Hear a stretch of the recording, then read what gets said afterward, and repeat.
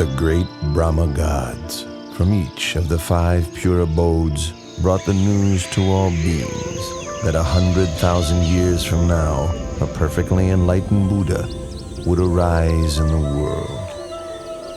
Those who wish to meet up with him must maintain the 5 moral precepts and constantly develop loving kindness. Humans and deities wondered who the future Buddha might be, but no answer was forthcoming until a sign appeared, making the identity of the heavenly Bodhisattva known.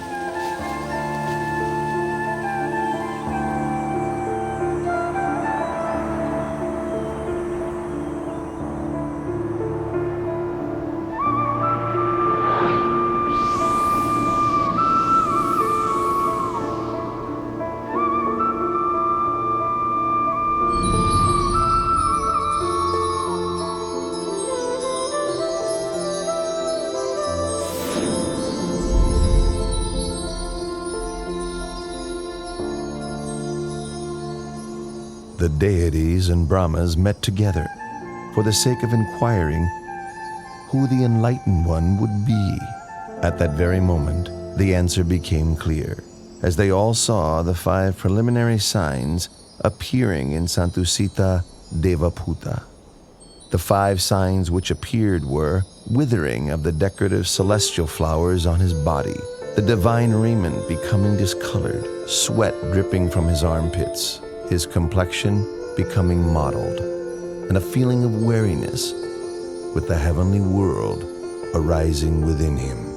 Upon recognizing the 5 preliminary signs, the deities invited Santusita, the Buddha to depart from Dusita heaven and take birth in the human world.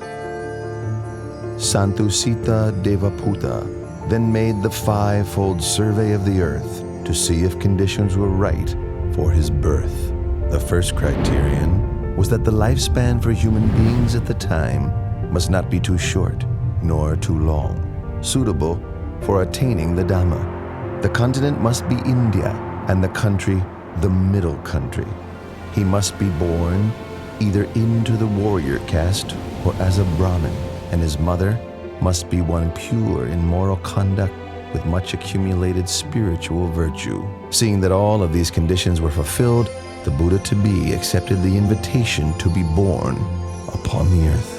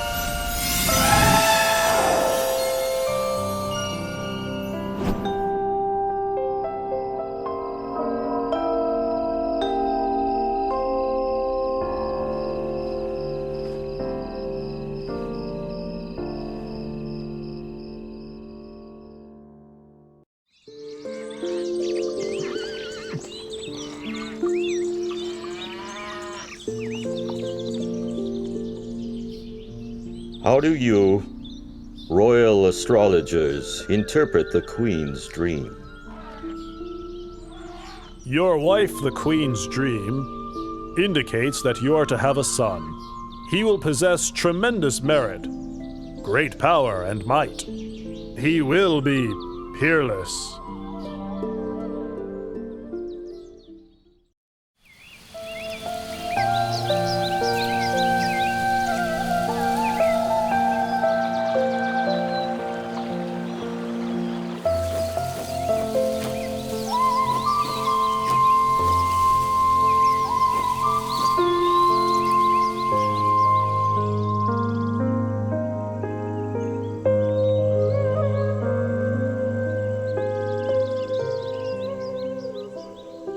My lord, tradition calls for me to return to my family home at Dewataha to give birth. You have my permission.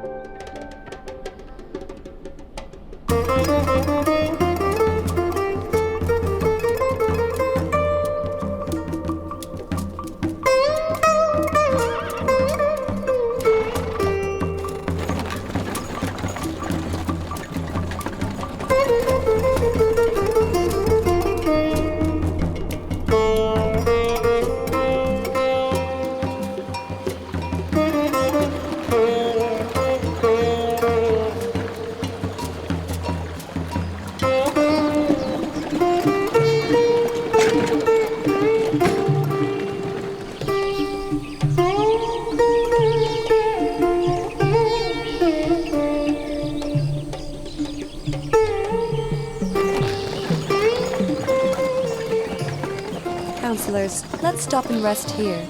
We have now completed half of our journey.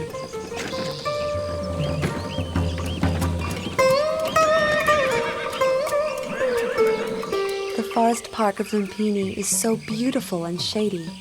We've been traveling half the day. You must all be tired. Let's rest for a while.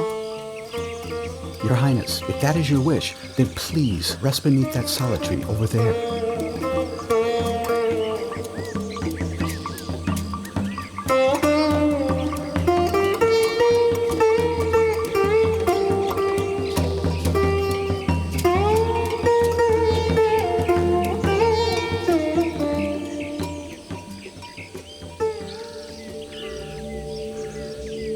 I feel as if I'm about to give birth. Quickly, join in and help. Her Majesty's time has come. Hurry, hurry!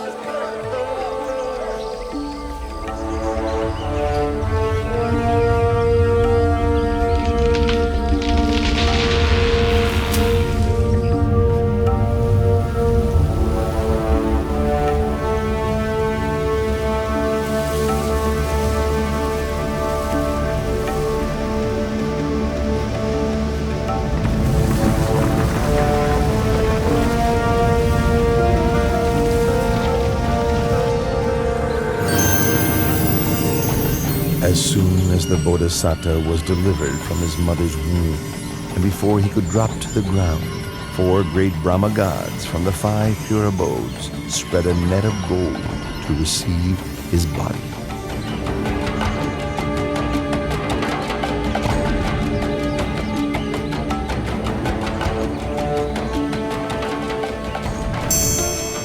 On that day, the full moon of the 6th month, the year of the Buddha's birth, equivalent to 623 BC.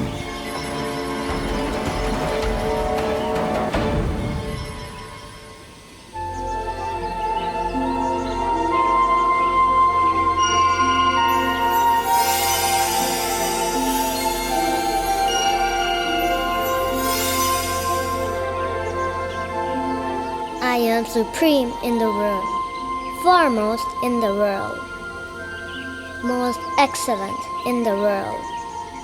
This is my last birth. There will be no more birth for me.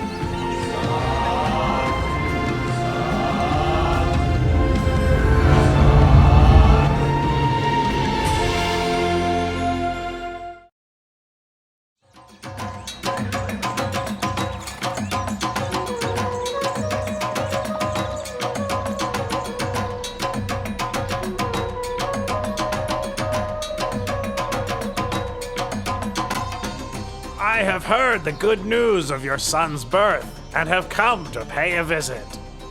Venerable Asita, I thank you very much.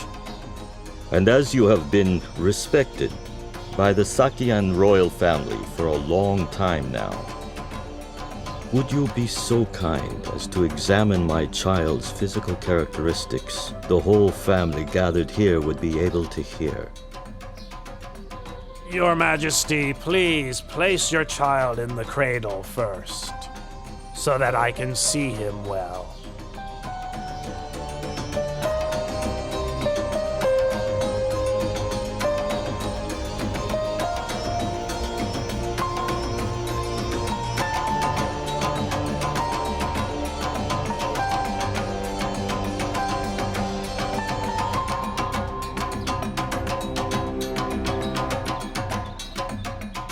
This royal child exhibits all the characteristics of a great being laid down in the ancient texts.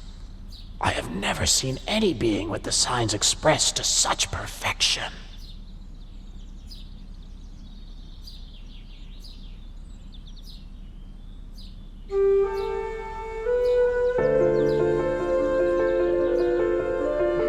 Huh? Venerable Asita!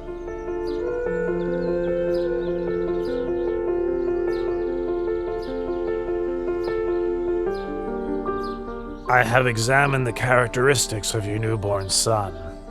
I predict that when your son has grown up, should he lead the household life, he will become a wheel-turning monarch, a great king of the world.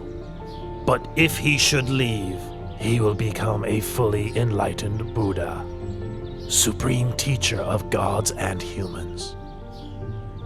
Oh, but it's such a pity. What's such a pity, Venerable Asita? It's a pity that I am too old to have the chance to live to see this great being grow up.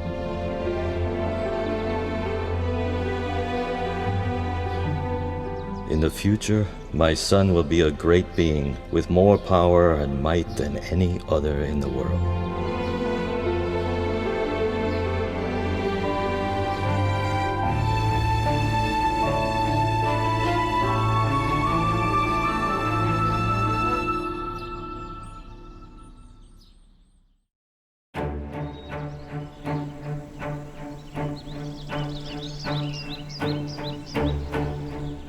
From the 108 Brāhmiṇs I invited for the naming ceremony, you 8 have been selected to interpret my baby son's characteristics. You are all proficient. Please give your prediction for my son's future life.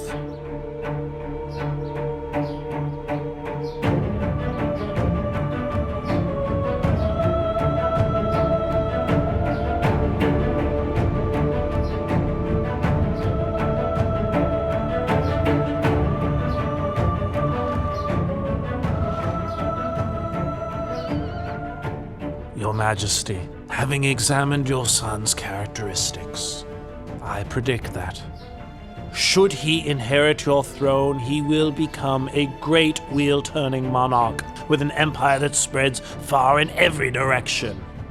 But should he go forth as a monk, he'll become the perfectly enlightened Buddha, the unequaled supreme teacher and guide to the world.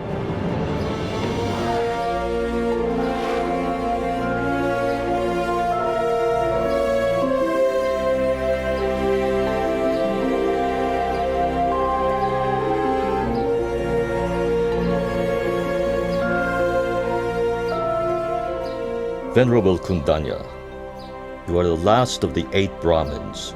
Do you agree with the other 7 Brāhmiṇs that my son has 2 courses, either to become a great wheel-turning monarch or to become a fully enlightened Buddha? I have considered your son's characteristics in detail, and can see only one path for him. He will certainly not live as a householder, but will go forth as a monk. Then he will become enlightened as the Lord Buddha. This is beyond doubt, Your Majesty. You predict my son will reject the household life What would cause him to make such a decision? Your son will see 4 signs: an old man, a sick man, a dead man, and a monk. These signs will inspire him to give up the royal throne for the sake of the holy life, through which he will become enlightened as the Buddha. Well, I'd like my son to be a great wheel-turning monarch, ruling the 4 great continents, the greatest prestige for any king. From this point onwards, I will not allow my son to ever see an old, sick, or dead man, or a monk.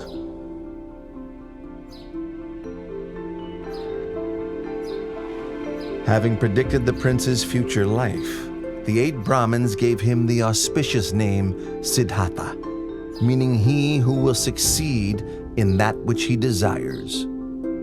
Having returned to their homes, each of the Brahmins instructed their sons that when the time comes for the new prince to leave the household life, they should go forth and follow him.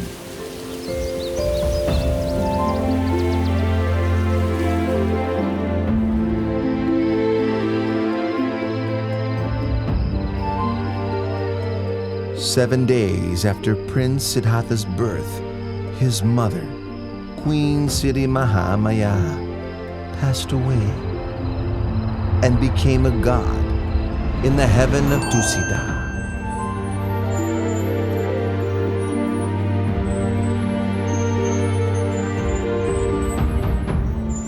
So King Suddhodana had Queen Siddhi Mahamaya's younger sister, Mahapajapati, raise Prince Siddhartha. Later, the king took Mahapajapati as his new queen. King Suddhodana and Queen Mahapajapati had a son and a daughter together, but the queen still loved and cared for Prince Siddhartha as if he were her own son.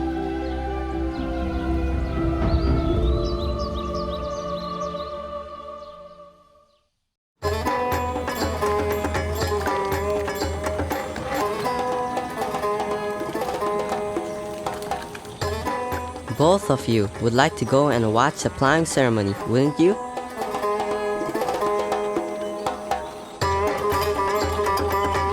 Today my father has had the city decorated in preparation for a great ceremony. It only takes place once a year. Go and watch. I will simply sit here. You needn't worry about me. With your permission, we'll go and watch for a while. As soon as the ceremony is finished, we'll be right back, Your Highness.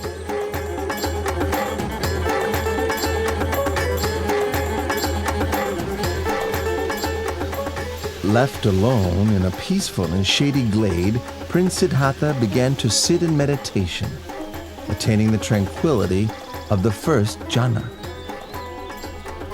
As the afternoon passed by, the shadows of all the trees moved with the course of the sun, except for the shade of the rose apple tree under which the prince sat. It did not shift position,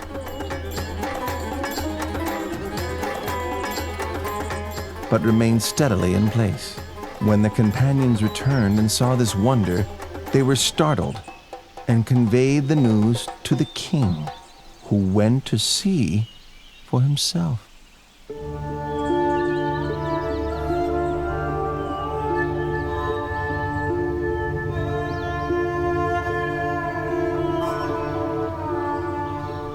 When my son was newly born, Asita the hermit came to look at him, and to my surprise he bowed at my son's feet. On that day, I also bowed to my son for the first time. Now, my son has performed this marvel. Having seen it, I feel I must bow to him for a second time.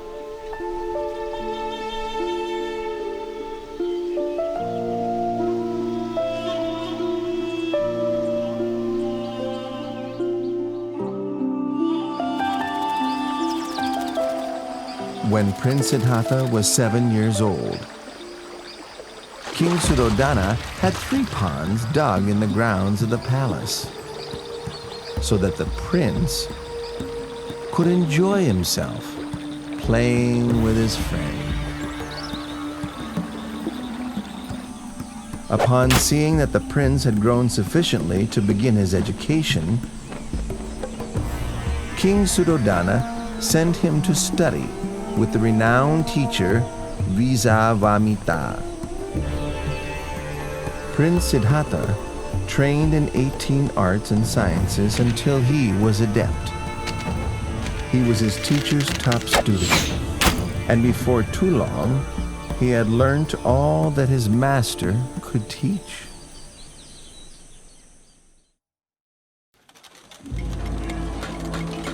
When Prince Siddhartha reached the age of 16, King Suddhodana had 3 palaces built for his son, one in which to reside during the hot season, one for the rainy season, and one for the cold season.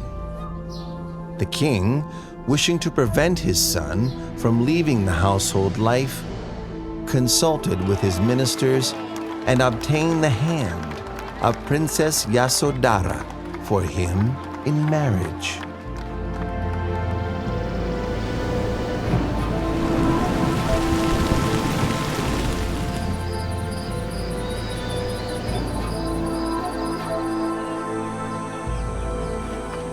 Time passed by until Prince Siddhartha reached the age of 29 years.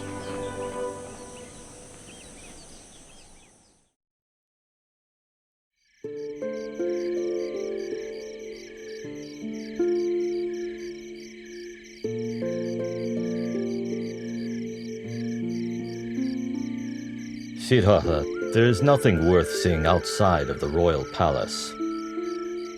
Since I was a child, I've not once set foot outside the great walls of this palace. I'd like to see what's outside. There's no place out there as beautiful or pleasant as right here inside our royal palace. That may be true, but I'd still like to go and see for myself. Please give me permission to go outside, Father. Well, if you really want to, I won't frustrate you, my son. I'll have a royal chariot prepared. Tomorrow morning, you may go outside. Thank you very much, Father.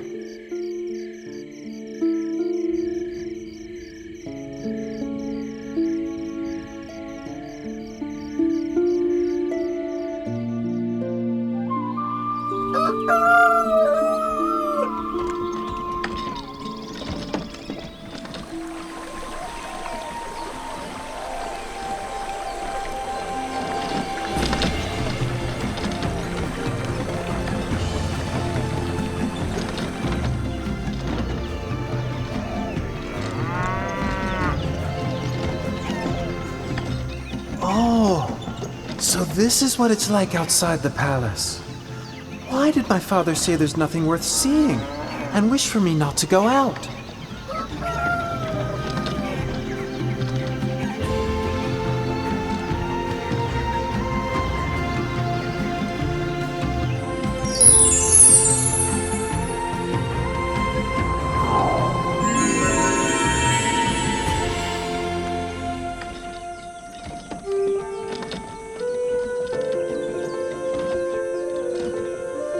Channa, stop the chariot.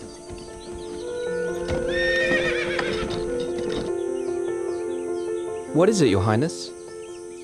Look at that man over there. Why is his skin so wrinkled? And why is he having trouble walking? Oh, that's an old man, Your Highness. An old man? Everyone who lives for long enough will come to be like that man, Your Highness. Everyone must come to a state like that?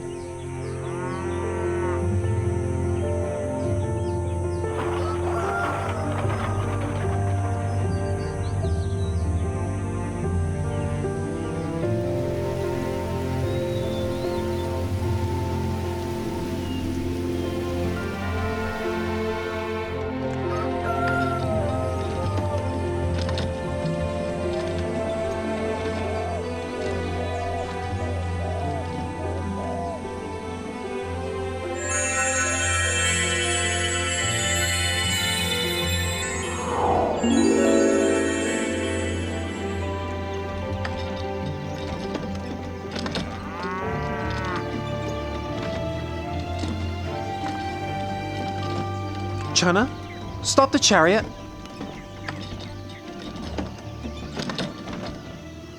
What is it, Your Highness? Why is that man sitting and shivering over there? He is sick, Your Highness. He is sick? Sickness is a natural part of life. We must all experience sickness, every one of us.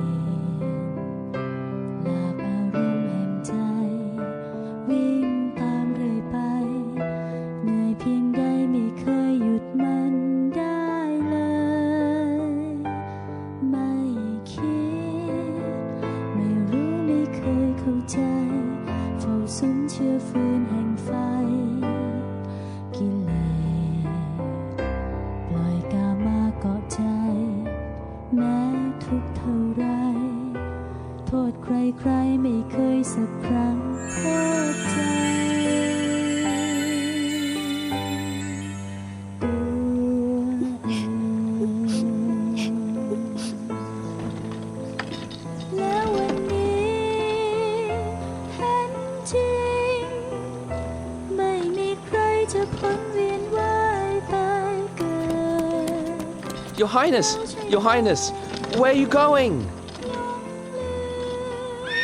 Your Highness, please come back.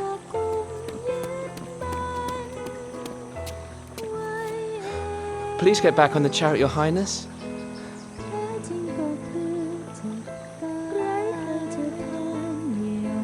There's a man wrapped in that cloth, isn't there?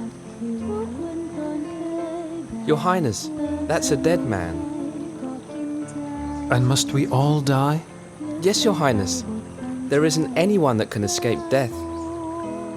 Even me? Yes, Your Highness. Even you are subject to death.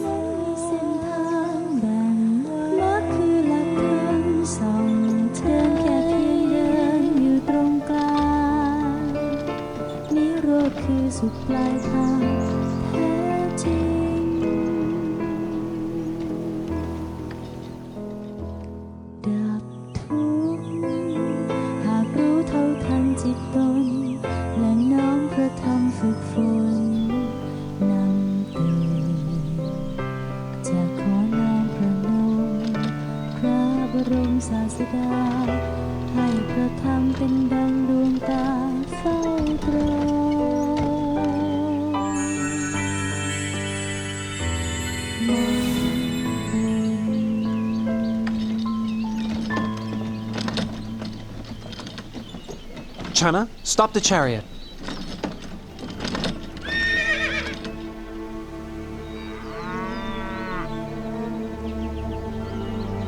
That is a monk, Your Highness.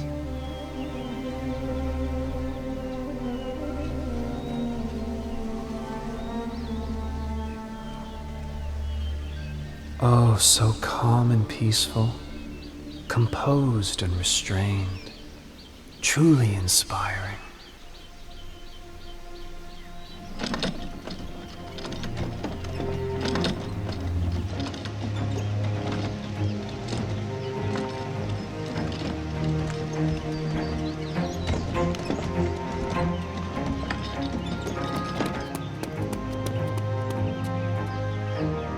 Your Highness, your wife has just given birth to a son.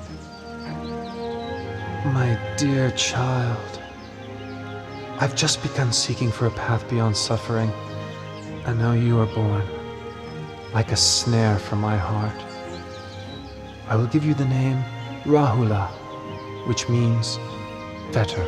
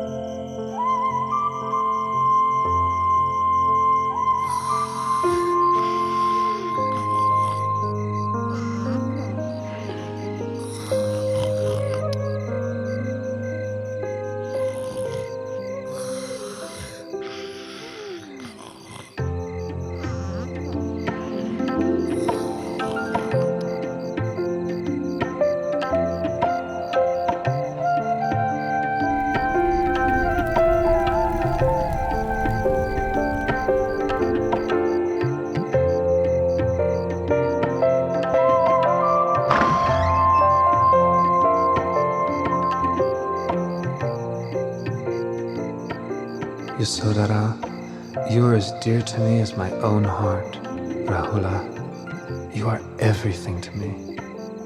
But not one of us can escape old age, sickness, and death. I must find a way for all of us to go beyond suffering, no matter how much trouble or turmoil there is in the search.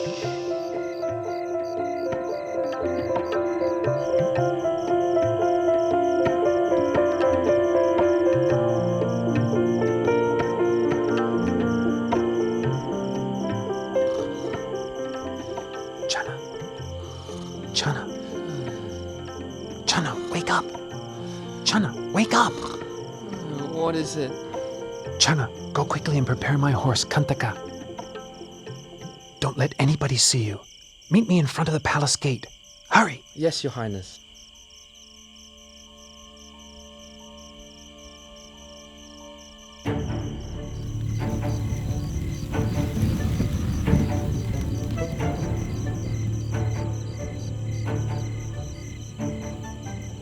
At the moment that Prince Siddhartha was leaving the palace gate, Vasavati Māra, the great deceiver, manifested. He was now worried that he could not use the prince's enjoyment of sensual pleasures to keep him under his control. Ha ha ha ha ha! Prince! Better go back into the royal palace. In there everything is lovely, pleasant, and comfortable. In just 7 days, you'll become a great wheel-turning monarch. Don't give all of this up. If you leave, you'll get nothing but trouble, torment, suffering, and sorrow. I don't want to become a great wheel-turning monarch. I don't wish for possessions or comfort and happiness, because such things are not likely to free me from suffering, nor are they likely to help me assist my loved ones and my subjects. Step aside and allow me to pass.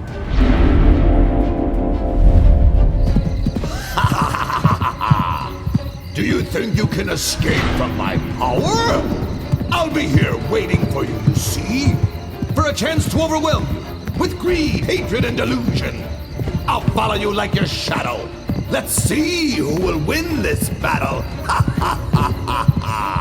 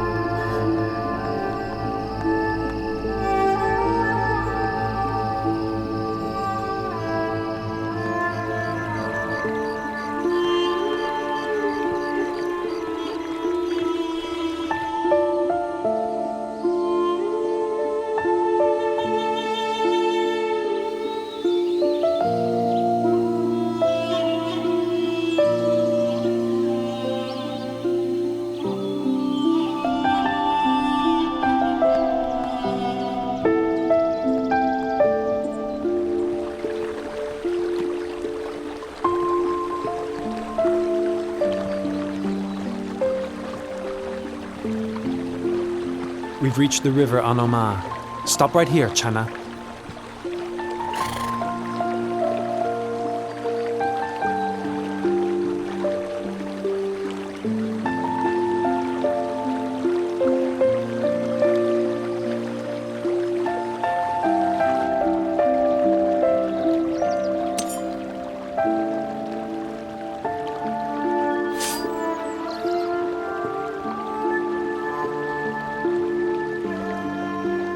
If I'm to attain to the supreme enlightened knowledge, may these strands of hair float away into the air. But if I'm not to succeed, may they fall to the ground right here. When the prince threw his hair up into the air, it floated into the sky and didn't fall down. Indra, the king of the gods, caught it in a crystal casket, which he then enshrined in the Kulamani shrine in the Tāvatiṃsa heaven. the Brahma Gatikara offered the prince the 8 requisites of a samana and received in their place the prince's raiment, which he installed in the Dusa shrine in the Brahma world.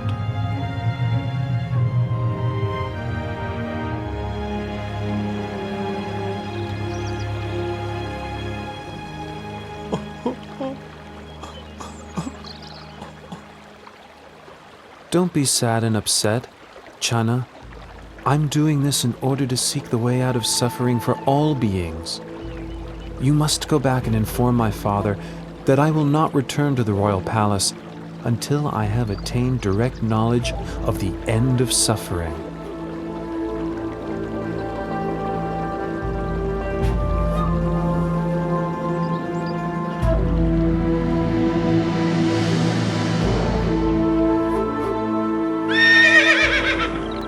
The horse Kantaka was so grieved to be parted from Prince Siddhartha that his heart gave out and he died right there. The power of his appreciation and gratitude to his master carried him to Tāvatiṃsa heaven, where he was reborn as a god.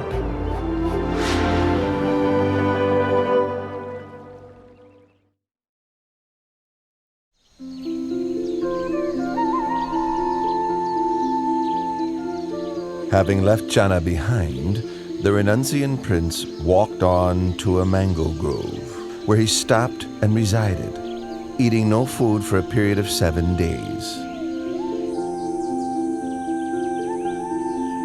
On the 8th day, the renunciant prince left the mango grove to go for alms in the city of Rajagaha.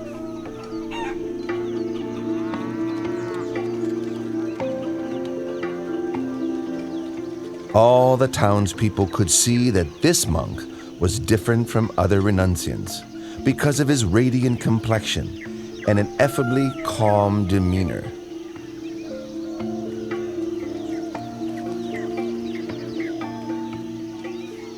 Oh, he's so handsome. What's he, a god? Wow, look at that one.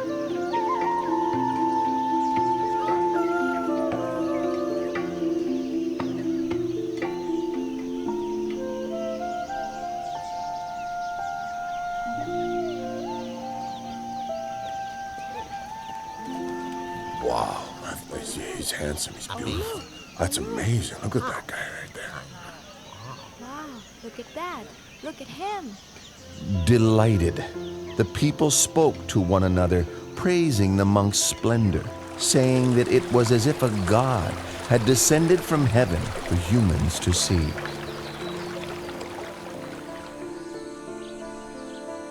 Once the renunciant had received a suitable amount of alms food, he returned to his place of rest. Sitting, the prince contemplated the motley food offerings within his alms bowl. All mixed together, it was an unappetizing sight.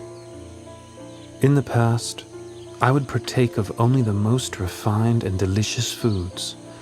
Now leading the holy life for the sake of seeking truth, can there be any point in being fussy over what I eat? This nourishment is merely a necessity for sustaining life.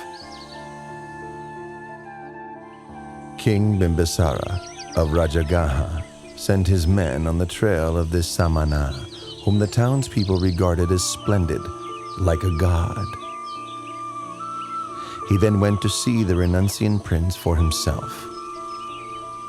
When King Bimbisara saw the dignified, peaceful demeanor of the young monk, he felt greatly inspired.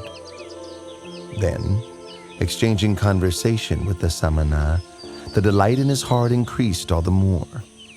Due to his suspicion that Prince Siddhartha had left the palace due to a dispute with his relatives over the throne, King Bimbisara offered the throne of Rajagaha to the prince. But the prince refused the king's offer, having renounced his own throne, not due to a dispute, but in order to seek the way beyond suffering.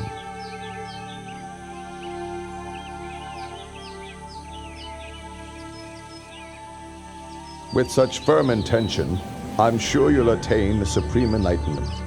Once you have done so, May I request that you come and teach the Dhamma to myself and to the citizens of Rajagaha.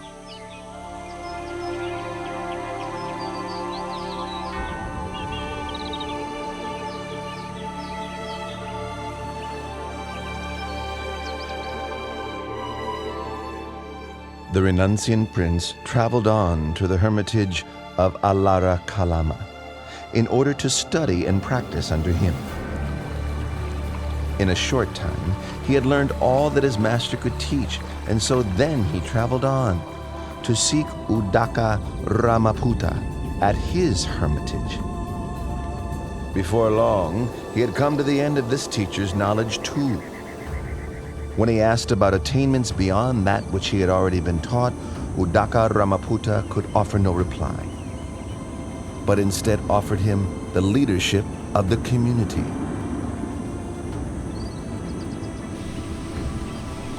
But when the Bodhisattva saw that what he had learned was not the way out of suffering he was seeking, he took his leave and moved on in order to continue his search for higher truth. The Bodhisattva came to Uruvela at Senanigama and considered the fresh coolness of its shady forest, with orderly rows of trees and a river running through, located nearby to the village. It seemed a suitable place for him to continue striving for liberation, so he ceased his traveling and settled in that spot.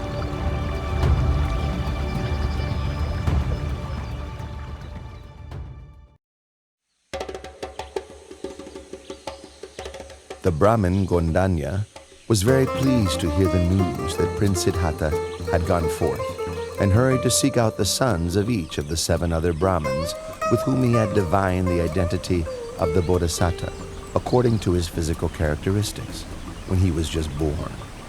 He managed to gather and persuade only 4 of these sons, and then together the 5 Brahmins left the household life and set off in search of the great renunciant. The 5 Brahmins now gone forth were Gondanya, Vapa, Badiya, Mahanama, and Asaji. This group of 5 together were known as the Pankavaggiya. The Pankavaggiya followed after the Bodhisattva through various places until they found him practicing ardently in the place where he had settled. They settled there with him, attending to his needs, with the hope that when he attained enlightenment, he would teach the Dhamma to them.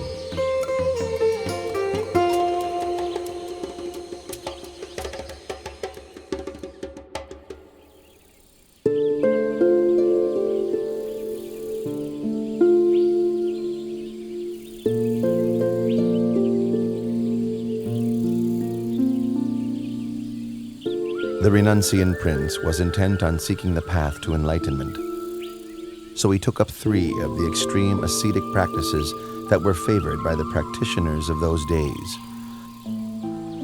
For the first period, he pressed his teeth against his teeth and his tongue against his palate, so firmly that sweat ran from his whole body. The pain was as severe as if someone were gripping his throat tightly, strangling him.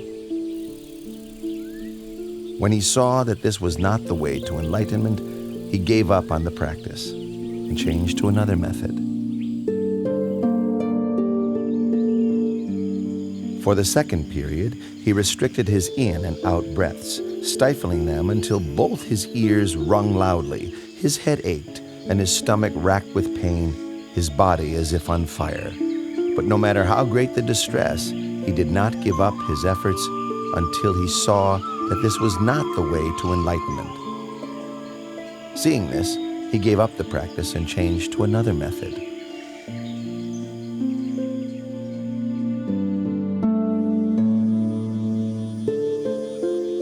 For the third period, he fasted until he was emaciated, wrinkled, his complexion discolored, his bones and sinews extruding.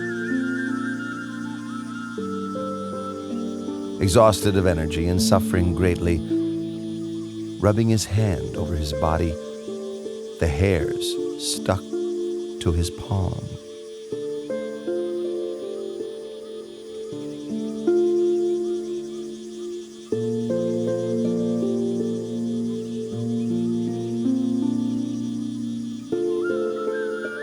I've carried out the extreme ascetic practices, pushing the body to limits which no other could exceed.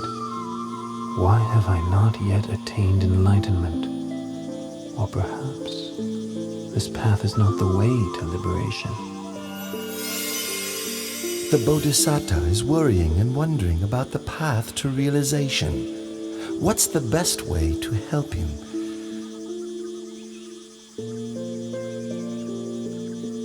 Aha! This is the way.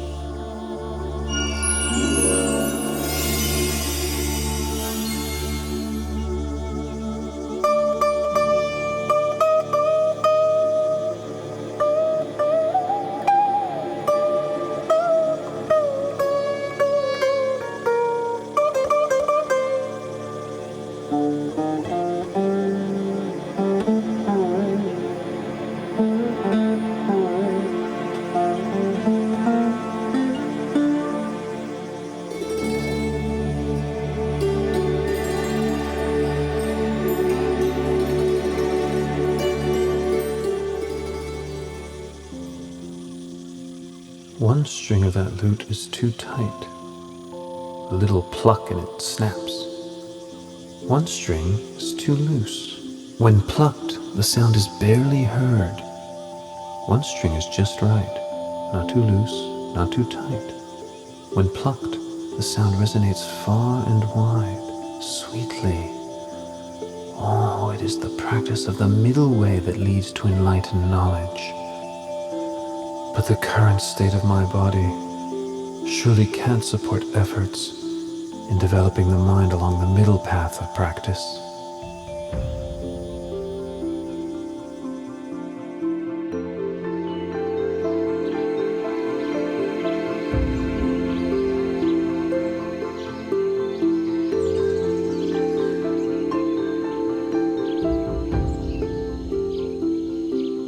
Prince Sujātā, whom we had held in esteem as a bodhisattva, bound for success, even after practicing strictly for 6 years, using all his effort, is still unable to achieve enlightenment. Now he's relaxed his efforts. And eating proper food again. How will he ever succeed? Quite so. Venerable Kondanya, you're the most senior amongst us. What do you think we should do? Under the circumstances, there can be no use in attending to him any longer. The time has come for us to take our leave.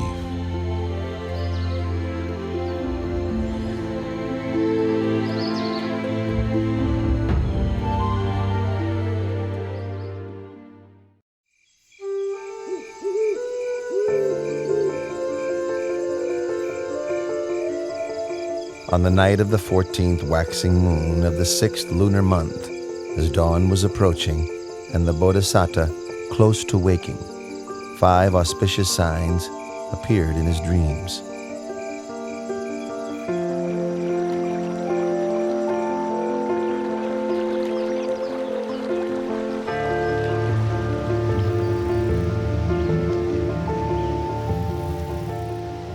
Which he interpreted as follows. 1. He would achieve enlightenment as the Buddha. 2. He would declare the true Dhamma for the benefit of all humans and deities. 3. A great number of people would come to train under him, thus establishing the Buddha, the Dhamma, and the Sangha. 4. People of all castes and classes after training under him would come to understand the same pure Dhamma. 5. People from all over the world would bring offerings to him to express their faith and trust, but his heart would remain unstained by even the slightest attachment to such wealth.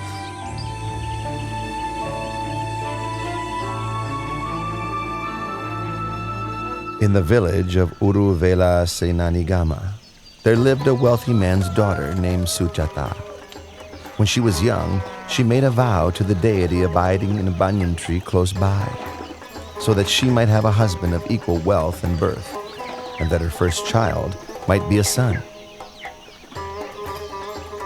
Once her wishes had been fulfilled, she prepared a rice dish, prepared with cow's milk and honey, as an offering to honor the tree deity. Madam Sujātā! Madam Sujātā!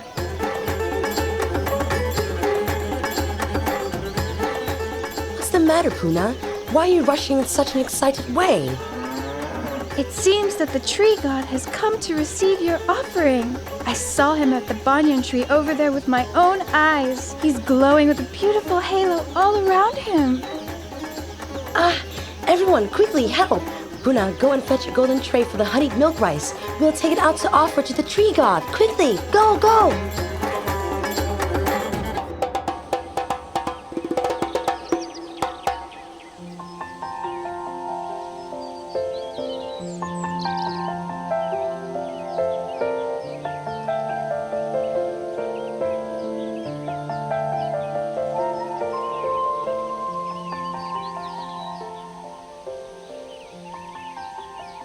All of my wishes have been so graciously granted. Please, may I offer this meal of honeyed milk rice and this golden tray to you?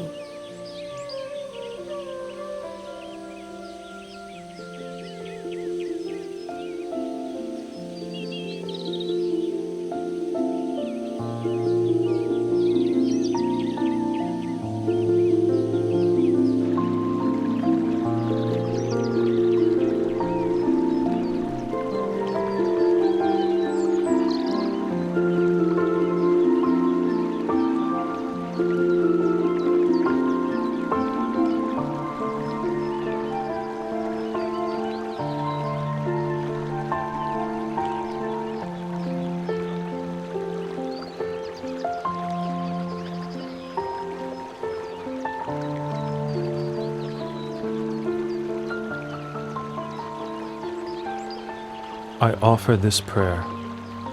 If I am to succeed in realizing perfectly enlightened knowledge, may this golden tray float up the river against the current. But if I am not to achieve my goal, may this tray float downstream with the current.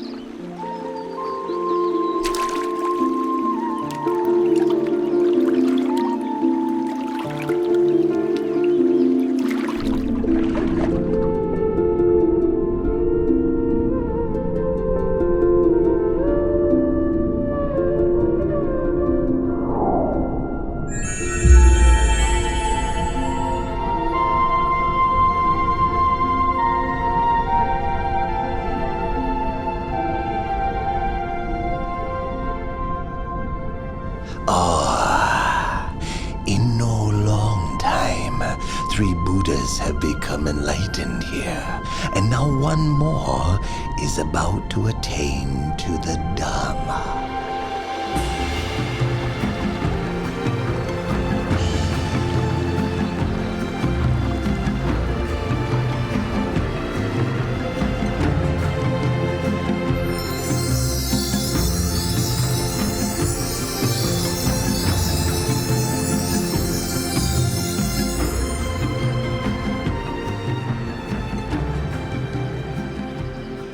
I'm a Brahmin called Yasa.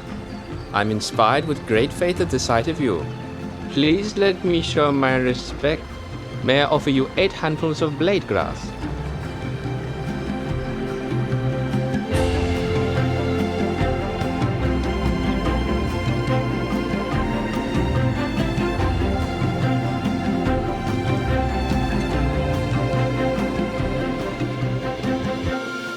For as long as I have not yet attained to supreme enlightened knowledge, even if my blood and flesh should dry up with only skin, bone, and sinews remaining, I shall not rise from this seat.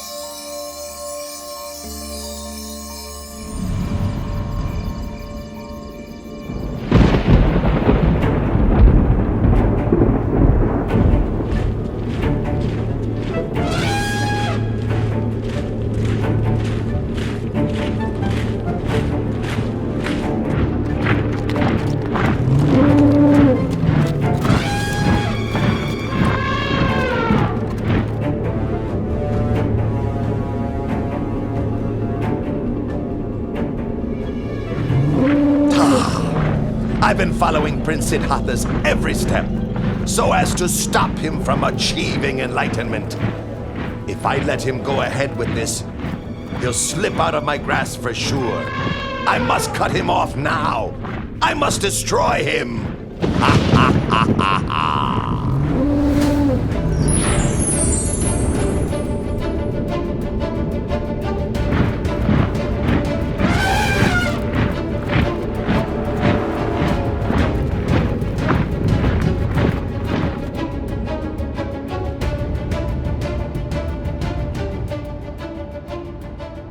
The power of the Bodhisattva's spiritual qualities and goodness, accumulated over countless lifetimes, protected him as though in invisible armor, his heart steady and peaceful, unshaken by fear.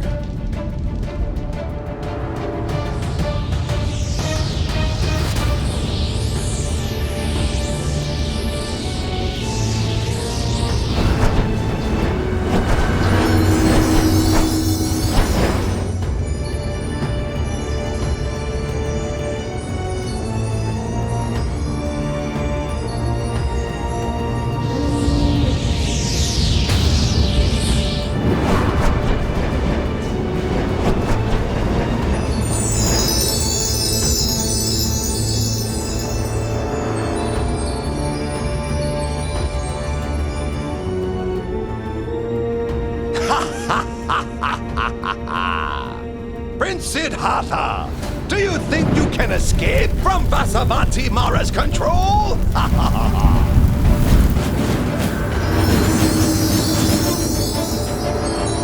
Huh?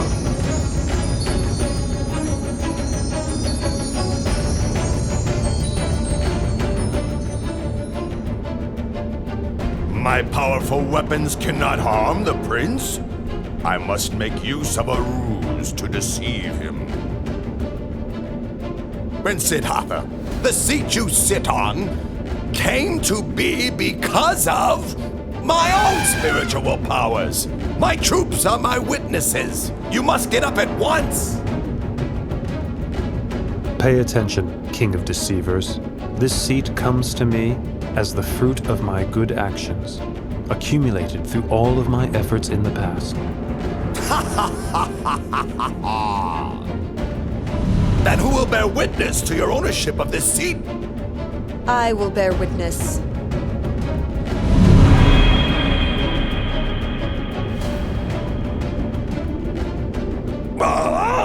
Dharani, goddess of the earth! All the merit made by his good actions in the past, even the water which he has poured on the ground in dedication of merit, soaked up by my hair and kept close to my head, is sufficient to bear witness to his virtues.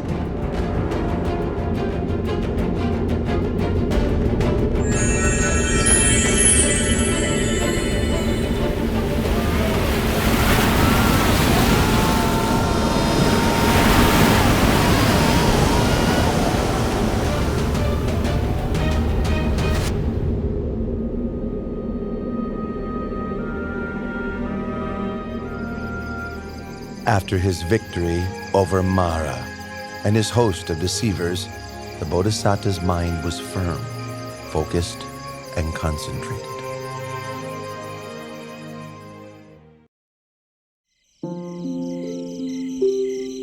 At dusk, the Bodhisattva began to develop meditative insight, attaining to the first knowledge, Pubenivasa Nusatiññana, the ability to recollect his past lives.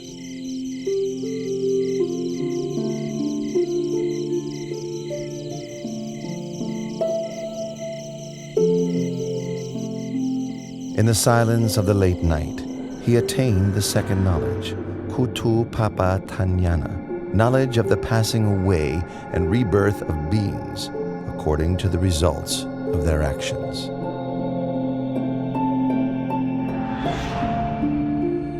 Close to dawn, the Bodhisattva attained to the third knowledge, Asavakayanana, knowledge of the destruction of mental defilements, complete liberation and freedom from suffering. He thus came to be the fully self-awakened Buddha.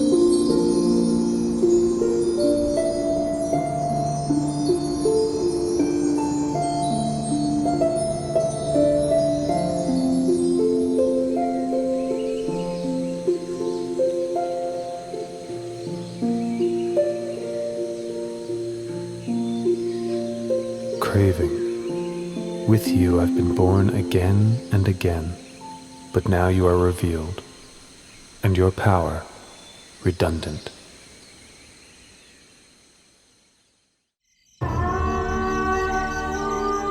After the Bodhisattva had attained to the Dhamma and become the Buddha, he sat under the Maha Bodhi tree, enjoying the bliss of freedom for 7 days.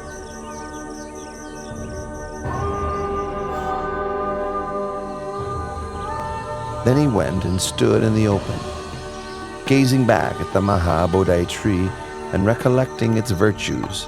He stood there and gazed without blinking for 7 days.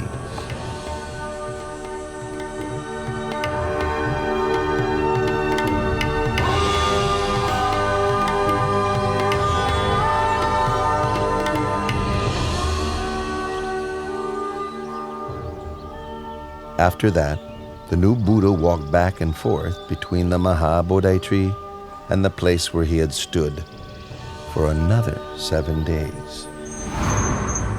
Having walked meditation for 7 days, for the 4th week he sat meditation in a crystal shelter prepared for him by heavenly beings.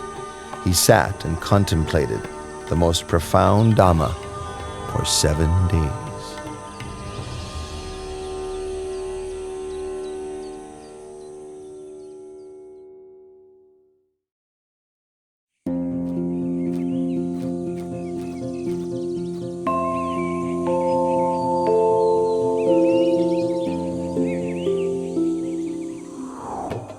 Sisters Raka, Arti, that's the recluse Gautama who attained the Dhamma. That's right, Sister Tanha. That's him for sure. Our father, Lord Māra, together with all his troops, could not defeat this one and was humiliated. It's up to us to find a way to take revenge. Tanha, Raka, in this world, I've never met a man whose heart could resist the 3 of us. We who embody infatuation and desire. Arti, you're right. We will use our femininity to ensnare the recluse Gautama in the bonds of sensuality and entangle him for countless time.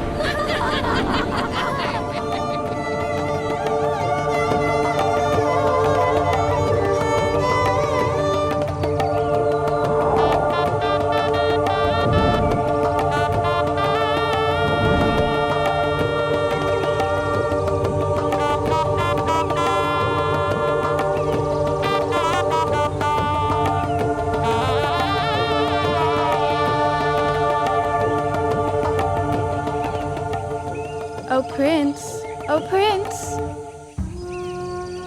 Prince! Ow!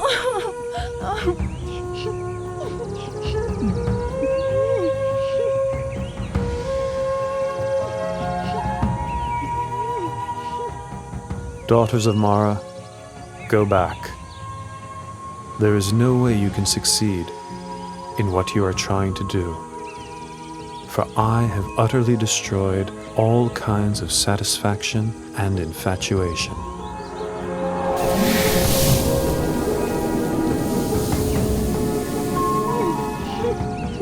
My name is Tanha, and this is Raka and Arti.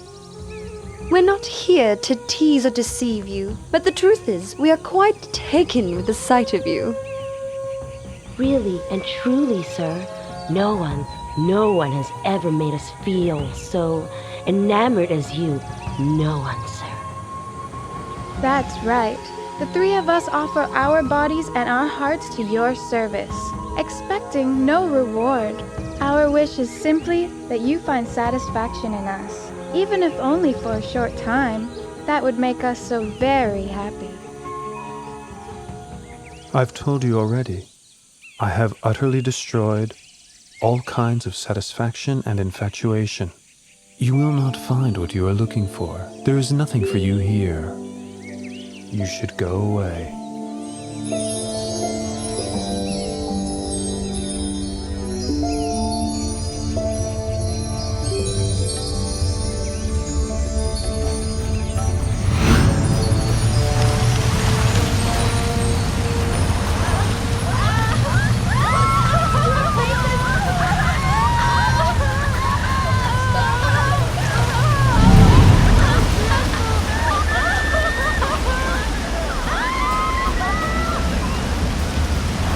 From this moment on, no one will ever again be able to wield power over the Samana Gautama, the Enlightened One.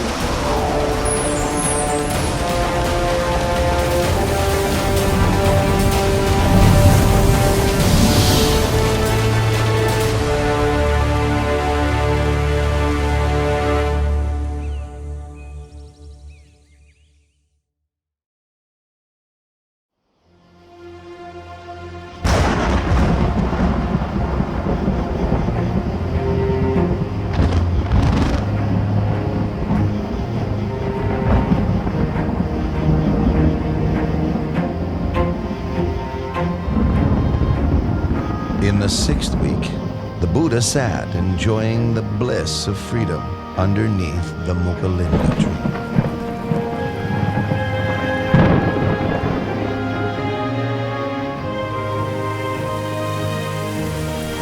As he sat, the rain fell constantly.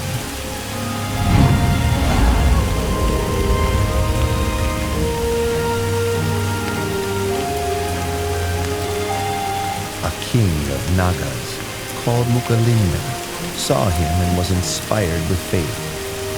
He coiled his body around the Buddha, then opened his hood over the Blessed One's head to protect him from the wind and rain.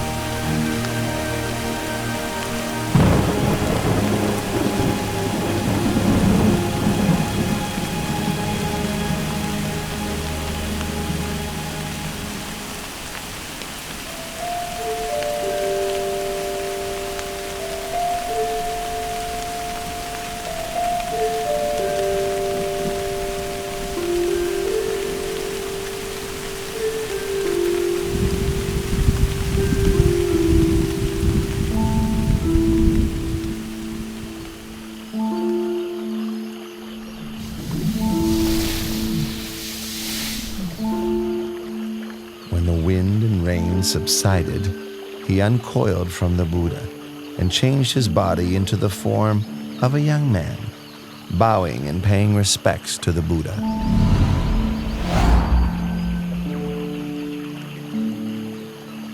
I, Naga King Muccalinda, am the Buddha's servant. I pay homage to the Blessed One.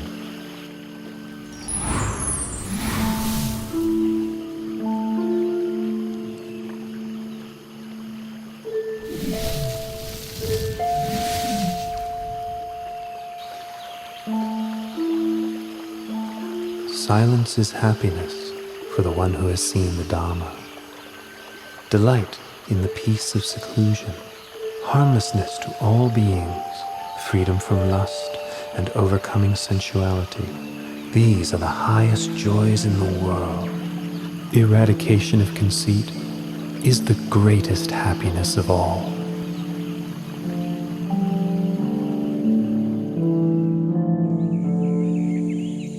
In the 7th week, after his enlightenment, the Buddha sat and enjoyed the bliss of freedom under the tree called Rajayatana for another 7 days.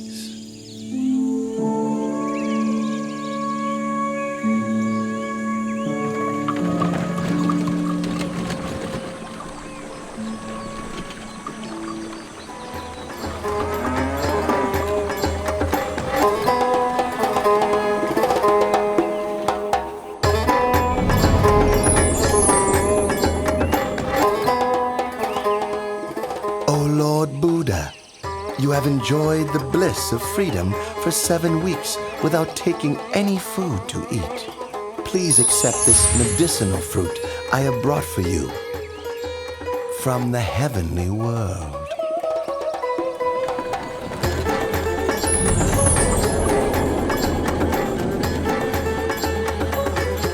Those 2 merchant brothers made merit with me in the past. I should take this opportunity to help them meet the Buddha.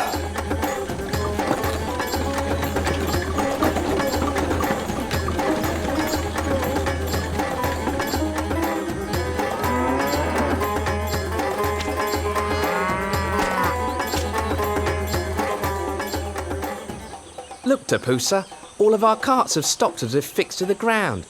No matter how much our men work the bullocks to make them pull, the carts still won't budge. They just won't move. It's strange. Why would the... What? You 2 merchants, do you know that the just now enlightened, perfectly awakened Buddha is now sitting under the Sujātā tree over there? You'd better go and pay your respects to him, then offer him the baked and ground grain meal you're carrying with you. It will be a cause for your benefit and happiness for a long time.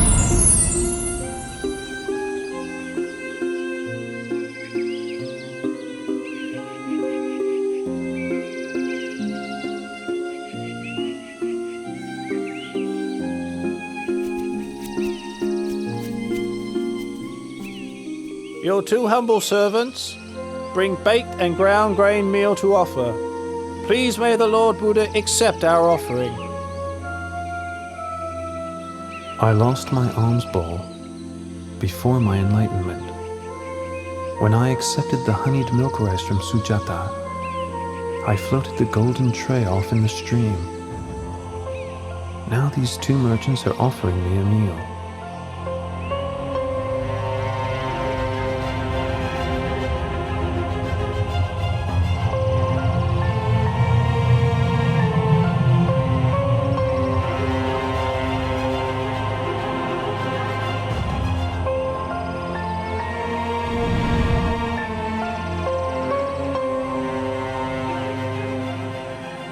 A recluse should not have more than 1 alms bowl.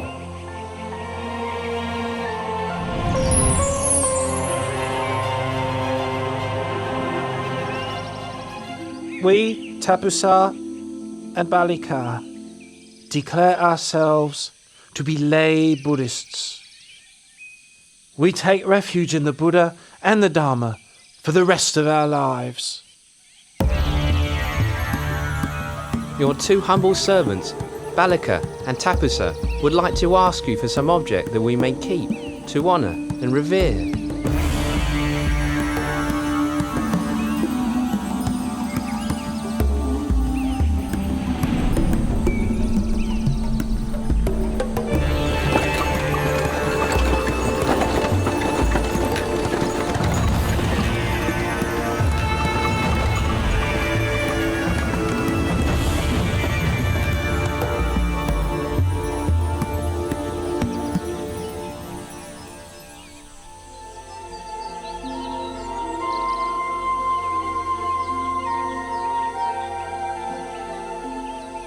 I have attained the Dhamma, which is profound and subtle. It is difficult for ordinary people to understand and practice.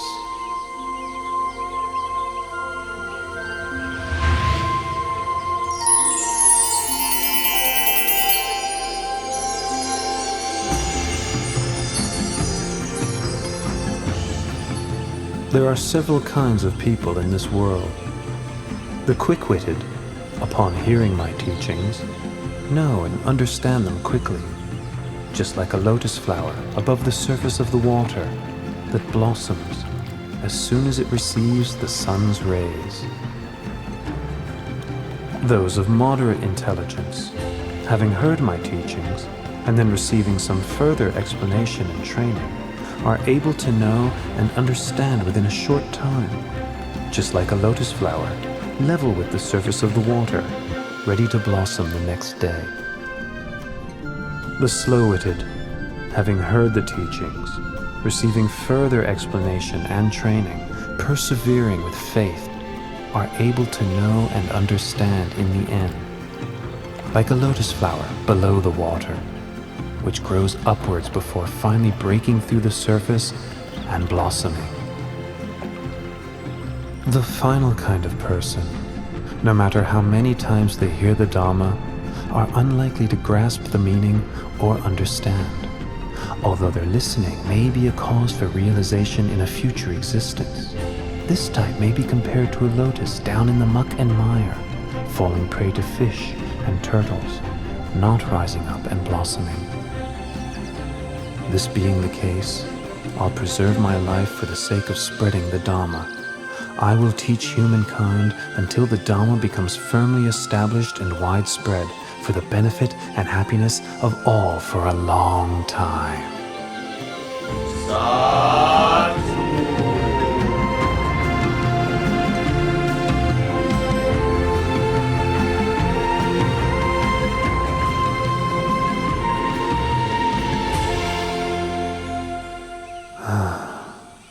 It's a pity that Alara the hermit passed away 7 days ago, and Udaka the hermit passed away just yesterday.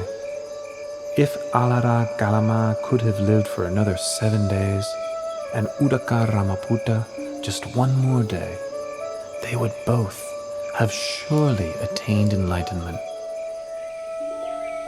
The Buddha had known through superhuman knowledge of the passing away of Alara Kalama and Udaka Ramaputta.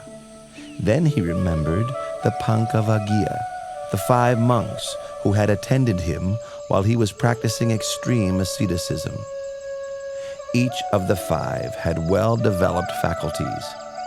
If they could hear the teaching, they would surely soon attain to the Dhamma.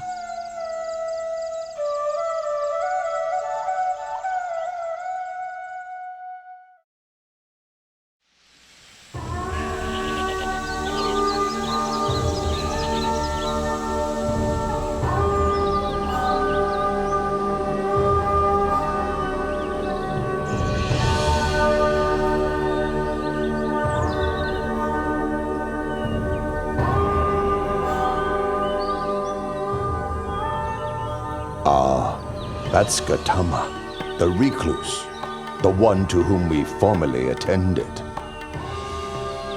So it is. The one who gave up his austerities. All right. If he comes here, we won't bother to get up and welcome him. We'll just put out a seat. If he wants to sit down, then let him sit.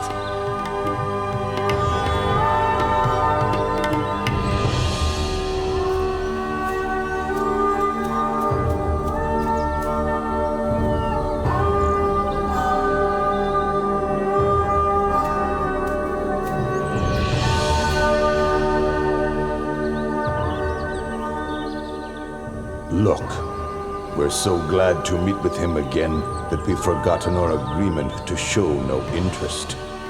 Even I, myself, forgot it completely.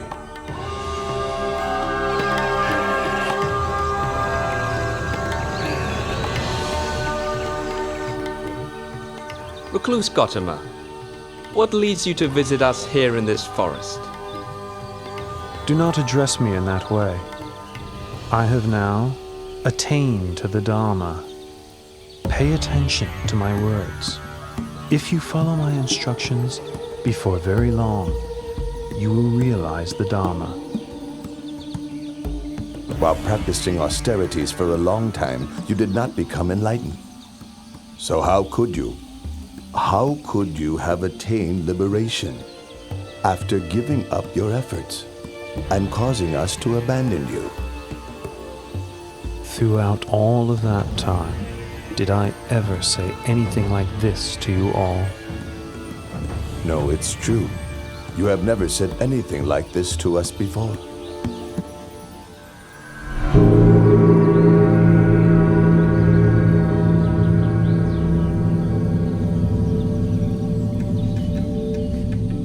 Entangling oneself in sensual indulgence, tormenting one's body with hardship and pain, these are ways a renunciant should not undertake, for they stray from the path of enlightenment. The middle way, that is the noble eightfold path, is the practice that leads to Nibbāna.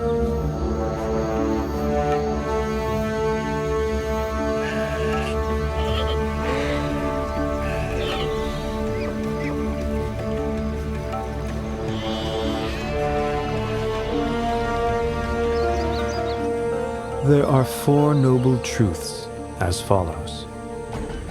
Suffering, disease of the body, disease of the mind, should be understood. Craving, which is the cause of suffering, should be abandoned.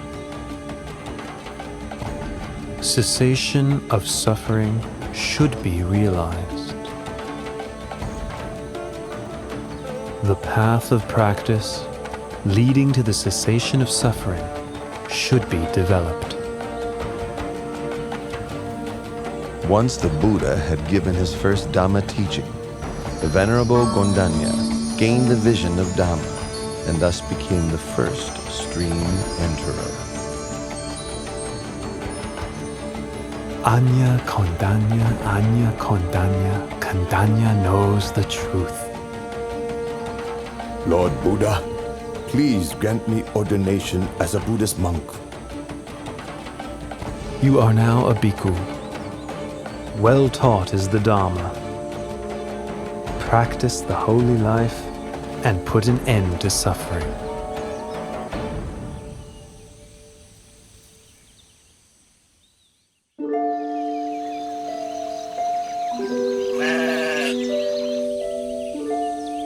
The Buddha gave ordination to Venerable Vappa on the first day of the waning moon, Venerable Bhaddiya on the second day, Venerable Mahanama on the third, and Venerable Assaci on the fourth.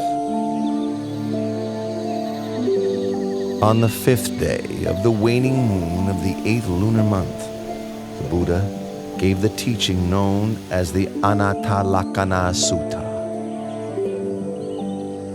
The 5 groups that we take as a self are as follows: body, feeling, pleasant, unpleasant, and neutral, perception and memory, mental formations, sense consciousness, awareness of mental impressions.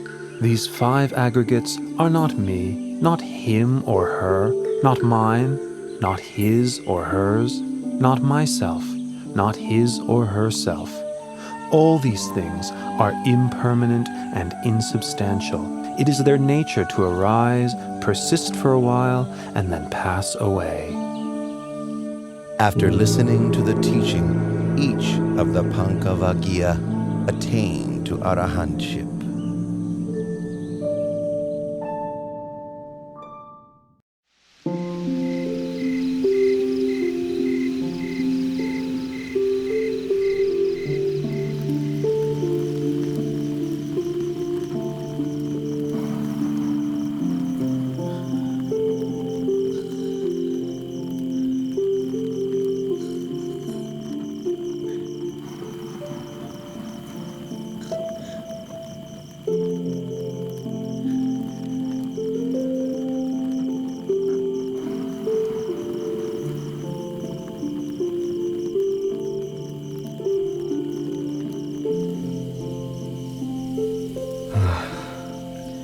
Actually, these women are not so attractive at all.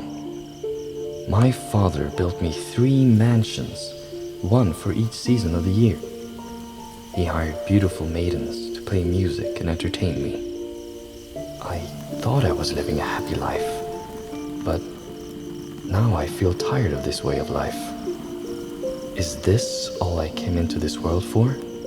Are these the only things that can give one happiness in life? Then why do I feel so bored and fed up?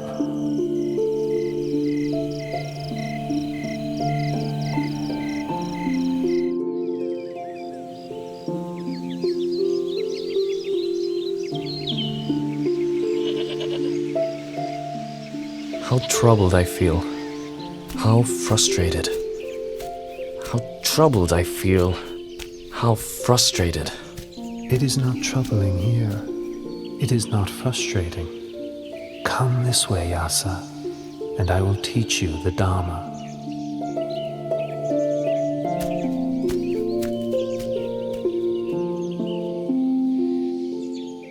Dana, or giving, means training one's heart to know generosity, to know sacrifice. Sila, or morality, means establishing one's heart within the full doctrine of goodness. Heaven is the reward for a wholesome heart. The harm of sense pleasures is the heat and worry that comes with attachment to the sense of a self. The benefit of renunciation is that present suffering can be abandoned, with no other suffering taking its place. After the gradual teaching, the Buddha taught the Four Noble Truths. Once he had given this teaching, Yasa attained to the fruition of stream entry.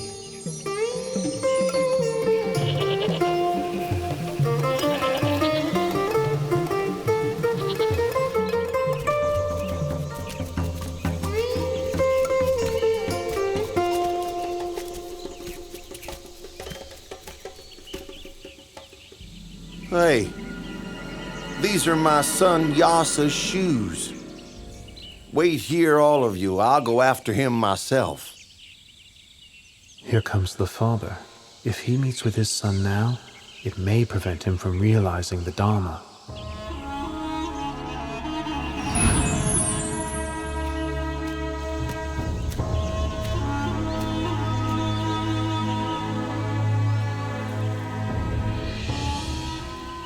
You sitting there, have you seen a young man named Yasa? He's my son. Please take a seat first, and I will teach you the Dhamma. And after that, you will meet with your son. Then the Buddha gave the same Dhamma teachings that he had given to Yasa.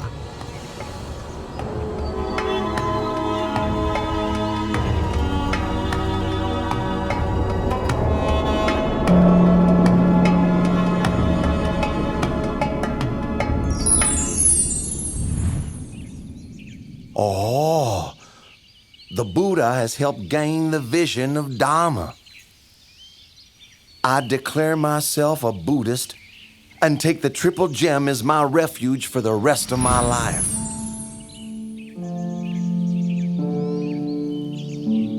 Yasa, hurry back home. Your mother doesn't stop crying out of worry for you. Let's go back now, my son.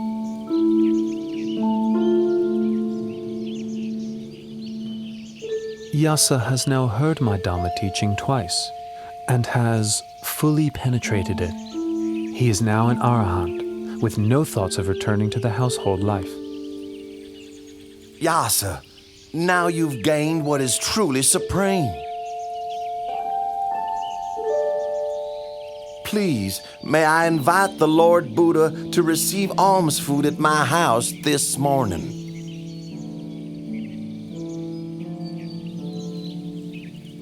Once the wealthy man had left, Yasa requested ordination as a bhikkhu.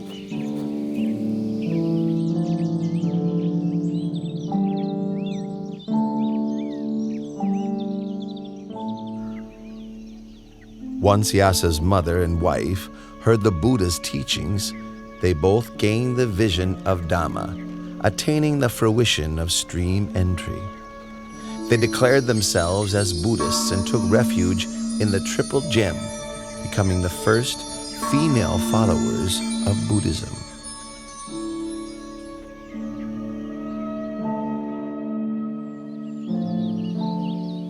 Vimala, Subahu, Punaji, and Gavampati. You were my close friends during the time when I was a layman. Now I've gone forth and do not concern myself with worldly pursuits. For what reasons are you all here? We heard you'd gone forth, and were sure you must have had good reasons to do so. and so we came to see you. Well, if that's the case, I will take you to meet the Lord Buddha, the one who has shown me the light. I will request the Lord Buddha to give you instructions as well. Follow me.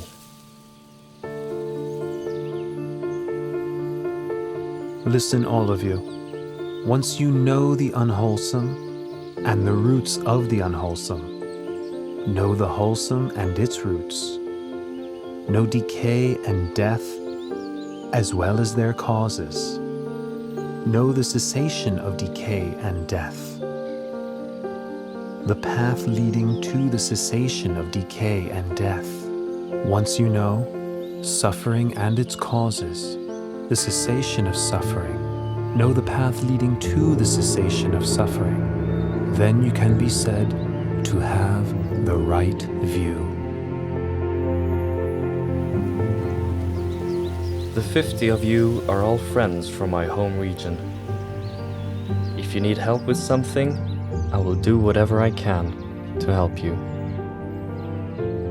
When we heard that you had ordained as a monk, we felt inspired, and it made us want to ordain as well. Very good.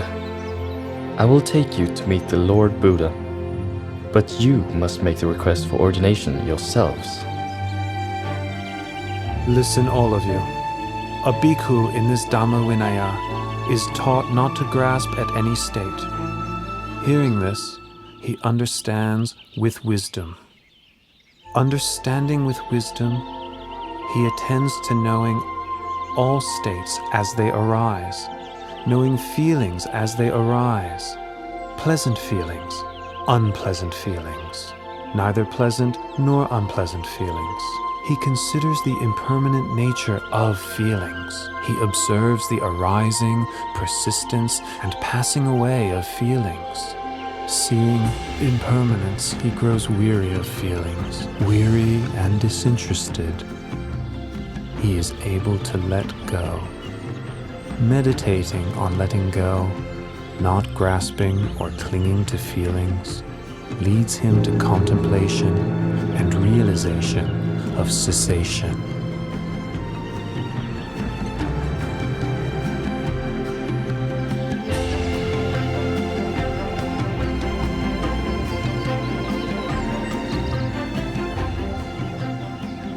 Bhikkhus, you have now attained the sublime Dhamma. So go forth and travel from place to place, spreading the Dhamma. Proclaim Buddhism for the benefit of the many, but let no two travel on the same route. As for myself, I will go to Uruwela Senanigama to spread the teachings there.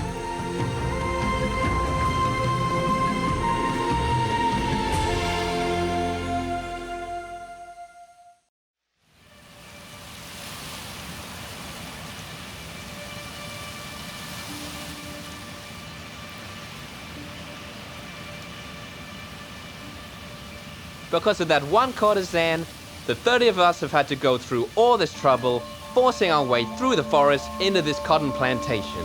That's right. She stole our clothes and our jewelry. We catch up with her, then... Whoa, wait. Look, there's an ascetic sitting under that tree over there. Let's ask him if he saw her pass by.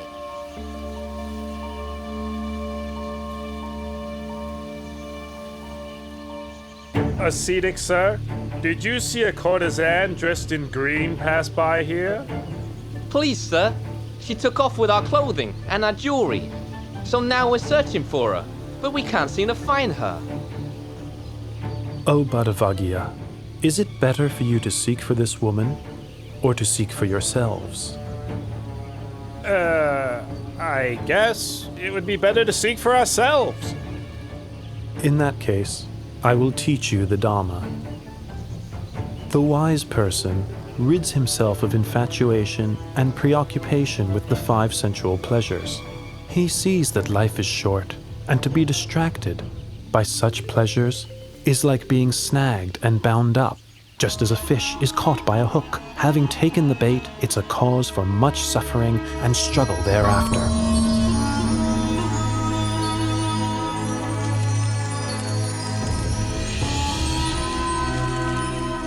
Bhadavagya, you have now all been ordained as Buddhist monks. So go forth and proclaim Buddhism by spreading the Dhamma for the benefit and happiness of all.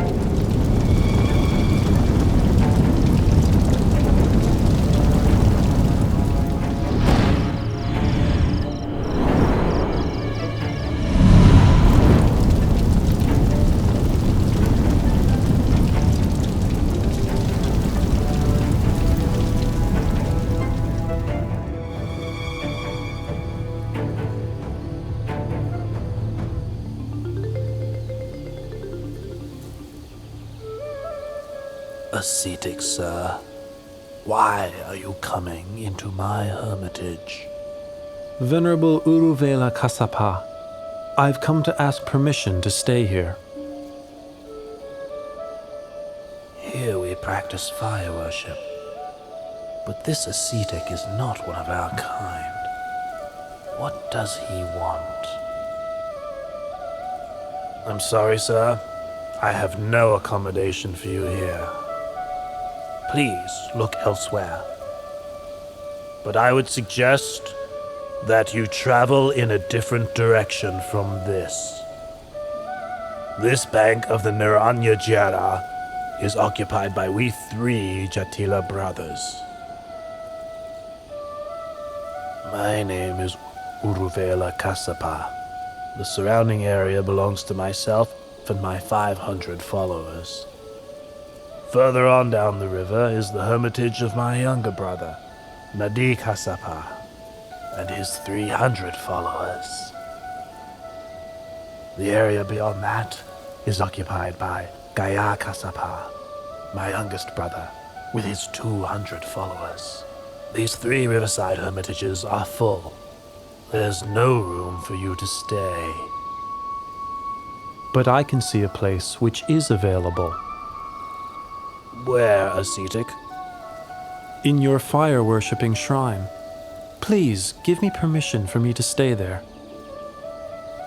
Ascetic, I don't mind if you stay in there, but I must warn you that there is a fierce and strongly poisonous serpent king in there. If you spend the night in there, your life will be in great danger. Uruvela Kassapa, please give me permission to stay. The Serpent King will do me no harm. If you say so, please make yourself comfortable in the fire-worshipping house.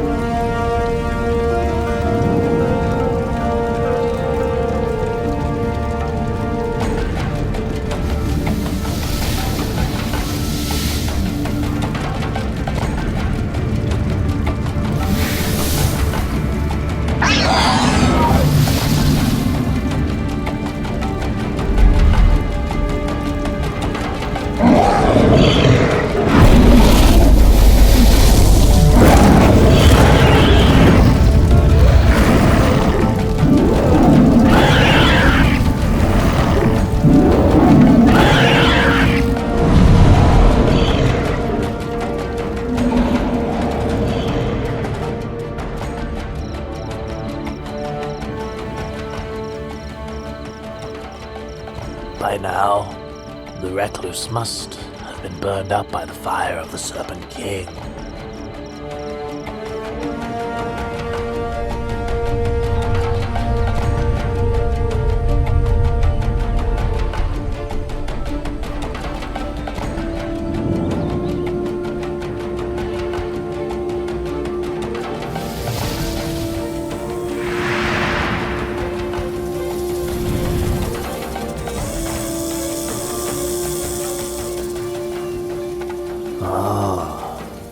This recluse is of great might. But despite his power, he's still not yet an arahant like me.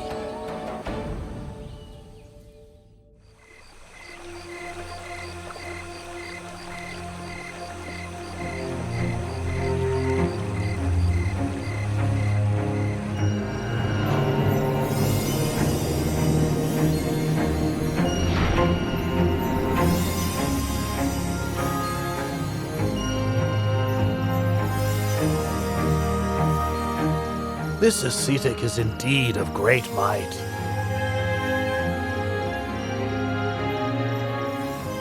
The gods of every heaven realm take turns to come each night to hear his teachings. But despite his power, he's still not yet an arahant as I am.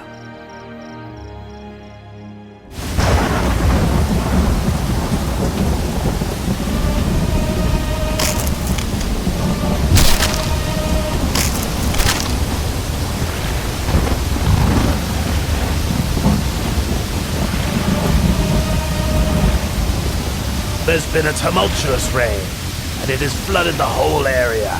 Surely the ascetic has been washed away or drowned. Master, sir! Master, look over there!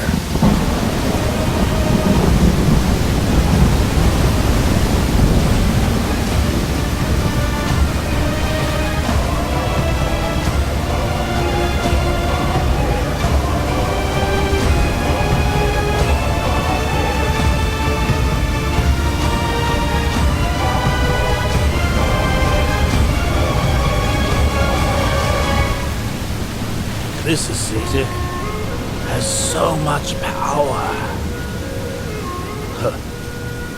But despite all of this, he's still not yet an arahant as I am.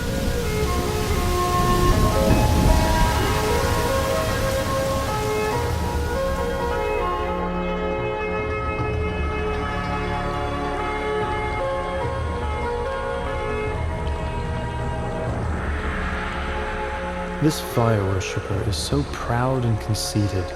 He insists he's an arahant. How stubborn he is.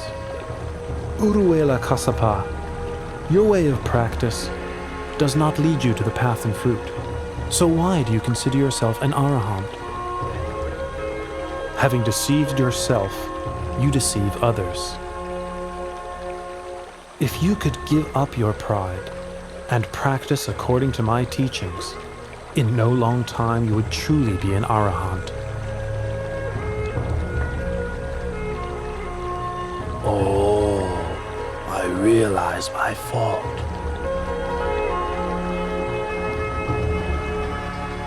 Please may the Buddha allow me to take ordination and teach me the Dhamma. You are the master of a great hermitage with many followers. You should make this known to all of them.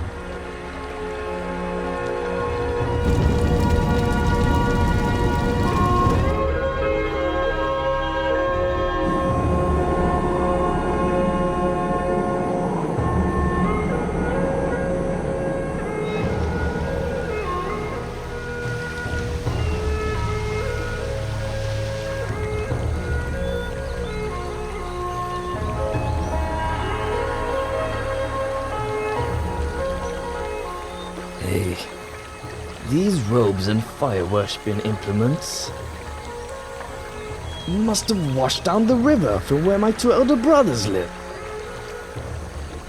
Something must have happened to them.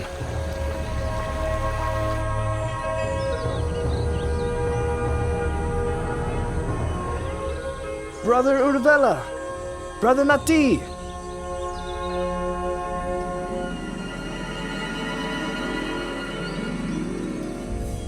Oh, Gaya, your two elder brothers have found the right way of the Dhamma.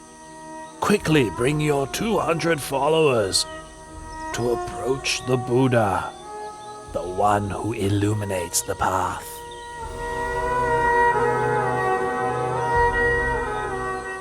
O bhikkhus, all things are burning.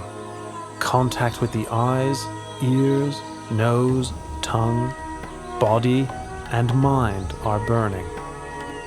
Feelings, mental formations, and consciousness, whether pleasant, painful, or neither pleasant nor painful, are burning. Burning with lust, hatred, and delusion. Burning with birth, aging, and death. Burning with sorrow, lamentation, pain, grief, and despair. The well-taught noble disciple, seeing this, becomes weary of thoughts and feelings.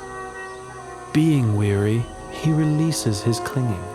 Releasing his clinging, his heart is freed.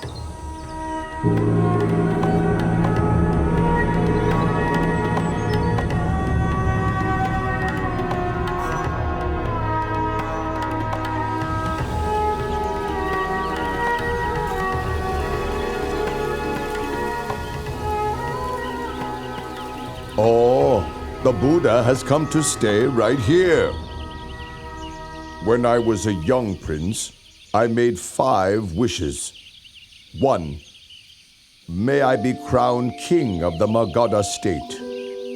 2. May the Buddha come to my land. 3. May I have an audience with the Buddha. 4.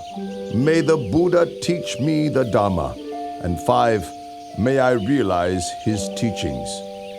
It seems that all of my wishes are about to be fulfilled. Follow me. We're going to seek out the Buddha and ask for his teaching.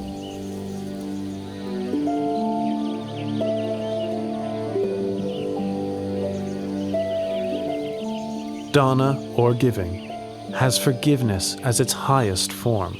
If one develops giving along with forgiveness, one becomes gentle and restrained, and one's heart becomes cool.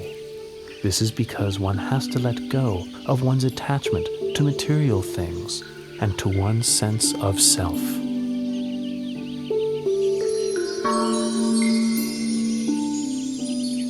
And now, all of my wishes have been fulfilled. Oh yes, your teaching fills me with the greatest joy. Please, may I invite the Lord Buddha and all of the bhikkhus to have a meal in my palace tomorrow morning. The Lumbinīvana park where you're staying is far from the city. It is not convenient for the faithful lay people to visit. Please, may I offer the Veluvana park to you. The Veluvana park is cool, shady, and very large. Not far from the city, but still quiet and peaceful. Please, give me your permission to build a monastery for you here.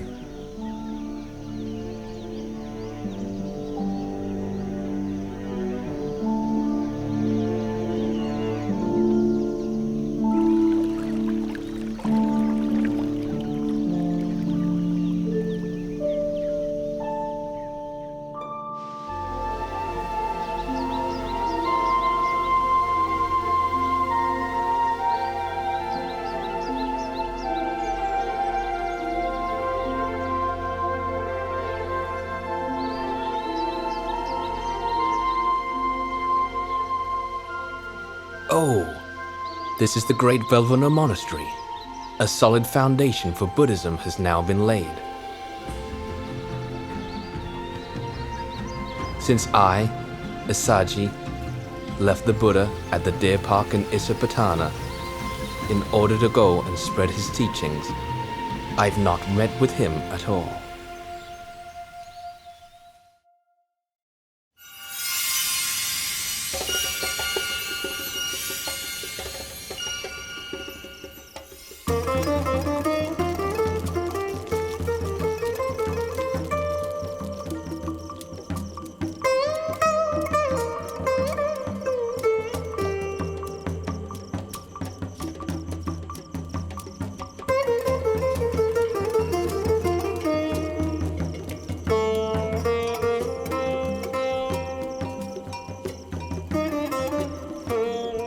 Upatissa, you're not enjoying the play, are you? You seem completely indifferent and uninterested. Ask yourself the same question, Kolita. You seem quite unimpressed yourself. Neither the actors nor the viewers will live for more than 100 years. In no long time we'll all be dead. We're absorbed in watching entertainments, seeking fun, but for what benefit? Surely it would be better to seek the path beyond all suffering. I've been thinking the same way as you. All right then. Let's seek out a teacher under whom we can live and practice. To which hermitage should we go? Which teacher should we seek out? These days, there's so many sects. But we should choose the school of Master Sanjaya. It's large and respected, with many followers, located right in the city of Rajagaha. Besides ourselves, we'll have to persuade our followers to go with us. All right, we'll leave tomorrow.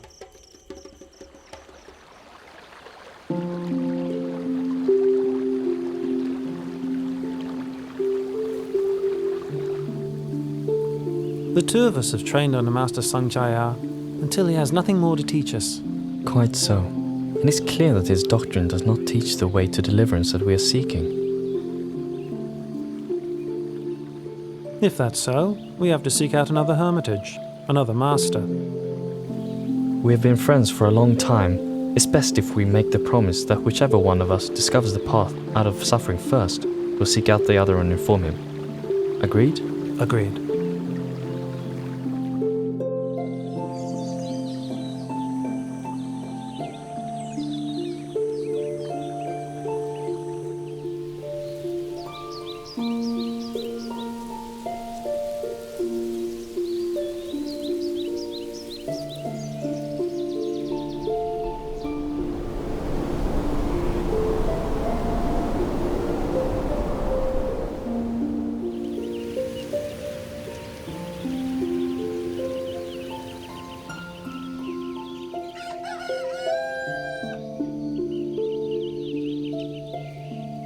This renunciant walks with such inspiring mindfulness and composure. I've never seen any recluse like him before.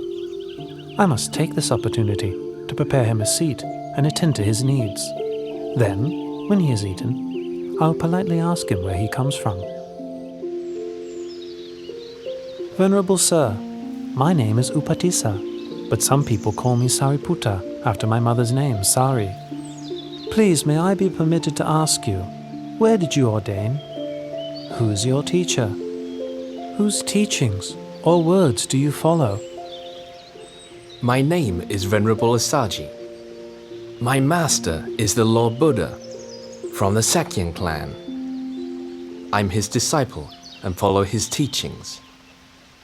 And what exactly did your master teach you?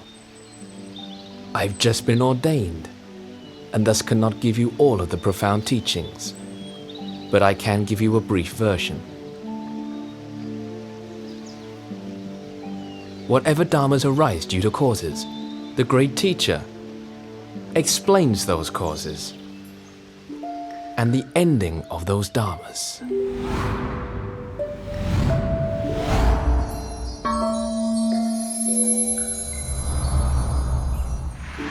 Oh, Upatissa, you repeat to me such short teachings that you heard, and it's enough for me to see the Dharma. Quickly, let's go and persuade Master Sanjaya to seek out Venerable Assaji's teacher.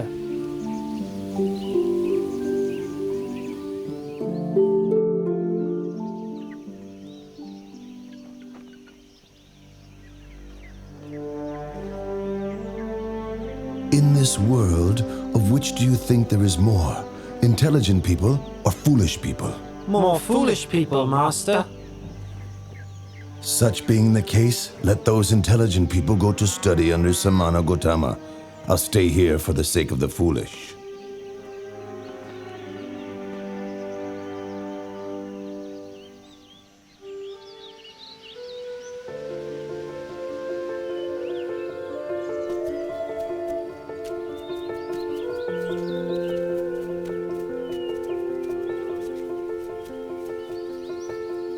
Bhikkhus, those two friends walking in here together, are to be my pair of foremost disciples.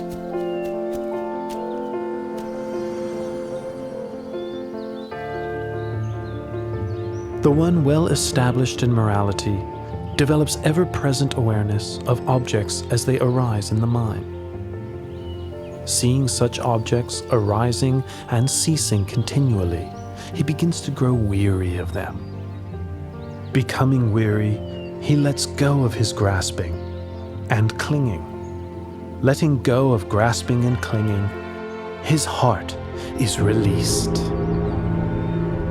Having heard the Buddha's teaching, all of the two friends' followers attained arahantship. But Upatissa and Kolita themselves, with their great accumulation of spiritual qualities and wisdom, were disposed to a slower but more profound realization of the Dhamma, and therefore did not yet become fully enlightened. The two of you are now ordained as monks. I give you the names which will be an honor to your mothers as follows: Venerable Sariputta and Venerable Moggallana.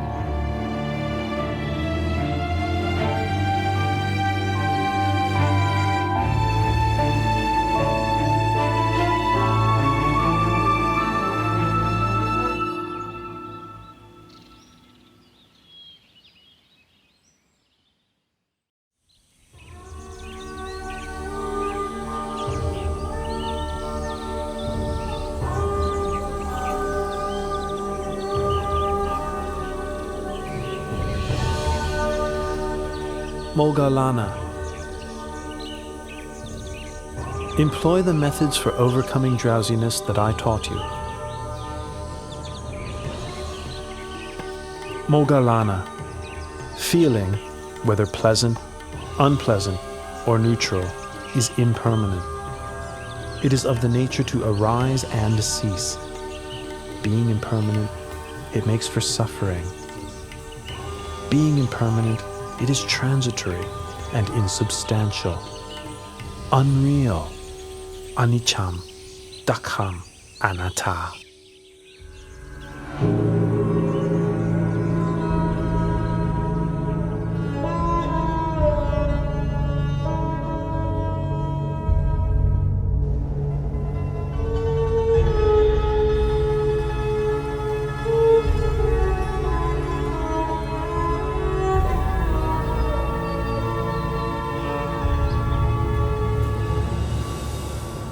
Venerable Buddha, sir, I take the view that all things are disagreeable to me.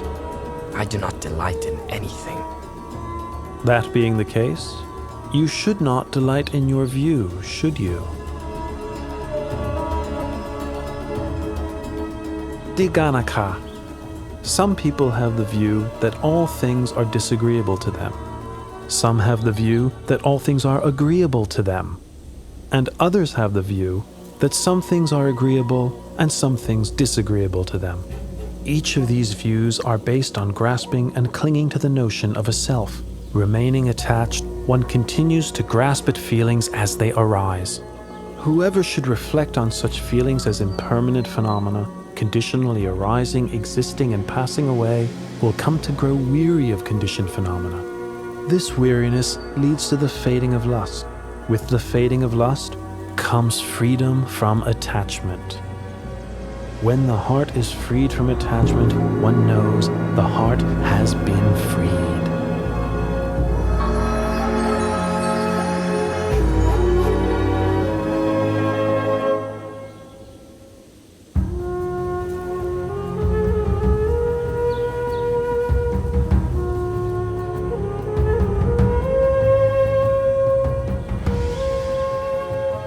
Hearing the Buddha's teaching uprights that which was overturned, reveals that which was hidden, shows the way to one who was lost, shines a light in the darkness. I take the Buddha, Dhamma, and Sangha as refuge for the rest of my life.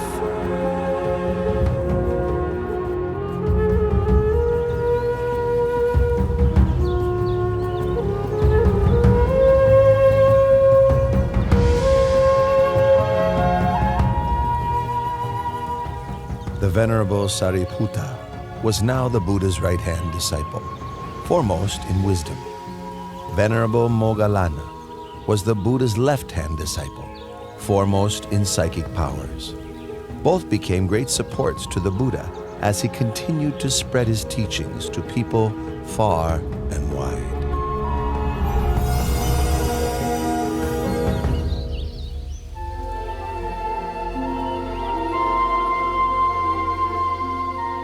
Oh, Venerable Assaji, today has brought such a wonder. Yes, indeed. Many of the Buddha's faithful disciples, hearing that the Lord Buddha was staying at Lumbinīvana monastery, traveled separately to meet him and pay their respects. This one great meeting was the occasion for 4 great marvels. Cāturangasannipāta means that 4 marvels occurred together on the same day. 1. On that day, 1,250 disciples of the Buddha came together without having made any prior arrangement. 2. Each of those disciples had been ordained by the Buddha himself. 3. Each of those disciples was attained to arahantship. 4. The meeting took place on the full moon of the 3rd lunar month, which is named Magha. Today is the day of the Cāturangasannipāta. I'll deliver the Ovadapatimokkha to the bhikkhus. To refrain from all evil, to do good to one's utmost, and to purify one's mind. This practice is the fundamental principle of Buddhism.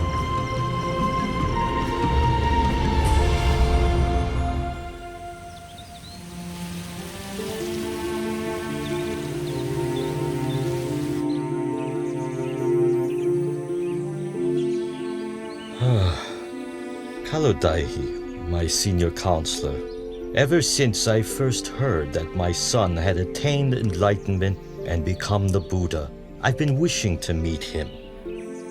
9 times I've sent a counselor, each time accompanied with a retinue of 999 subjects to invite the Buddha to come to Kapilavatthu.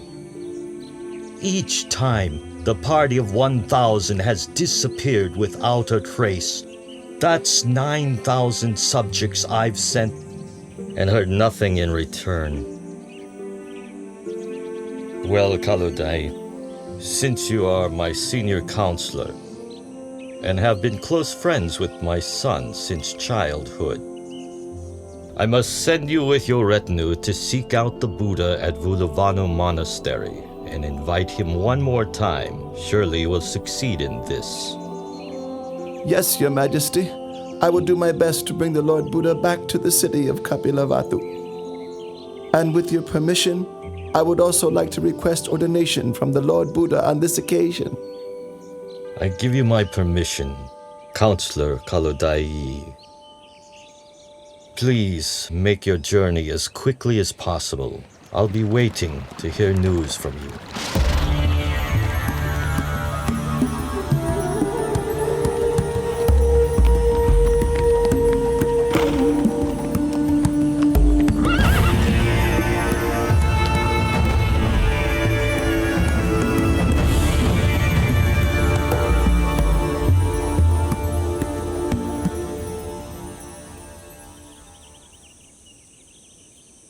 Each of you should diligently train yourselves thus.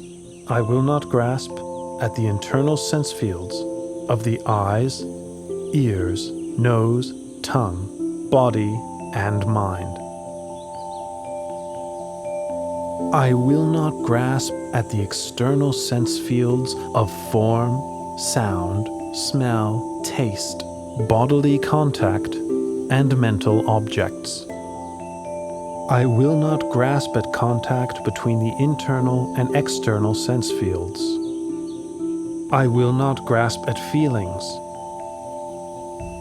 I will not cling to the 5 aggregates of the body: feeling, perception, thoughts, and consciousness.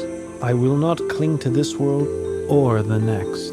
when I cease clinging to all that I've seen, heard, known, felt, sought, and imagined, all feelings of attachment to these will also cease. Listen, all of you. A person's heart may be purified through consistently applied efforts in practice, through wisdom, through Dhamma, and through morality, not by means of one's class, family, or property. Lord Buddha, summer begins tomorrow. All the farmers have harvested their crops. The path to the city of Kapilavatthu is open and suitable for travel. Your father has a strong wish to meet with you and your disciples. Please, out of compassion, travel to the city of Kapilavatthu and teach Dharma to your father. Please teach Dharma to your relatives there. I accept your invitation, Kalu Dai. Please inform the bhikkhus so that they can prepare themselves for travel. The road from Rajagaha to Kapilavatthu is 60 leagues. The Lord Buddha, along with 20,000 disciples, will travel 1 league per day. In 60 days, they will arrive at Kapilavatthu city.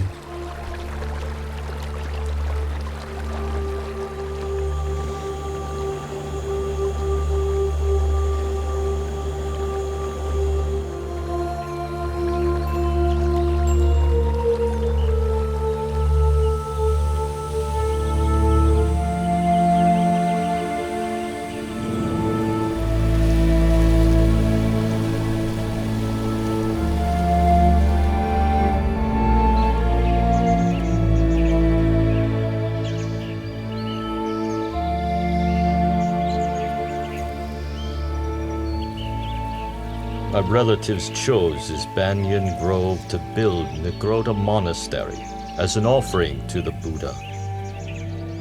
It's been 60 days since Venerable Kaludai sent news of the Buddha's departure from Rajagaha city. My relatives are waiting here to greet him. The Lord Buddha and 20,000 bhikkhus have arrived, Your Highness!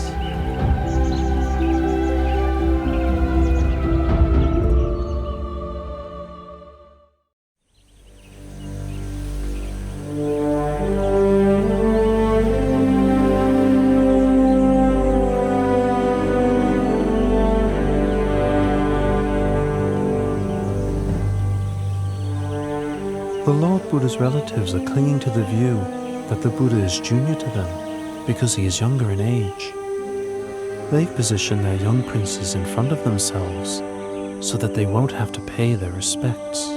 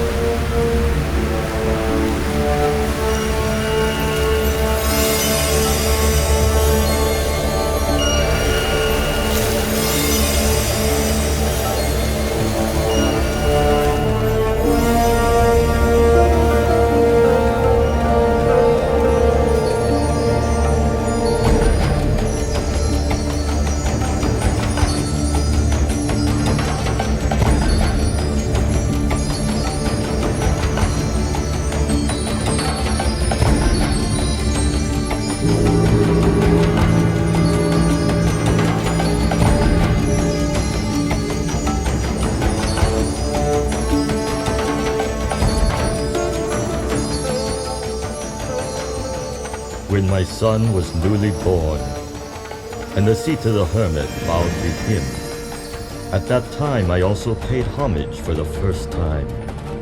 7 years later, during the royal ploughing ceremony, my son sat in meditation, and the rose apple tree shaded him throughout the afternoon, its shadow not shifting with the course of the sun.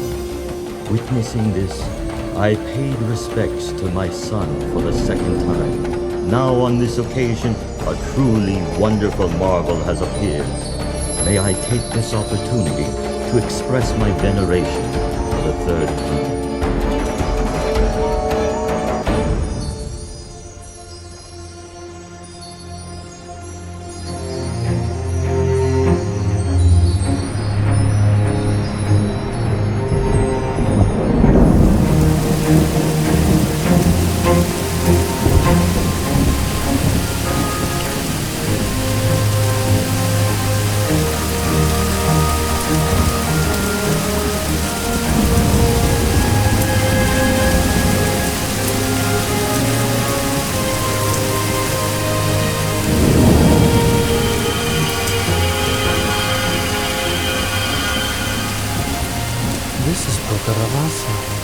The red rain. Unlike ordinary rain, it soaks only those who wish to be soaked by it. For those who wish to remain dry, every drop will roll right off, just like water drops roll off of a lentil field.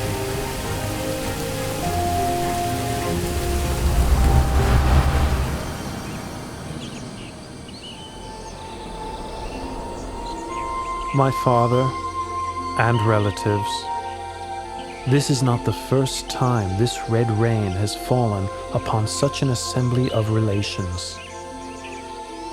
In the past, when I was born as Vesantara, Pokaravasa also rained down on a congregation of myself and my relatives. Listen, all of you.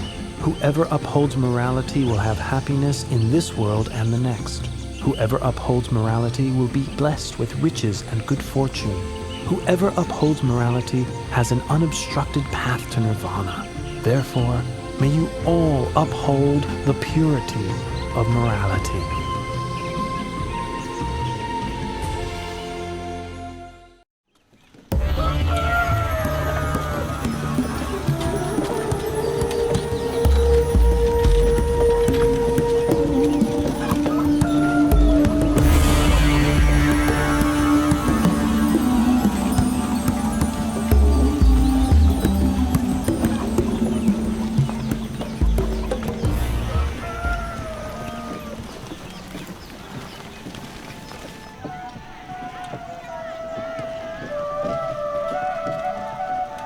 My son, why do you bring shame to me by going around collecting alms of rice and food in this manner? You are of royal lineage, an heir to my throne. Or are you of the opinion that I cannot afford to provide you or your disciples with enough food myself? Father, at the moment of my enlightenment, I departed from the Sakyan royal family lineage and was established in the lineage of awakened Buddhas. My going for alms round is in accordance with the tradition of all Buddhas. The Venerable Sangha also practiced this Buddhist convention. Father, please pay attention to this teaching.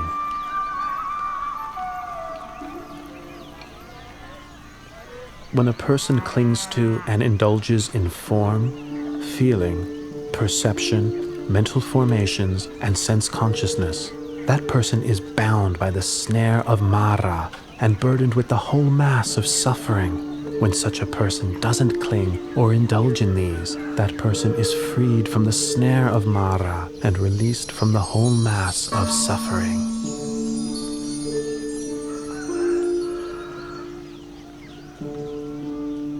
Please, may I invite you and all your disciples to receive alms food in the royal palace tomorrow morning.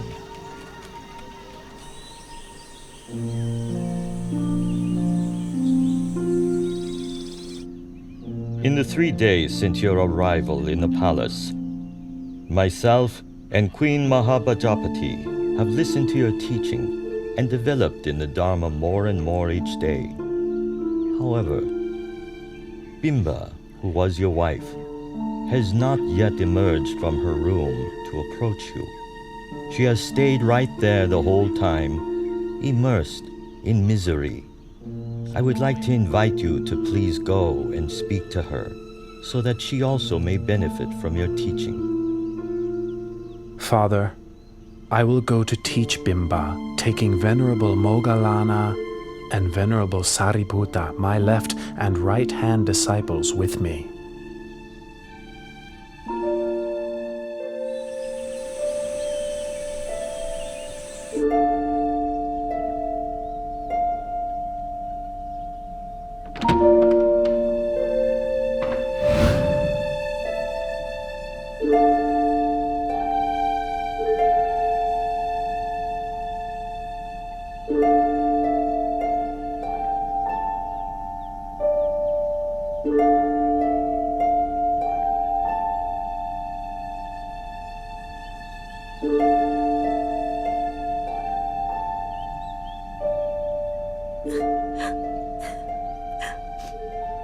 Why have you been so unkind to me, your wife? When you left for the holy life, you left in silence. Did I do something wrong to make you leave that way? If I did something wrong, then what was the fault of Rāhula, born that very day, that you had to leave him bereft of a father? Bimbā, don't be so melancholy. What I did was to help you and all beings, that you might have a chance to know the way out of suffering. Bimbā, we were born in this world for making merit together, as we have for many lifetimes. Now is the time to reflect on those births and lifetimes, according to the truth as follows. I am of the nature to age. I have not gone beyond aging. I am of the nature to sicken. I have not gone beyond sickness. I am of the nature to die. I have not gone beyond dying. All that is mine, beloved and pleasing, will become otherwise, will become separated from me. I am the owner of my karma, heir to my karma, born of my karma, abide supported by my karma. Whatever karma I shall do, for good or for ill, of that I will be the heir.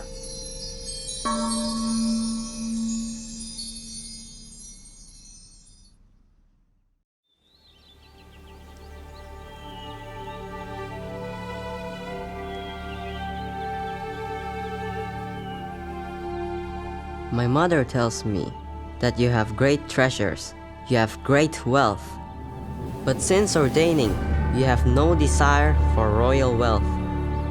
As your royal successor, I wish to request my inheritance, which is mine by right. External treasures bind one to the round of death and rebirth on the wheel of samsara. Better to give the noble treasure, that is, the most excellent internal treasure, instead of worldly wealth. Rāhula, I have the most excellent noble treasure to offer you. Sariputta, release Rāhula from worldly suffering and bestow him with noble treasure by ordaining him a samanera.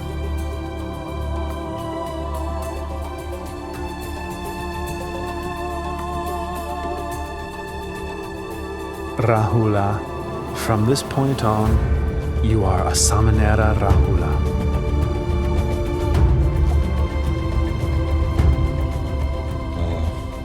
When Sujātā left the palace and sought Buddhahood, I expected that Nanda would remain to inherit the throne. But then the Buddha took Nanda off to ordain. That left only my grandson, Rāhula, who might succeed me. Then the Buddha ordained Rāhula as well. If I don't do something, soon the whole Sakyan clan may go forth.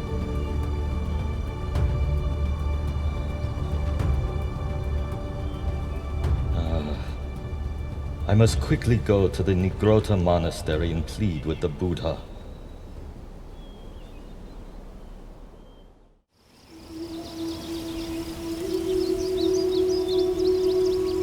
Please, Lord Buddha, from this point on, should any householder's son wish to ordain, in the Buddha's dispensation, if his parents don't give their consent, please don't give the ordination. Father, I agree to your request. Tomorrow I will leave together with the Venerable Nanda, Samanera Rāhula, and the Bhikkhu Sangha for the Veluvana monastery in the city of Rajagaha.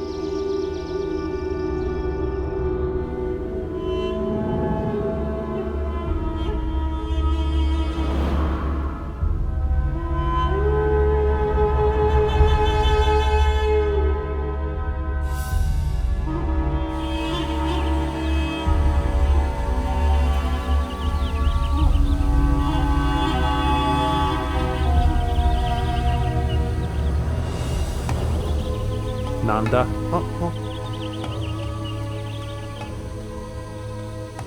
Since you were first ordained, you have not been intent on the practice of Dhamma or the living of the holy life. All your thoughts are of returning to the household life. My heart is constantly yearning for my wife, Janapada Kalyani. There's not a moment spent when I don't think of her. Nanda, come with me, and I'll show you things that you've never seen before.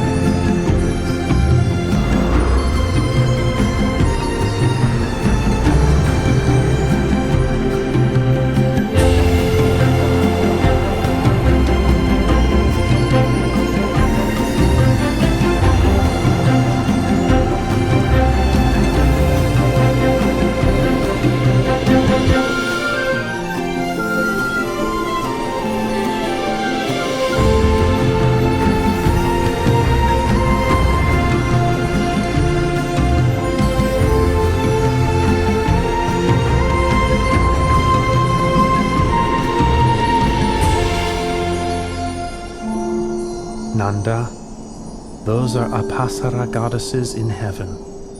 What do you think about them? Every one of those Apsara goddesses is beautiful in face and form. I can think of nothing to compare them with. Even my wife, Janapada Kalyani, has not half their beauty. Nanda, can you see that what you thought before to be exceedingly beautiful now pales in comparison to greater beauty? Yes, Lord Buddha, I can see.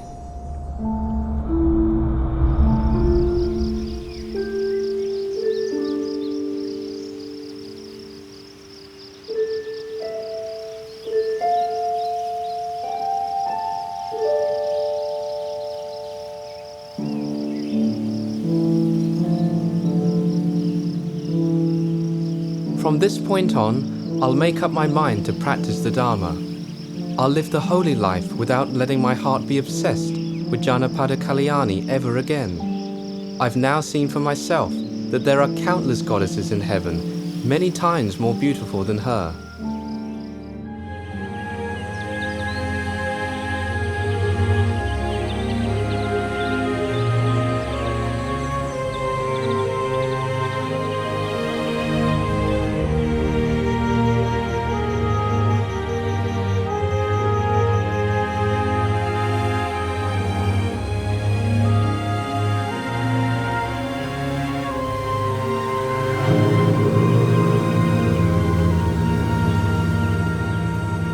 Nothing can ensnare a man's heart more tightly than a woman.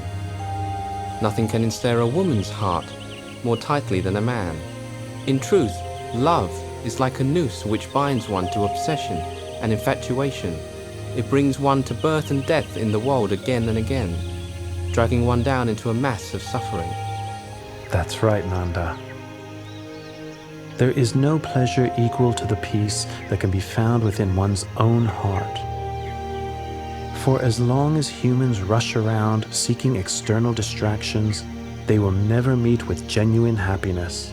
Nanda, when you release your clinging and view the whole world as empty, your heart will be free, open, expansive, radiant, and joyful.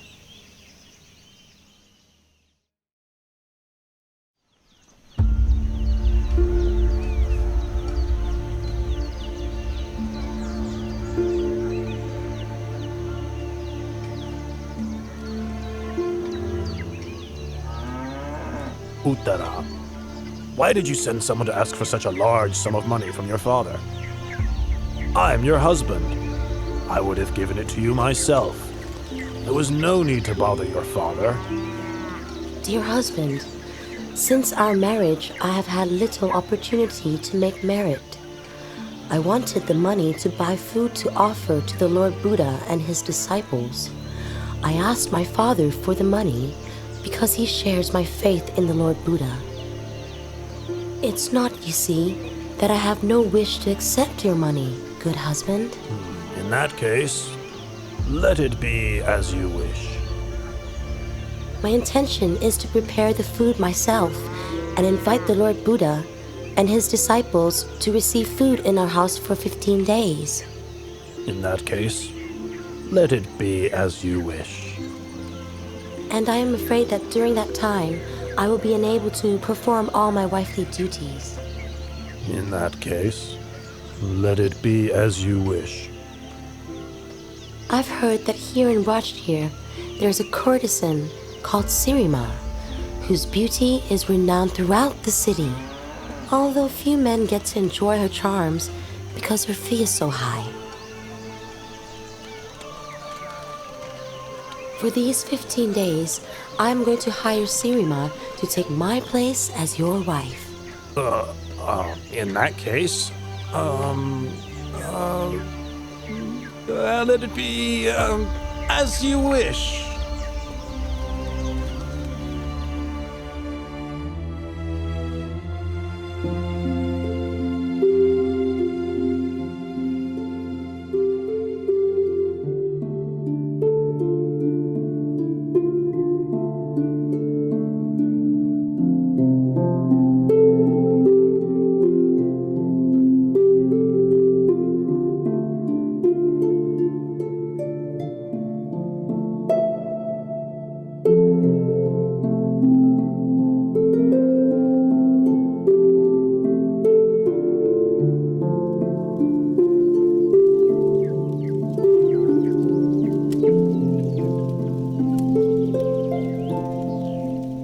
Uttara, are you exhausted? Oh, dear husband, Miss Sirima. Look at her. Instead of letting others do the work, she's doing it all herself. Her face is dirty, her clothes are all soiled. She should be relaxing in a way fitting of her station, and instead she's finding ways of tiring herself out. Look at him, how heedless and indulgent he is. He thinks he's so rich that he has no need to make merit? Ah, how very foolish he is.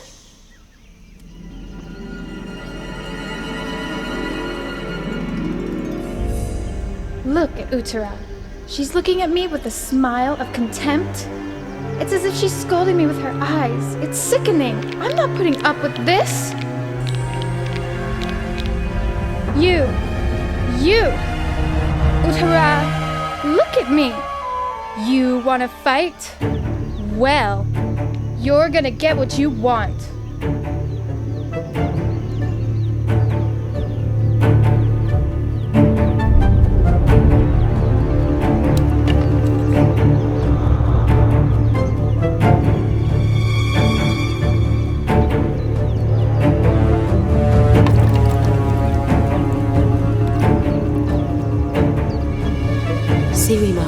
I owe you a debt of gratitude because you agreed to take over my place as wife temporarily, allowing me to fulfill my wish to make merit. No matter how you treat me, I will not become angry or vindictive.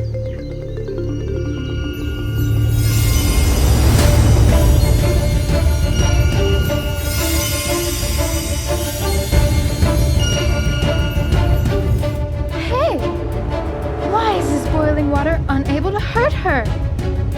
Hey! This prostitute is dared to attack our employer! Come on! Let's get her! Yeah, let's get her! Come on, guys, let's go! All of you, don't hurt her. Sirima is like a friend to whom I owe a debt of gratitude. I am not angry with her.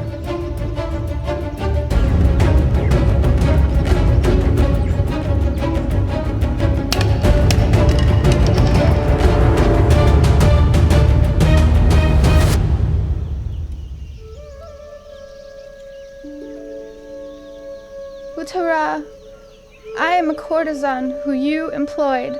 I forgot myself and started imagining myself as your husband's wife, and so attacked you. But your heart is so noble. It is filled with loving kindness, and you have not shown me even the slightest amount of anger. I have wronged you. Please, forgive me. Oh, get up, Sirima.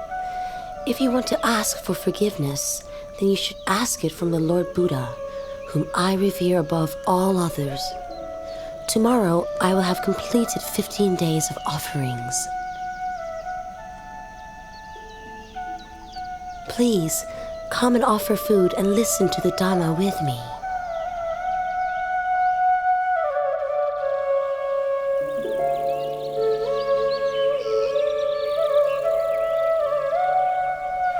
A person should overcome anger with non-anger, overcome evil with goodness, overcome stinginess with generosity, overcome careless speech with words of truth. Those engrossed in worldly enjoyments, indulging in sense pleasures, intoxicated by wealth, social standing, extravagance, praise, rank, prestige, and power, cannot see the noble beauty of truth.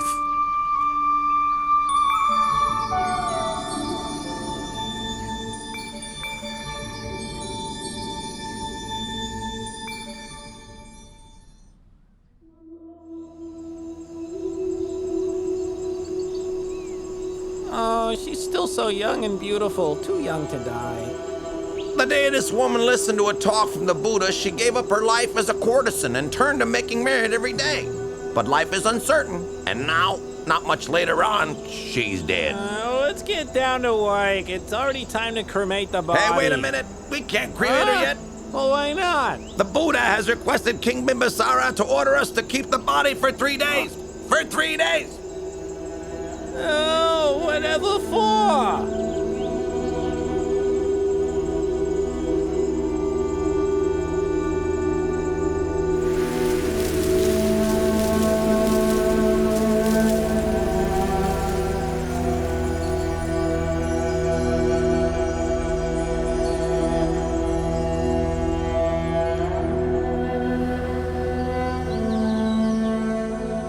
When Sirima led her life as a courtesan, all the men in Rajgir were infatuated with her.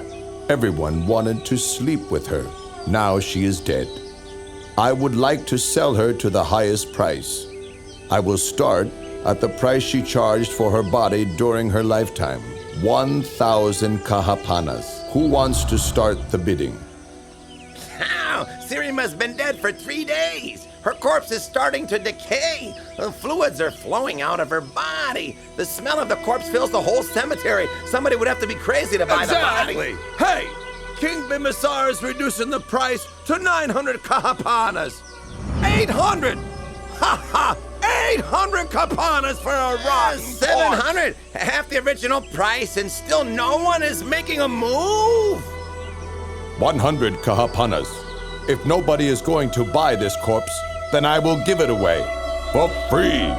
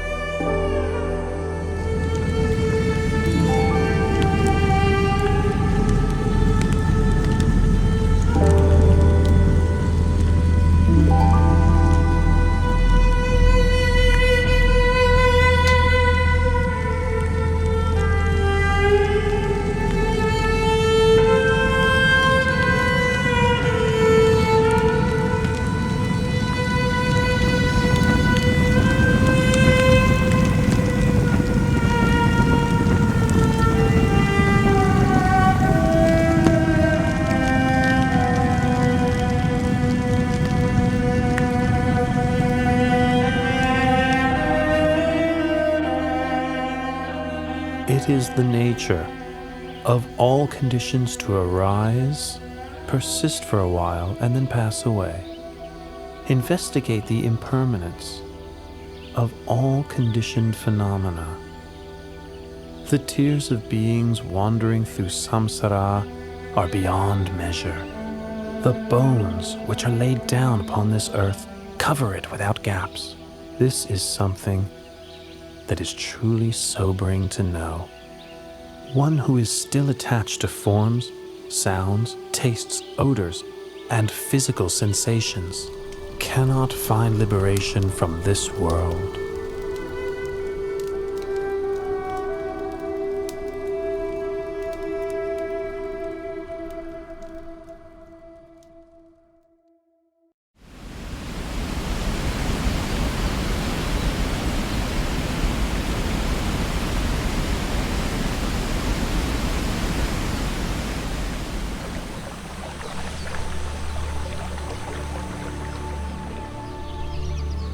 Sometime later, the Buddha went to stay in the Anupiya mango grove, the place where he had stayed overnight when he first went forth.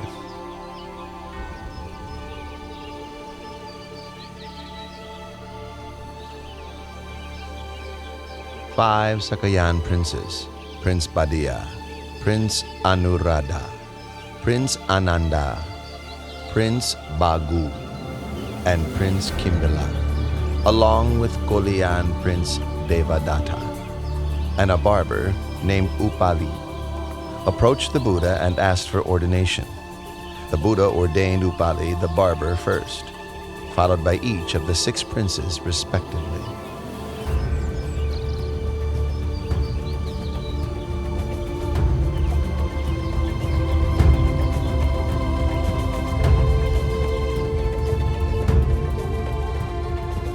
Not long after their ordination, Venerables Upali, Badiya, Anuruddha, Bagu, and Kimbila attained arahantship.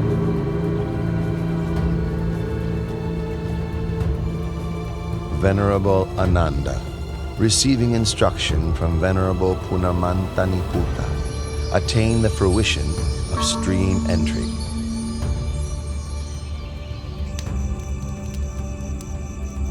Venerable Devadatta achieved only the mundane attainments of various psychic powers.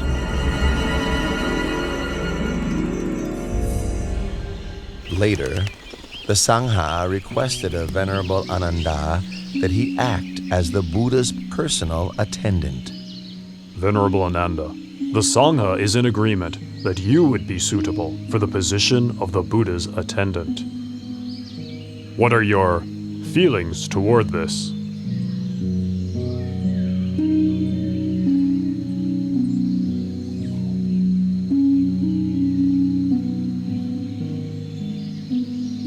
O Lord and great teacher, I am ready to serve and attend to you. But please, may I make 8 requests of you? Very good, Ananda. Make your requests. My 8 requests are as follows. 1. May the Lord Buddha not give me good quality robe cloth. 2. May the Lord Buddha not give me good quality alms food. 3. May the Lord Buddha not have me stay in the same dwelling as himself. 4. May the Lord Buddha not have me accompany him on meal invitations. 5. May the Lord Buddha attend all invitations that I accept on his behalf. 6. When visitors come a long way to seek an invitation, may I have permission to take them to see the Buddha straight away. 7. May I be granted permission to ask questions of the Lord Buddha whenever I am in doubt. 8. On whatever occasion the Buddha gives a teaching of the Dhamma, with myself not present, may he repeat it to me afterwards. Very good, Ananda. I consent to your requests.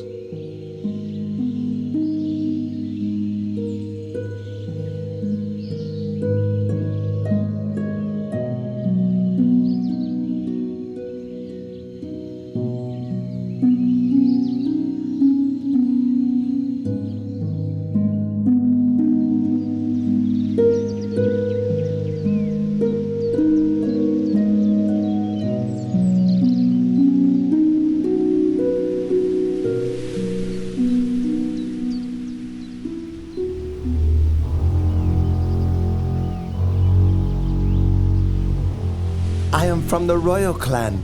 Why are the laity respectful and devoted to other monks, and not to me?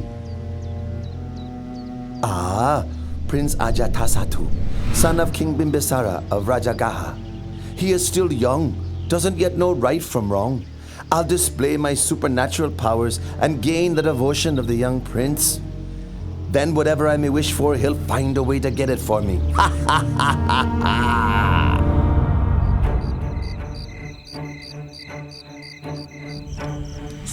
Sir! Who are you? What do you want with me? Don't harm me! Soldiers! Wait! Prince Ajatasattu, don't be frightened.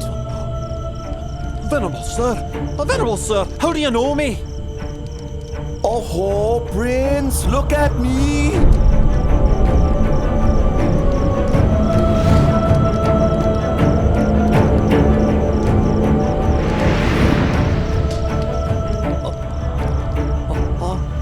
Venerable sir!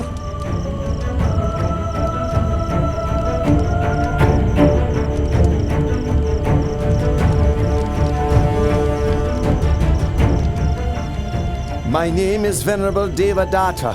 I wish you no harm. I am here to help you. To help me? To help me with what? You will know when the time comes. Farewell for now. Just a moment.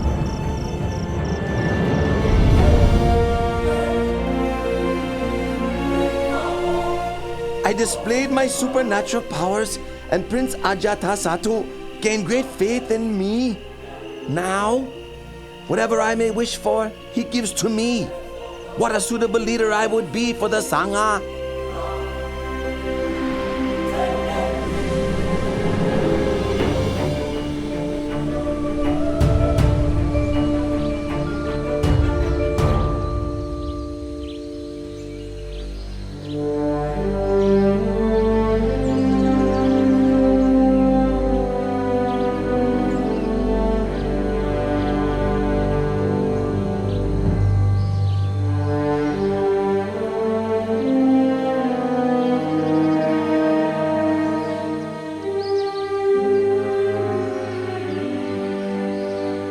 Lord, you are now getting very old. It's time for you to lay your duties down. I request the burden of leading the Sangha. Please make the matter known to all the bhikkhus. From now on, I'll take over your teaching responsibilities.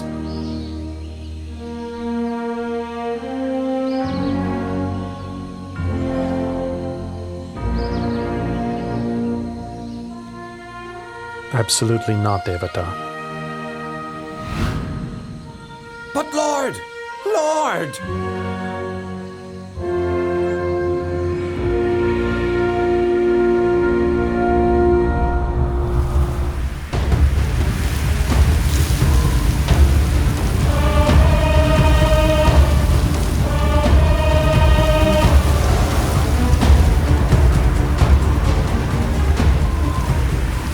The Buddha humiliated me in front of all the monks. Then he enacted the Pakasaniya-kama, preventing the other monks from speaking to me or meeting with me. From this point on, I'll set my mind on bringing him to destruction. He can't do this.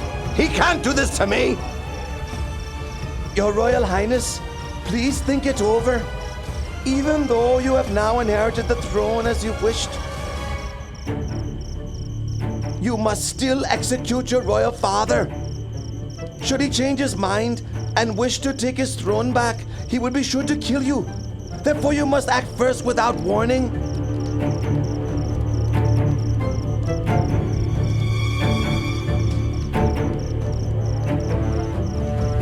That could be arranged. I'll keep him imprisoned until his life comes to an end. It's your decision, Your Royal Highness.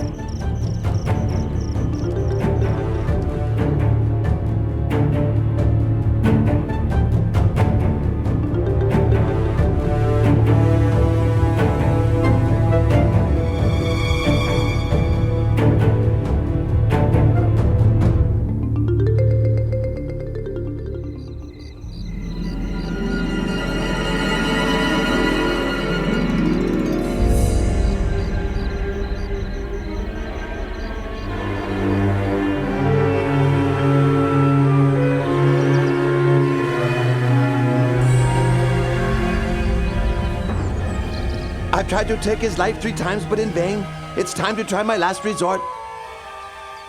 I have to pretend to be strict in Dhamma Vinaya, so that all the bhikkhus will become my disciples.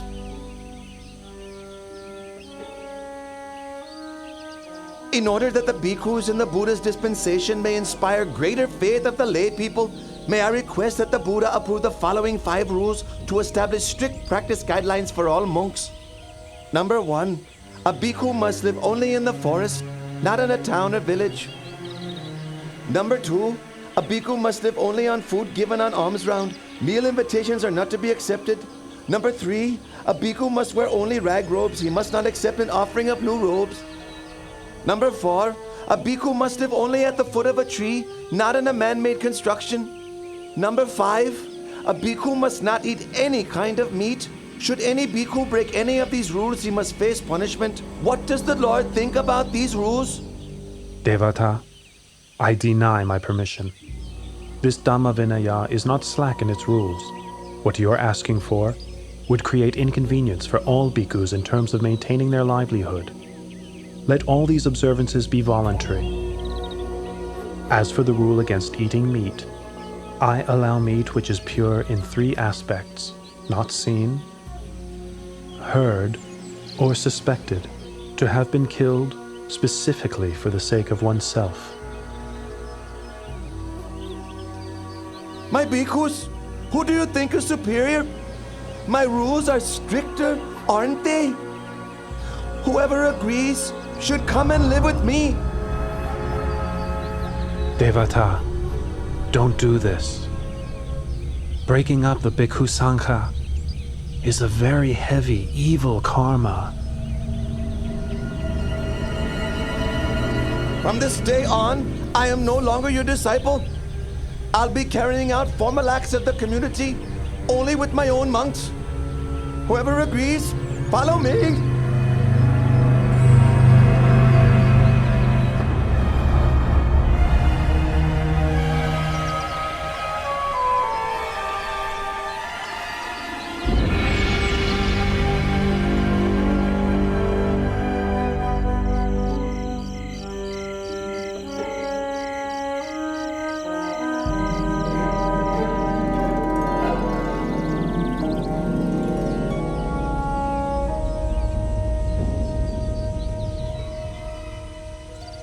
Devadatta, can't you see that you're not a suitable leader for the Bhikkhu Sangha? Kalika, what are you saying? What am I saying? What am I saying? Just now, Buddha's left and right-hand disciples, Venerables Moggallana and Sariputta, came to give teachings and instruction to your disciples. Having listened, almost all of your disciples followed the two Venerables back to Jetavana Monastery. Only a few of your most foolish and ignorant followers remain. Kalika, it's impossible! It's impossible! Impossible. Impossible. Is that all the strict forest monk can say? Kalika, you! You are a fake. You're wearing the yellow robe only for the sake of gain and honor. You are boastful and conceited even to the point of competing with the Lord Buddha. I have no wish to stay with you any longer. Kalika! Come back here now! Kalika!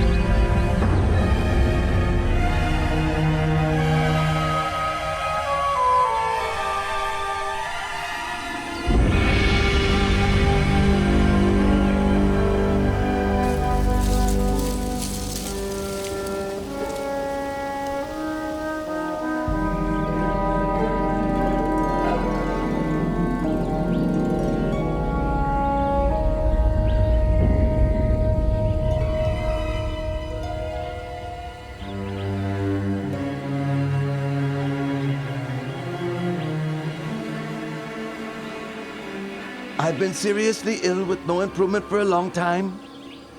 It must be because of my offensive and injurious behavior towards the Buddha. But in return, the Buddha has nothing but loving kindness toward me, expressing not even the slightest ill will or resentment.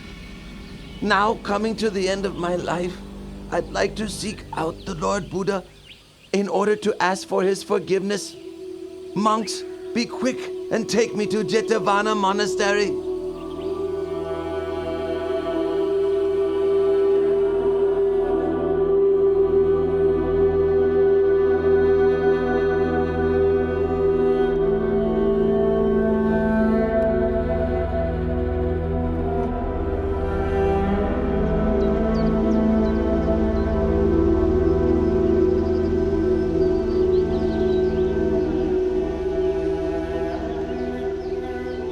We're getting close to Jetavana Monastery.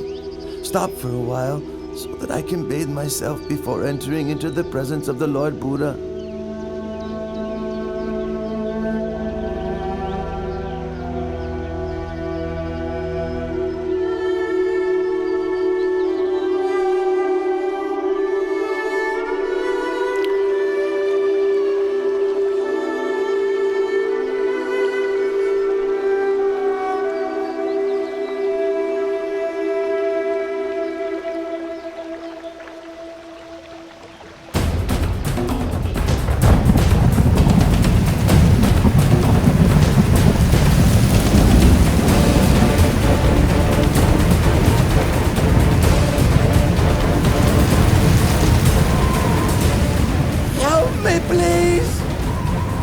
Help me, please!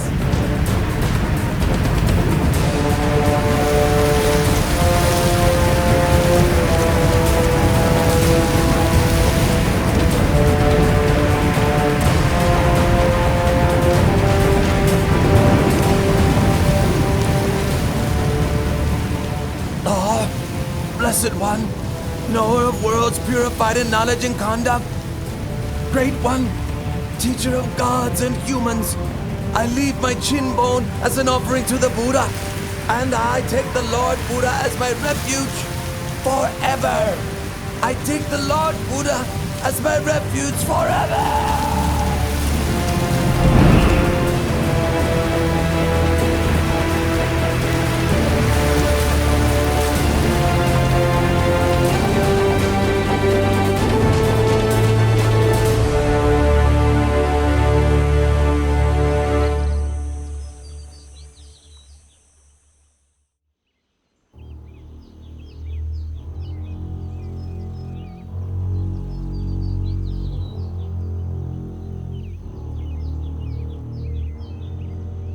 Venerable Devadatta has performed gravely serious evil karma.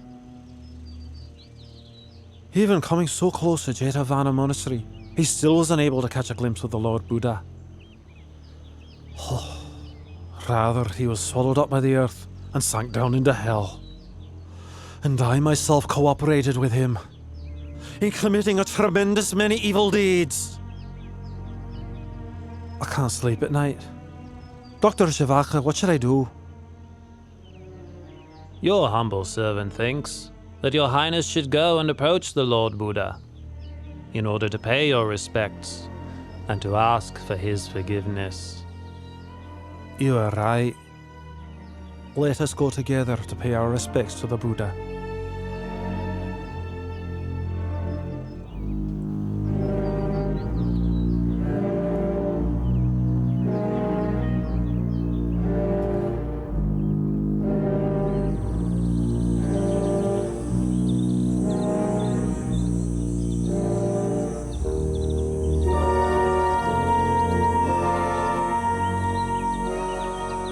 O Lord, I was duped into believing what Venerable Devadatta said. I thereby committed gravely serious wrong actions which affected the Buddha. I now realize my mistake. Please, may I beg your pardon? Please forgive me. I promise I will never do unwholesome deeds like that again. Your Majesty, it is a timeless law that in this world, hatred can only ever be appeased by non-hatred. One who associates with fools is doomed to sorrow for a long time. One who is perfect in morality shines like a bright flame. One with mindfulness is happy and grows in the Dhamma at every moment. If a king rules with Dhamma, all his citizens will be happy. Bhikkhus, all conditioned things are of the nature to arise, persist for a while, and then pass away. Therefore, we should consider such things as impermanent, uncertain, unreliable. The tears of beings who wander from birth to death on the wheel of samsara are countless. Their corpses pile up to cover every inch of the earth. It's such an enormous pity, and worthy of sadness. Those who cling to attachment to the forms, sounds, smells, tastes, and touches of this world have not the slightest chance of ever going beyond it.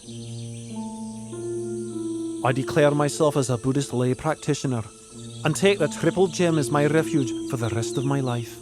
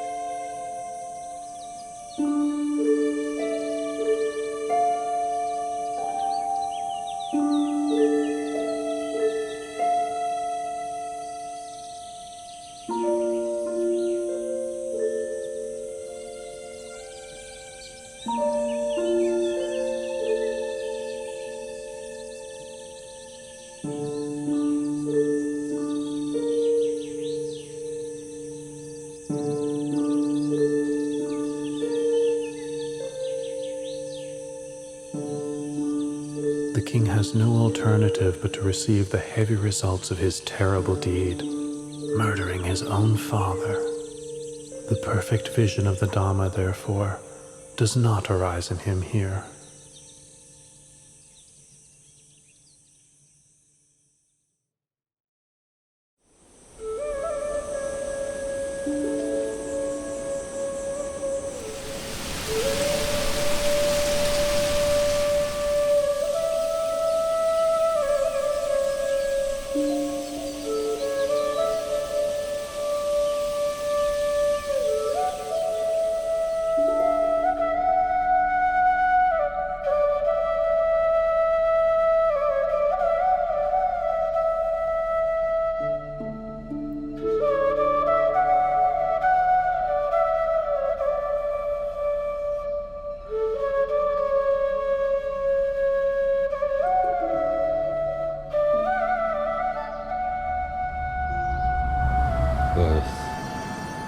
aging, sickness, death. Greatness, striving, struggle, conceit, suffering. Your Majesty, the Lord Buddha has arrived at the royal palace.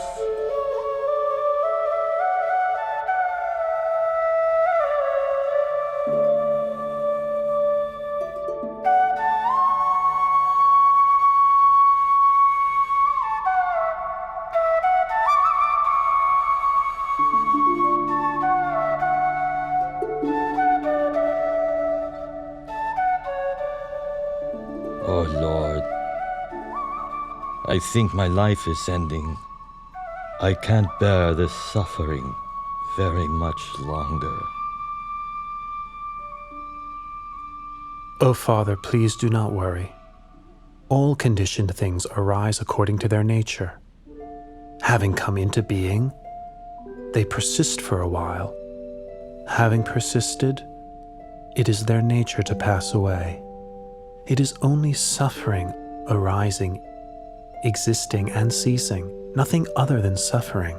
There's no woman, no man, no us, no them.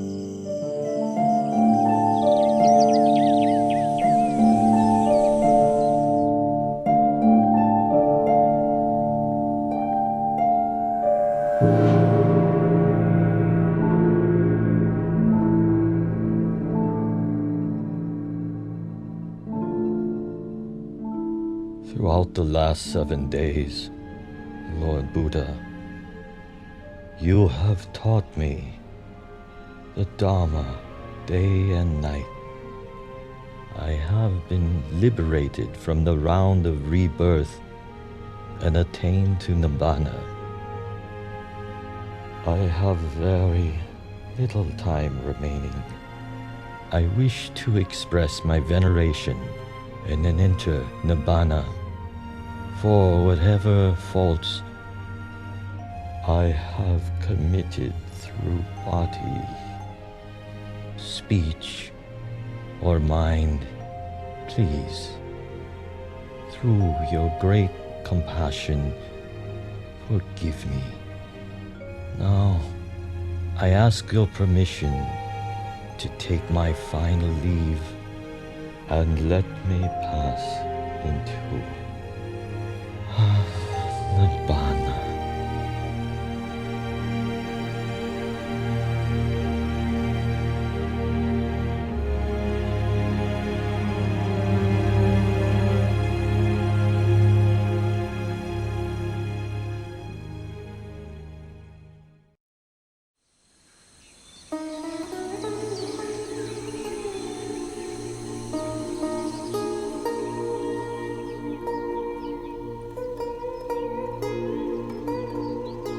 have asked for ordination from the Lord Buddha 3 times, but he has not yet given his permission. However, we won't give up our efforts. Let us shave our heads, put on the yellow robe, and follow the Lord Buddha wherever he goes.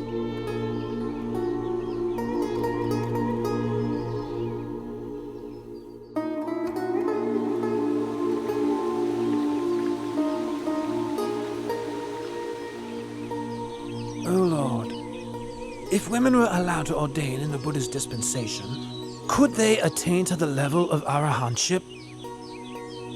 Ananda, if women were ordained in the Buddha's dispensation, they could attain to arahantship exactly the same as men can. If that is the case, in your kindness, please give ordination to Queen Mahapajapati, who raised and looked after you when you were a child, and thus fulfill her wishes, Lord. Ananda, if Pajapati will practice according to the 8 strict conditions, I'll give her my permission. The 8 strict conditions are: 1. A bhikkhuni who has been ordained for even 100 years must bow to a bhikkhu ordained that very day. 2. A bhikkhuni may not spend the rains retreat in a monastery where there are no bhikkhus in residence.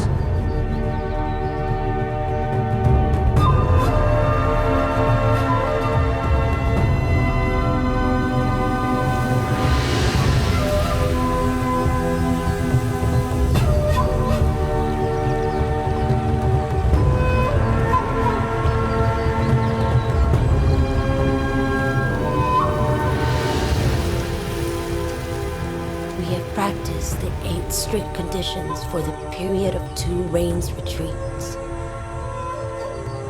Please, may the Buddha consider our ordination. I permit your ordination.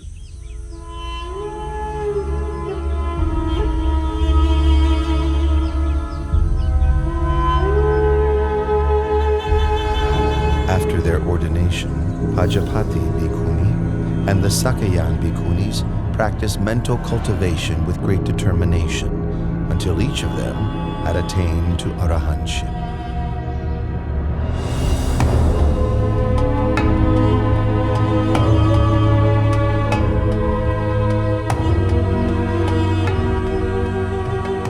Now King Mahanama of the Sakyan clan has inherited the throne of Kapilavatthu. It goes to show how unstable and impermanent even kingship is in this world. Prince Siddhartha, my husband, relinquished the royal throne without a second thought when he went forth. My relatives, my son, and even Queen Mahapajapati Gautami have followed after him and ordained. That being the case, it is best for me also to relinquish material comforts and ordain in the Buddha's Dhamma Vinaya.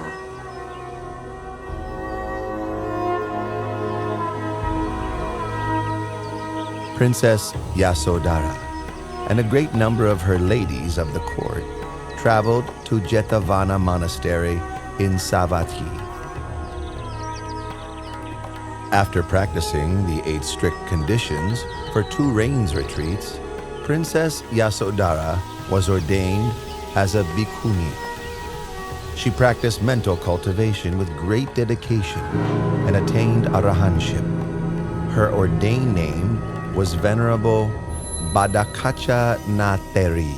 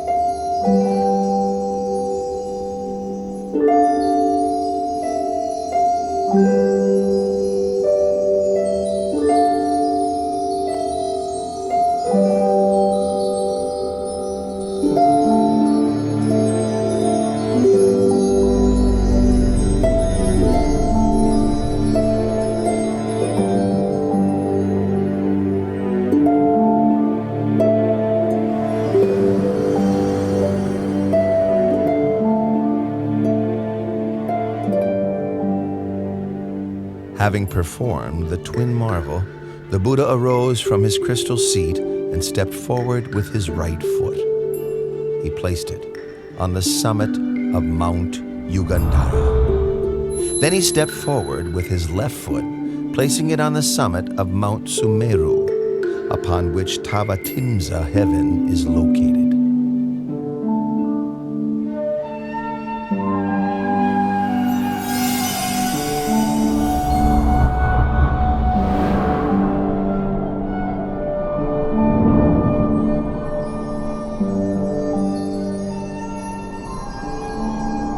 With his third step, the Buddha ascended into Tāvatiṃsa heaven.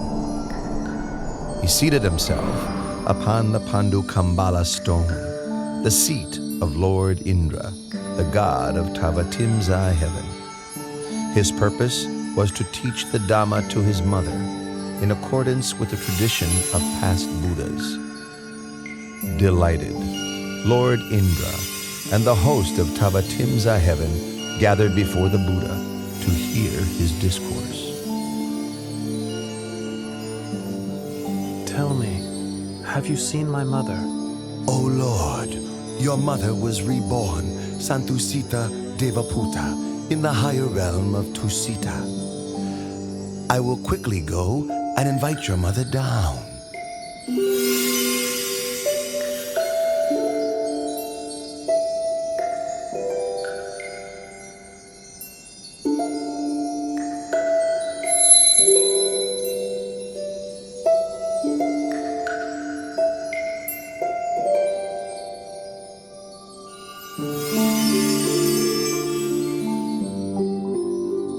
Mother, please come and sit close by. The kindness you showed me in your past life was great beyond measure. As an expression of my gratitude, may I take this opportunity of teaching you the Dhamma during the 3-month range retreat here in Tāvatiṃsa, so that you may attain the path, fruit, and nirvana. Mother, please listen. Ignorance and craving lead a person to rebirth. Agitated, their heart rushes around within samsara. For as long as the aggregates come into being, the supposition of a being is also there. In truth, such conditioned things are not worthy to be called a being. There is only suffering which arises, and suffering which decays and ceases. Aside from suffering, nothing arises. Aside from suffering, nothing ceases.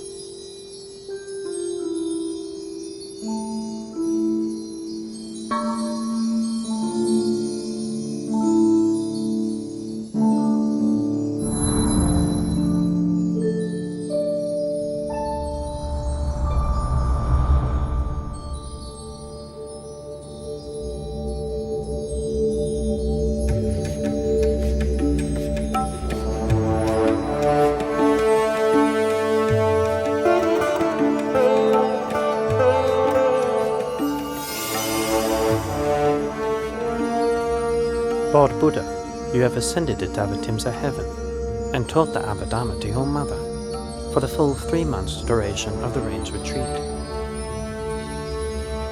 The people of the world are now wondering, when will you depart from heaven and descend to the human world? Moggallana, please let the people know that I will descend from heaven in 7 days' time, arriving at the gates of the city of Sankasa.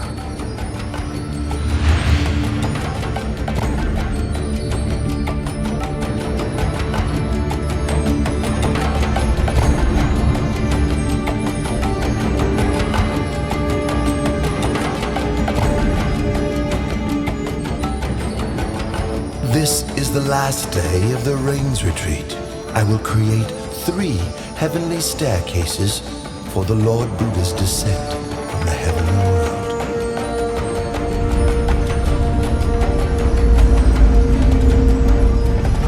The crystal staircase for the Lord Buddha is in the middle. The golden staircase on the right is for myself and the other deities. The silver staircase on the left is for Sahampati Brahma and his host of Brahmas.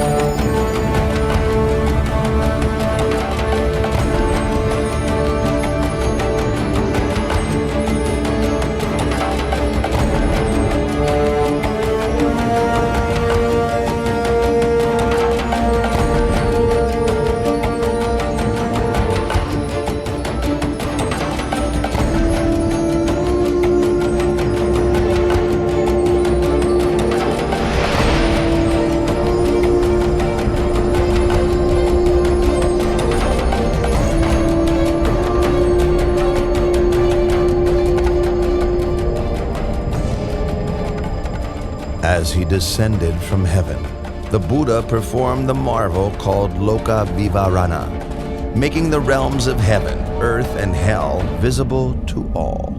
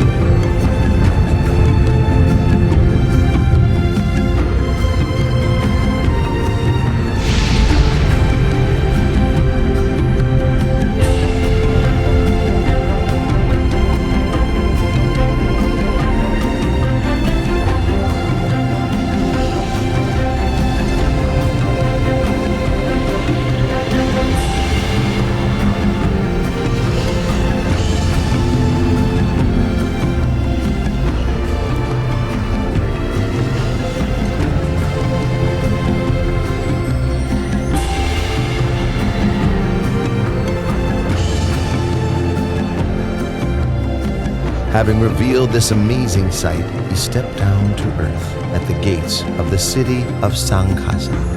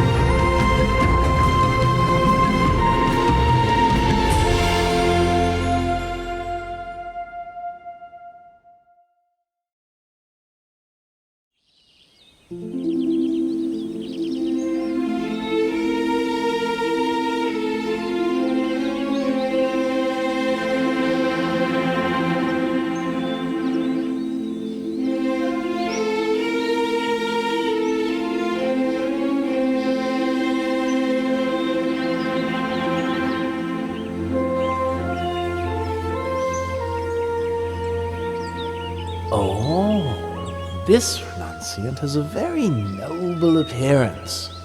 fitting to be a great man. Here in Kuru, it's very hard to find a husband suitable for my daughter, Magandia. But today I found one. Venerable sir, my name is Magandia. I have a daughter who I would like to get married. But here in Kuru, I can find no suitable husband. And then I saw you today. I am very pleased by your appearance. Please accept my daughter as your wife. Oh, and don't worry that she's ugly or unattractive. There's nobody in this whole country more beautiful than Magandia. Please wait here.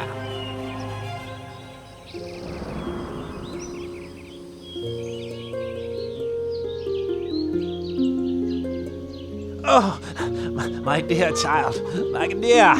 Oh, I'm exhausted. Hurry up. Make yourself as attractive as you can. Now, right now. Quickly, my daughter. If you're tired, then sit down and take a rest, husband. And why do you want our daughter Magandia to dress up prettily? Come on, please. Sit down and rest. Oh, Magandia, are you ready yet? Hurry up.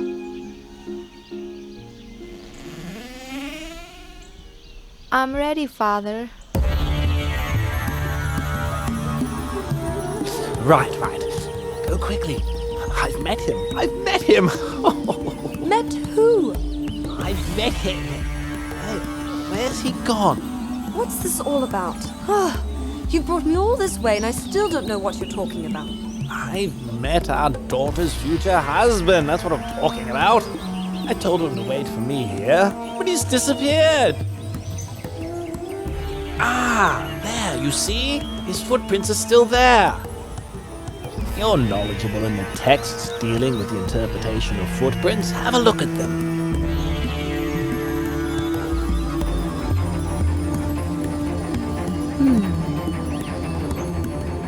2 footprints that exactly match in this way are the footprints of a great being.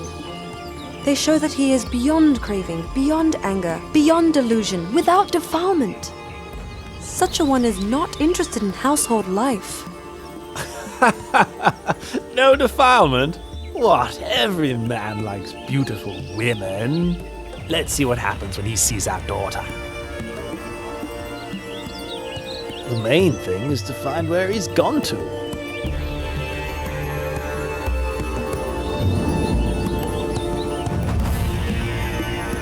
Oh, over there! I found him! Quickly, wife! Magandia, hurry! Follow your father! Venerable sir! Venerable sir!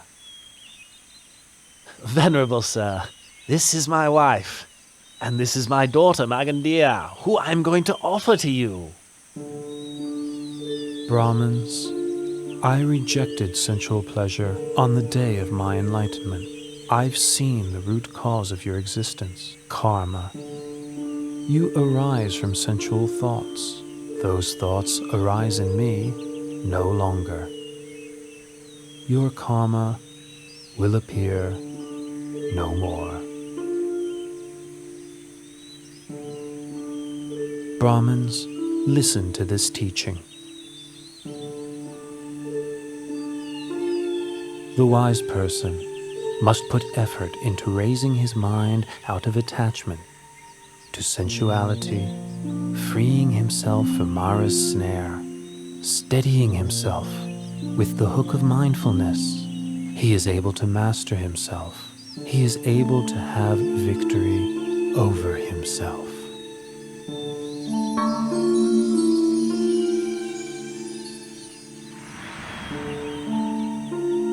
Your teachings have illuminated the path ahead for us both.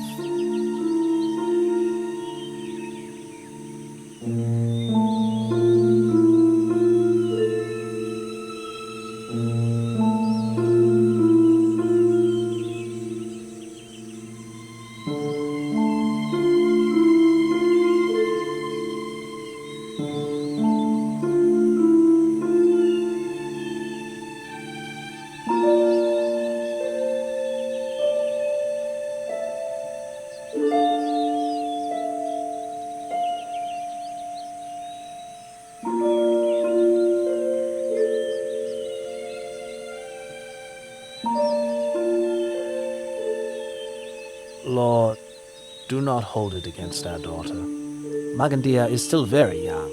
We ask permission to go to my younger brother, to give him all my wealth, and ask him to take over as guardian of our daughter.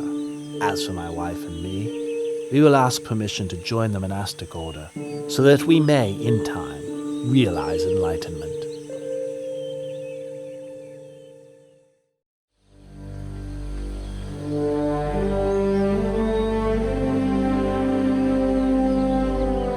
My name is Varanja Brahmin. I am the ruler of this town of Varanja. Hearing of your reputation as a perfectly enlightened Buddha, I wish to have a Dhamma discussion with you. But why is it that when I, your senior in years, arrive here, you make no gesture of respect? Don't rise up to welcome me, and don't invite me to sit on the same level as you. Varanja Brahmin. In this world, or in any other world, I have not yet met anyone superior in Dhamma to me, to whom I should make a gesture of respect, stand up to welcome, or offer my seat. It's my view that your way of practicing and conducting yourself is quite tasteless. Brahmin, my way is indeed tasteless. I have abandoned the taste of the sensual pleasures of form, taste, smell, sound, and bodily touch. But I am not tasteless in the way that you understand it. You have no assets. You teach non-action and praise annihilation. And furthermore, I would say that you are loathsome. Brahmin, I have no assets or wealth, because such things consist of forms, tastes, smells, sounds, and touches. Venerable Brahmin, I teach non-wrong action, non-evil action by body, speech, and mind. I praise the annihilation of lust, hatred, and delusion. Brahmin, loathsome is bodily misconduct, verbal misconduct, mental misconduct. I loathe all that is evil and unwholesome.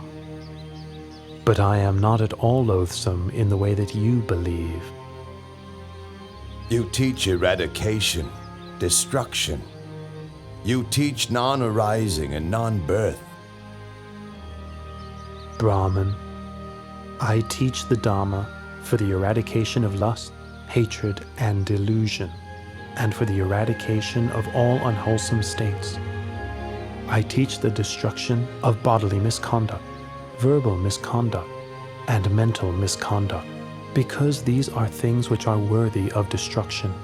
I have attained the state of non-arising and non-birth by abandoning the causes of birth and becoming. I speak only the truth in response to your comments. The truth is not as you understand it to be. Pay attention, Venerable Varanja Brahmin, and I will teach you the Dhamma. Sending your mind outside and seeking faults in others is a cause for suffering. Reflecting internally, developing awareness of one's own mind, is the path. Nirodha, the end of suffering, is its fruit.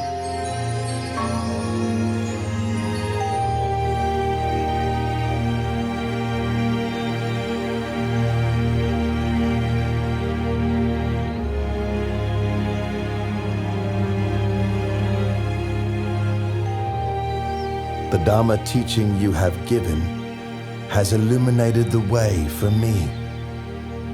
For the rest of my life, I take the Triple Gem as my refuge, and please may I invite you to spend the Rains Retreat here in order to teach the Dhamma to the citizens of Varanja.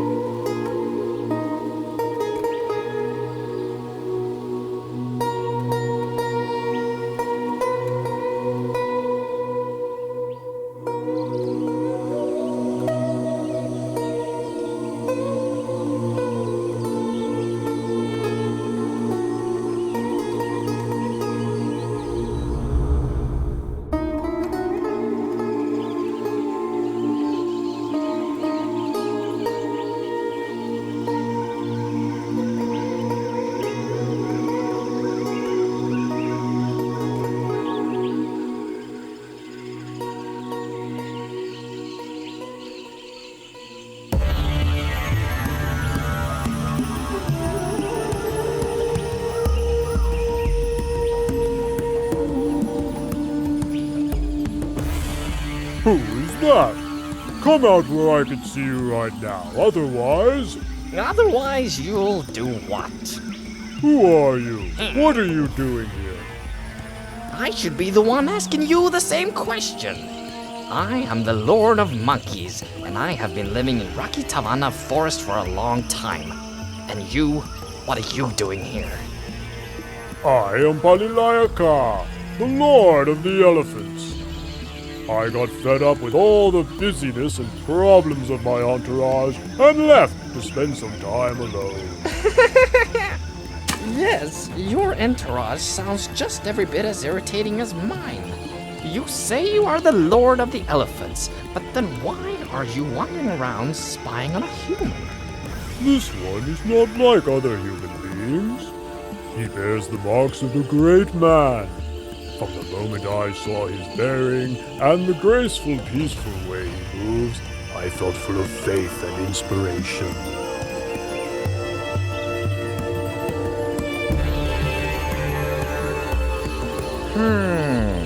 Well, if that's the case, let's go and ask him some questions.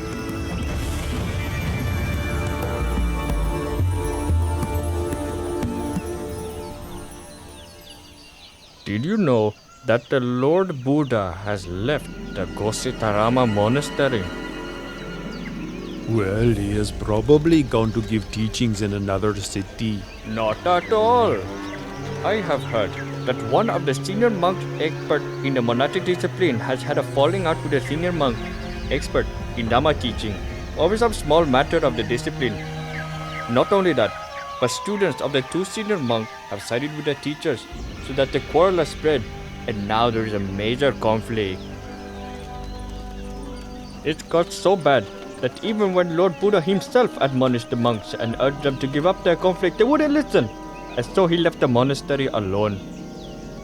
That's terrible. Those monks are really stubborn and intractable. How long will it be before we will be able to hear the teachings from the Lord Buddha again? That's the point.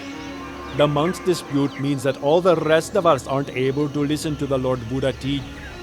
The Lord Buddha must be fed up with the disobedient monk. From now on, we shouldn't make any more food offerings to them. Oh, good idea. Let's encourage all the other lay supporters to do the same.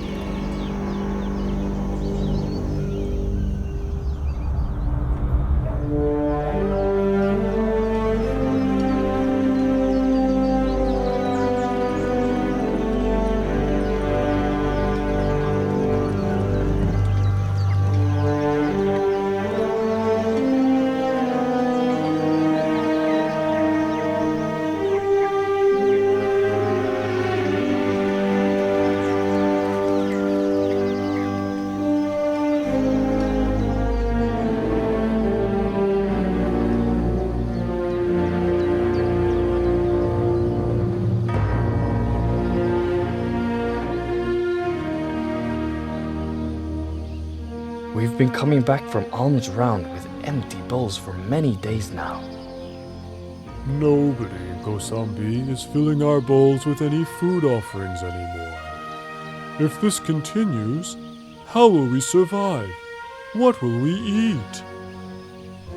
The lay people are unhappy that we are continually arguing and in conflict, and that by ignoring the Lord Buddha's admonition, we made him leave. And where has the Lord Buddha gone to reside now? Even though we've come to our senses, we have entered the rain's retreat period, and it's not possible to go off in search of him.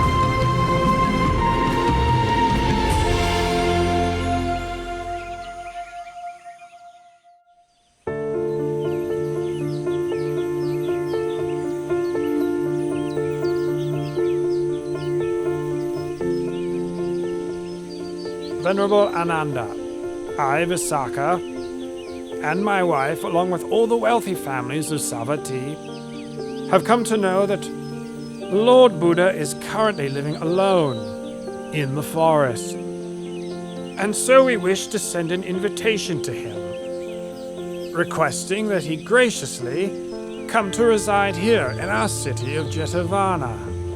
The people of this city will offer food to the Lord every day, in order that we may be able to listen to his teaching. Please, would you assist us in this?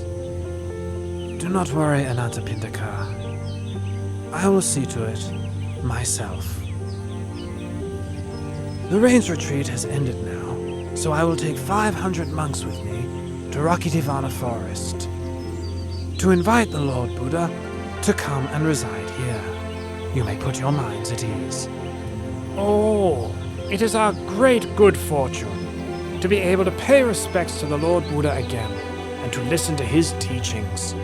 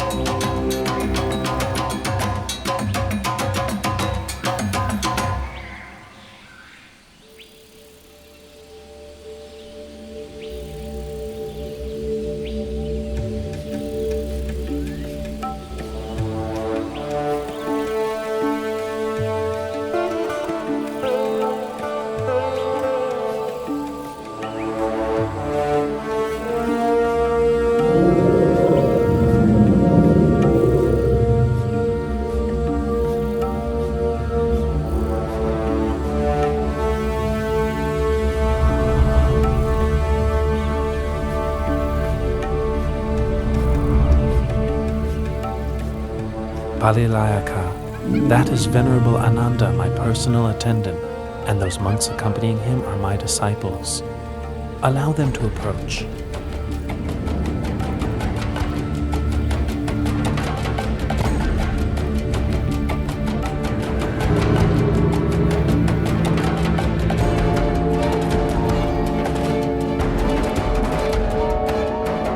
Lord of Elephants, Lord of Monkeys, allow me to kindly thank you for your service to me in looking after me in this forest. Now is the time for me to return to Jeta's Grove Monastery.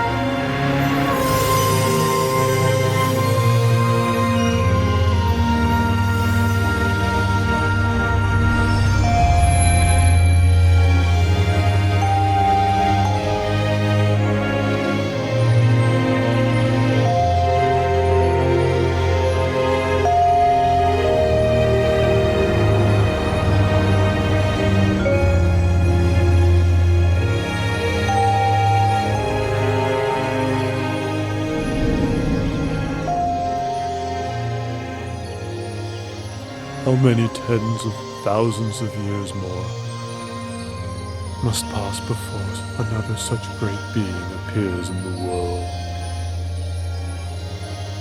It has been our great fortune to have had the opportunity to serve the Lord at such close quarters. What a great shame unlikely the Lord has to leave after such a short time. It will be very unlikely that we will have such an opportunity again. We will probably never see the Lord again.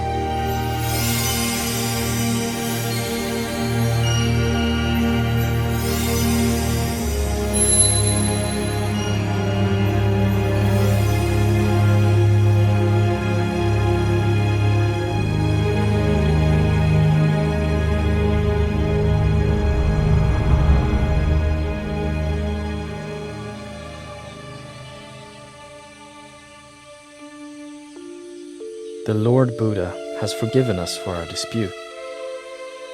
It was good that we saw our fault and swiftly made our way from Kosambi to pay our respects to the Lord Buddha in Jedda's grove. You're right. The Lord is going to give us a Dhamma talk. Pay attention. Know this, monks. This flourishing or decline of this teaching is not dependent on the actions of outsiders, but depends upon the fourfold assembly of monks and nuns, laymen and laywomen. Consider the fool whose acts of body, speech, and mind cause harm to self and others. You have all entered the Sangha and have been training in the well-expounded teachings that I have given to you. Be diligent in your efforts, so that you may realize the fruits of the training that you have not yet realized, that you have not as yet fully penetrated, so that you may become truly noble.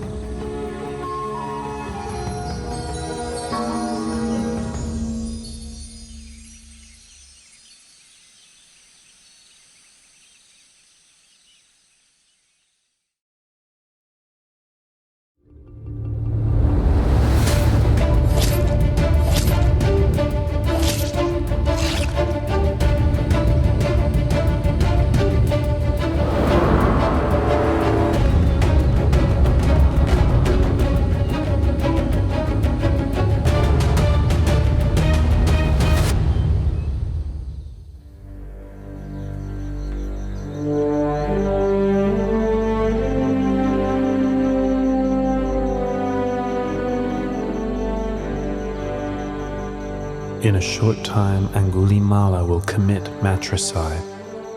He will kill his own mother. This is a very heavy karma, which prevents one from attaining to the path, fruit, and Nibbāna. But this outlaw does not kill with malicious intent. He does so out of ignorance. This being the case, he should still be able to attain to the Dhamma. I'll help him to escape from the deadly snare of his own foolish mistake.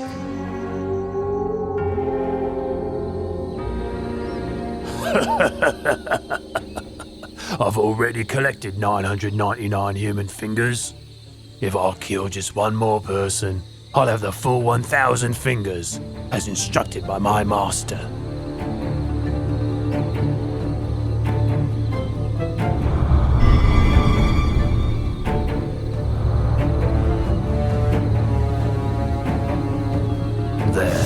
There's a recluse walking alone. He's about to meet his doom.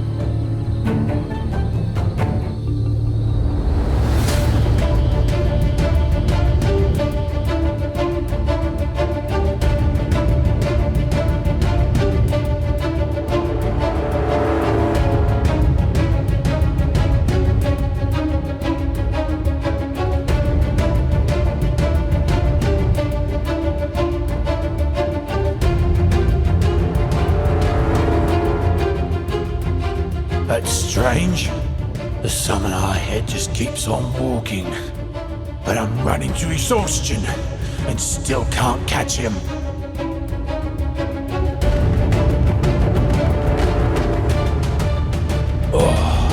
Oh.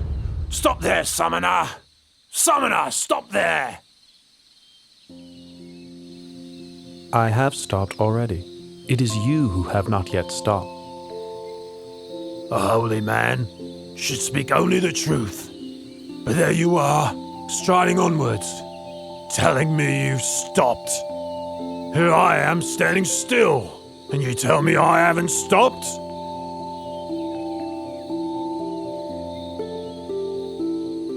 Ahimsaka, I have stopped. Stopped killing, stopped harming, stopped pursuing wrong livelihood, stopped all kinds of misconduct. It is you who have not yet stopped. Not stopped killing, not stopped harming, not stopped pursuing wrong livelihood, not given up misconduct. You're still grasping your sword. How can you say you've already stopped?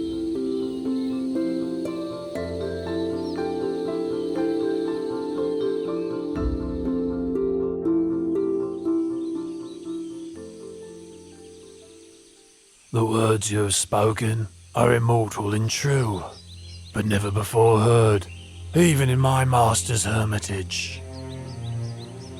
Ahimsaka, all things which arise are of the nature to eventually cease. The sword which you were carrying has now been laid down.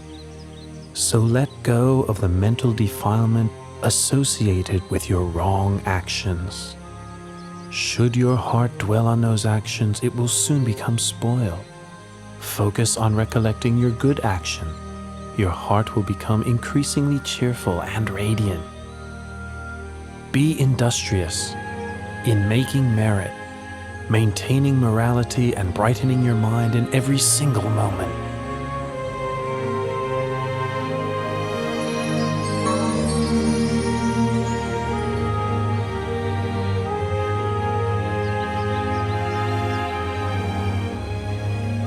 From now on, I devote myself wholly to Buddhism. Please give me ordination in your excellent dispensation. I agree to give you ordination. Follow me back to Jaṭila Monastery.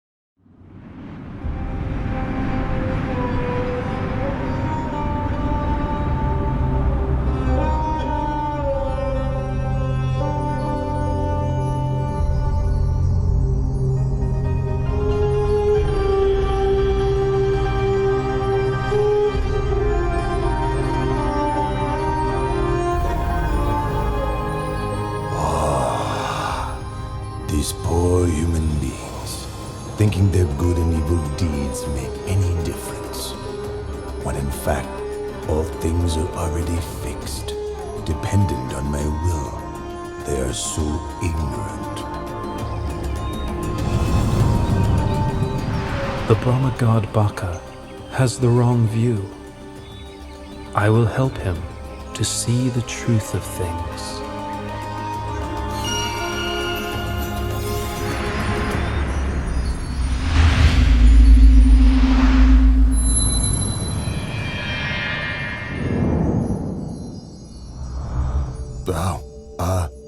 Lord Buddha, please sit down. Has the Lord Buddha some important reason for coming to see me? Or would this be more of a social call? Baka, I am aware of your thoughts and beliefs. Knows my thoughts and my beliefs. Well, never mind. I've never concealed them. They are the truth. On heaven and in the human realm, everything that exists in this universe is all fixed and eternal, all created by me. There is nothing on earth or in the sky, in the sun, in the moon, and the stars of which I do not have omniscient knowledge. Nothing is hidden from me. Baka, are you sure that you are the creator and master of all things? Are you sure that you alone know all things and that nothing is hidden from you? Absolutely. In that case, why don't you use your powers to create a magic body and hide in a place you believe nobody else can find? Then I will look for you. Ha ha ha ha! Yes, sure. I can do that.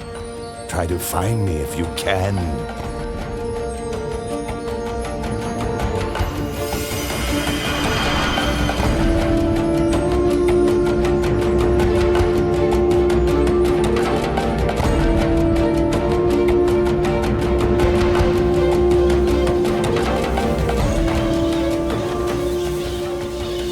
Baka, you want to be a bird, do you?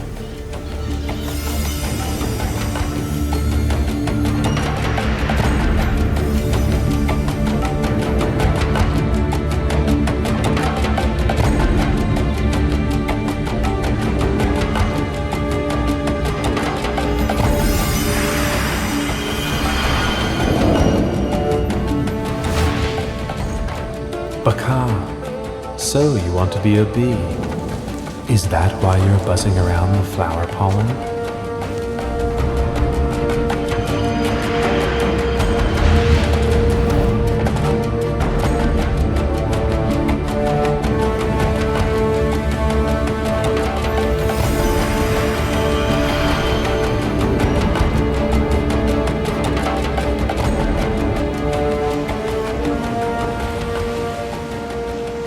Baka, do you not want to enjoy the happiness of the Brahma realm any longer?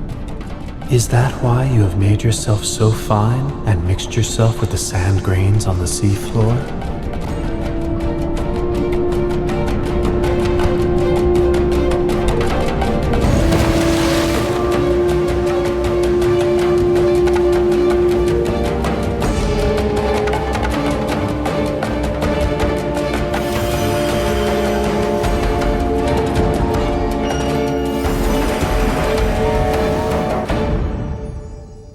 Lord Buddha, I grant that you are capable of finding me. But now it's your turn. If I can find you, then I will admit that you are the omniscient one. One more all-seeing than me.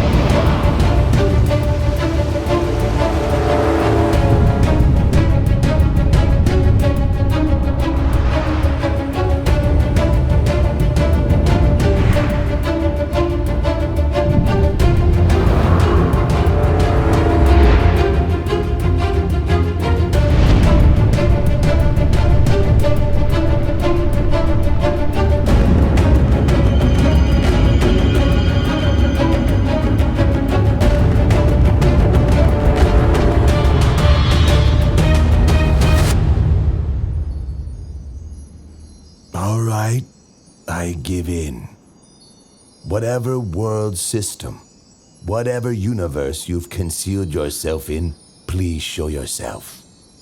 Baka, I did not conceal myself in any world system or universe. All the time that you were searching for me, I was walking up and down above your head.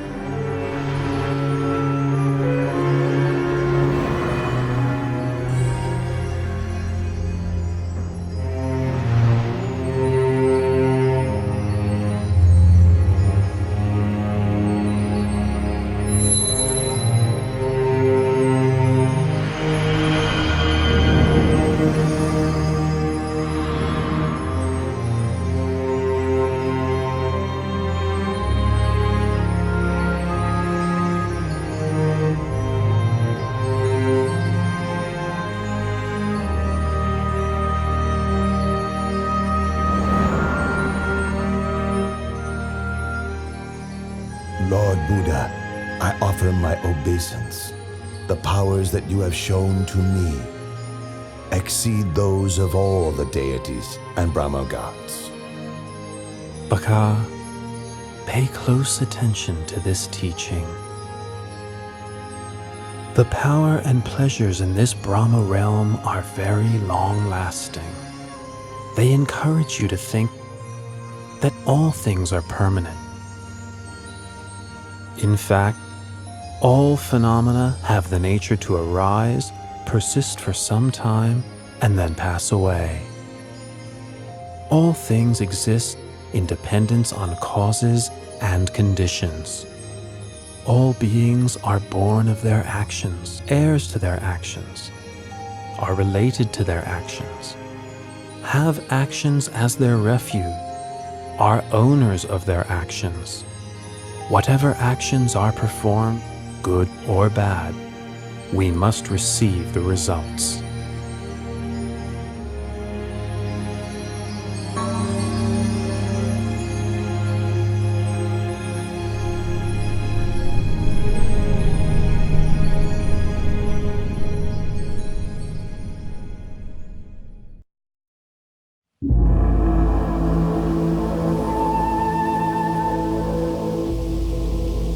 Lord, I can see you are seriously ill. But although your pain is intense, your mindfulness remains firm, and your patience immense. You subdue your symptoms by practicing the 4 methods for success. I am so happy that you will live on for a long time as a refuge to your ordained and lay disciples. Ananda, I am now 80 years old and my body is decayed and deteriorating.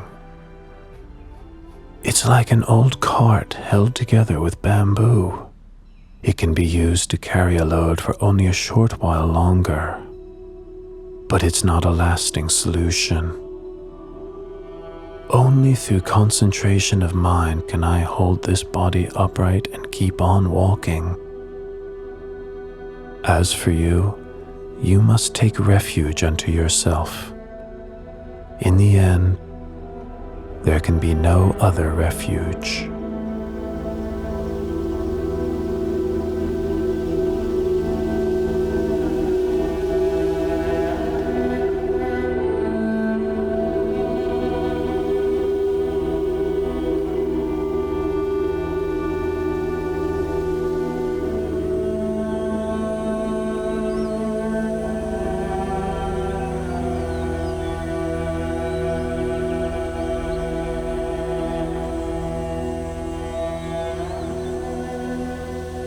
Ananda, the precincts of Balileyyaka Jaṭila are peaceful and quiet. Should anyone develop the 4 methods for success and have the wish to extend his life for a very long period, he will surely succeed in what he wishes.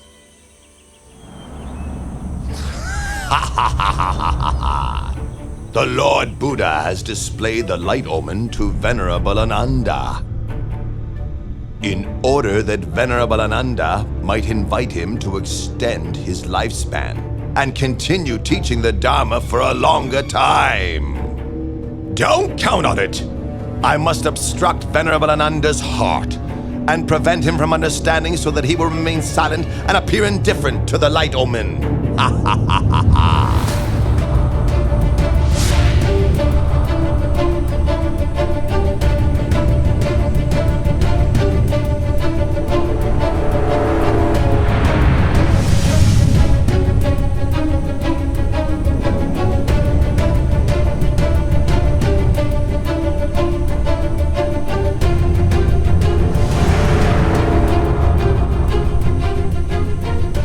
The Buddha has spoken to Venerable Ananda 3 times, and each time I've obstructed the message, leaving Venerable Ananda silent. Ha ha ha ha! Ananda, go and find a peaceful place and develop your meditation.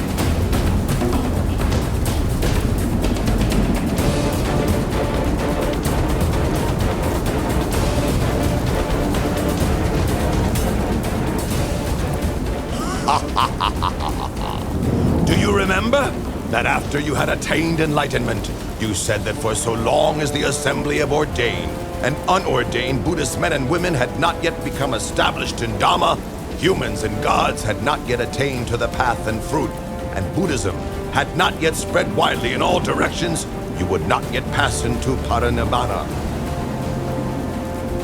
Well, now all your goals have been achieved. You may as well pass away this very day. Why trouble yourself further with benefiting sentient beings?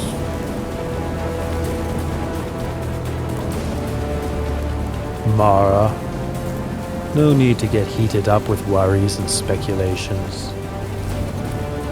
In 3 months' time, I will enter Parinibbāna. Be sure, then, to keep your promise.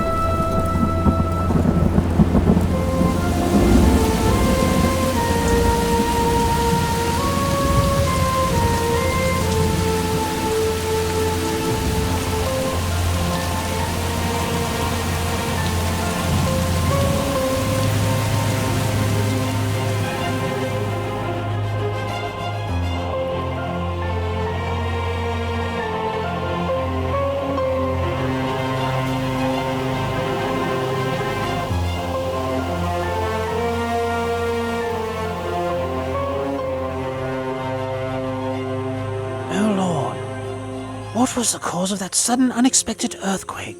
Please tell me. Ananda, there are 8 possible causes for such an earthquake. 1. Movement of the winds. 2. A person with psychic powers. 3. The Bodhisattva departs from the heaven of Tusita and enters his mother's womb. 4. The Bodhisattva is born. 5. The Buddha becomes enlightened. 6. The Buddha gives the first teaching, setting the wheel of Dhamma in motion. 7. The Lord Buddha lets go of the life principle. And 8. The Lord Buddha passes away. I have now let go of the life principle. In 3 months' time, I will enter Parinibbāna. This is the cause for the earthquake which just occurred. Oh, Lord Buddha, please live on to the end of this eon to teach the deities and humans. Lord Buddha, please live on to the end of this eon to teach the deities and humans.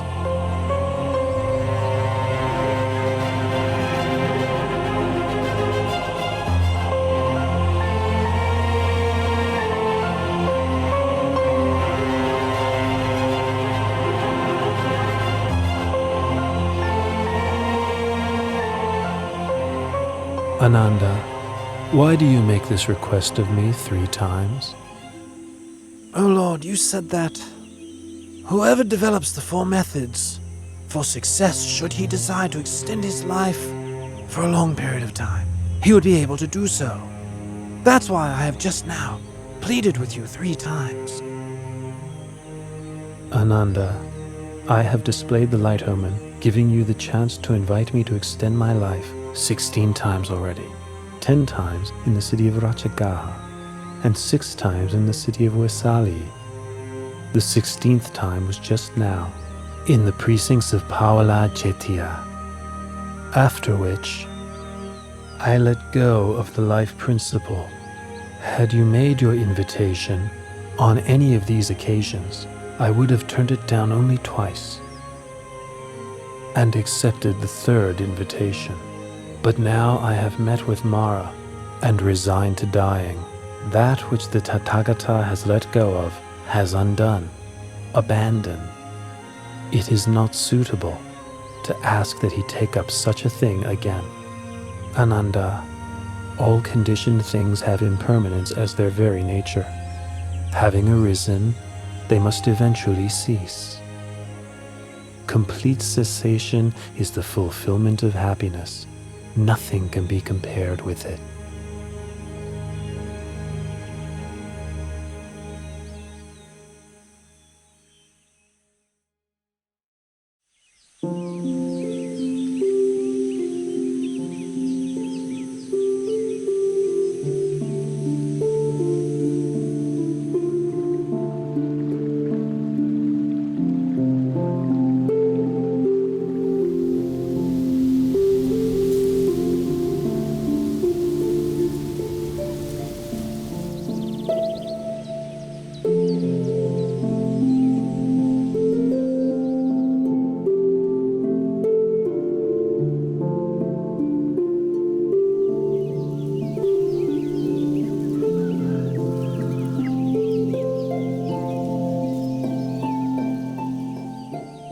A wise person should lift his mind out of longing for sensual pleasures.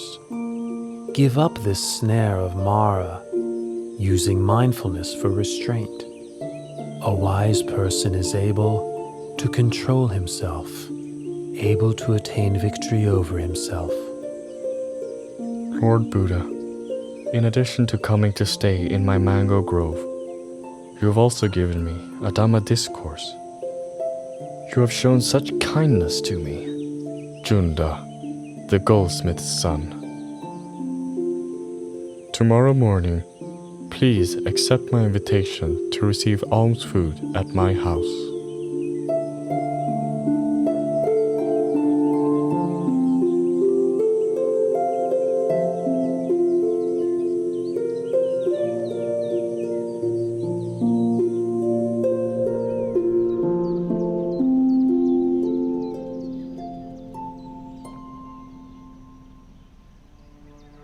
This dish is called Sukaramatava.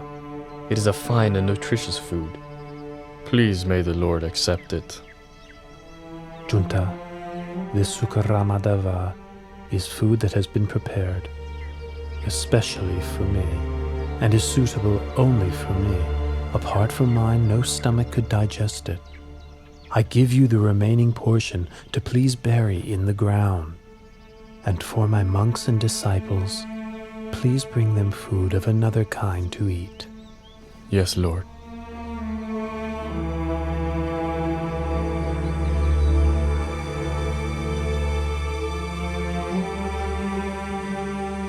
Ananda, my disease is now getting worse again. We must quickly travel to the town of Kusinara. It is there that I will pass into Parinibbāna.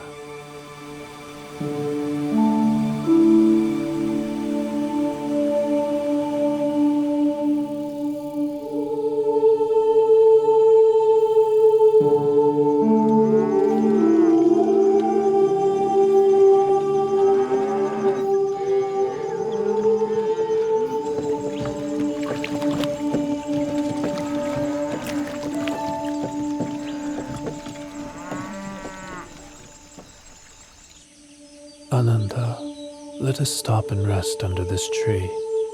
And please fetch me a little water to drink, will you? This river is drying up, and a caravan of carts has just crossed. The water is muddy and unsuitable for drinking. The river Kakuda is not far from here. Its water is clear and cool. Please, travel on a little. It's not very far. You can drink and bathe there.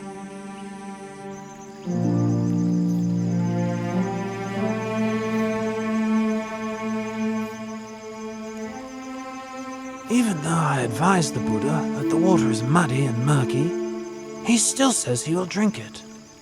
Well, the Buddha must have his reasons. This is the first time the Buddha has stopped for a drink mid-journey. Previously, he has never requested water before reaching his destination.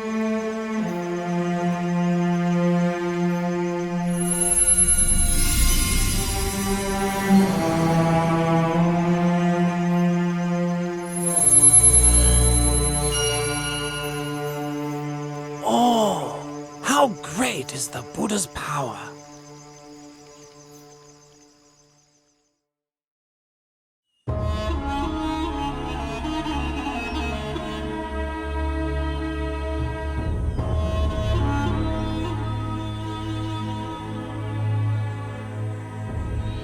Lord Buddha, my name is Pukusa. I am a son of the king of the Māla dynasty and a disciple of the late Alara the Hermit. I am traveling from the city of Kusinara to Pava.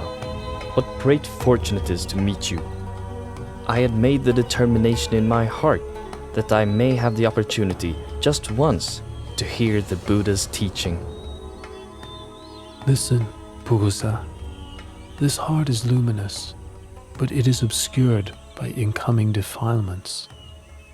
The uninstructed worldling isn't aware of this truth, and so doesn't train his mind. But the well-instructed noble disciple is clearly aware of this truth, and so trains his mind. Pukusa, I know of nothing which can change as rapidly as the mind. You should therefore maintain your focus on the mind. Recollect the virtues of the Buddha, Dhamma, and Sangha. Recollect your own well-practiced morality, and recall to mind those sacrifices that you have made for others.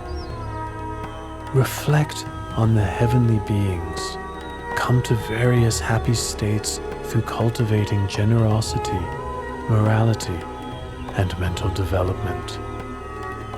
When reflecting on these things, your heart will be free from lust, hatred, and delusion. You will therefore experience an understanding of Dhamma and the delight that comes with understanding Dhamma. The experience of delight gives rise to rapture. With the experience of rapture, the body becomes tranquil. The tranquility of the body gives rise to happiness. With happiness, the mind becomes firm and stable. This is called peace, non-suffering. The mind is ready to enter the stream of Dhamma.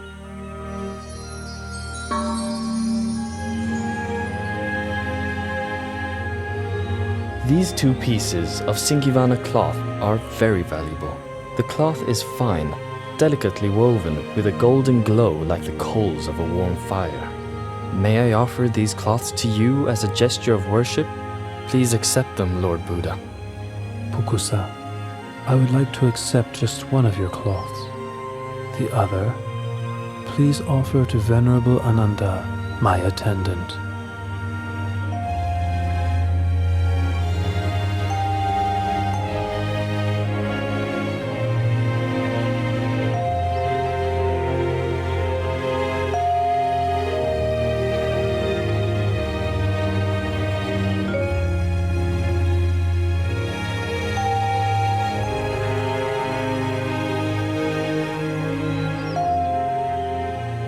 Lord, these Singivana cloths are of great value.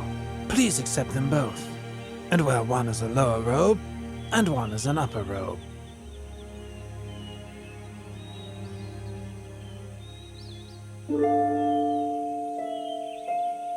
Oh Lord, your complexion is splendid, clear and bright. What a wonderful sight. Ananda, the Buddha's complexion appears pure and bright on 2 occasions. One before the moment of enlightenment, and the other before the moment of parinibbana. We must quickly travel on to Kusinara.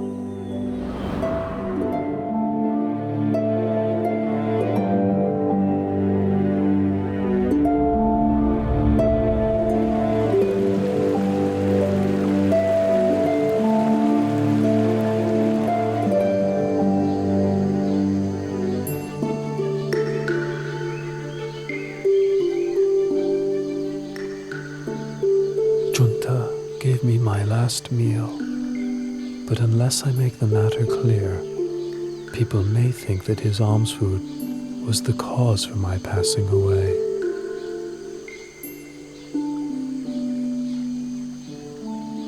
Ananda, Alms food offered on 2 occasions is of special merit and will give great fruit. The honeyed milk rice offered by Sujātā supported me at the time when I ended the mental defilements. The Sukara Madhava offered by Junta will take me to the ending of the 5 aggregates, the last residue of conditioned thing. Should anyone blame Junta, you should explain what I've told you.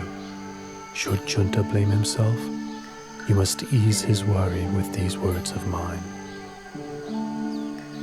The food which Junta offered to me was the final meal that sustained me.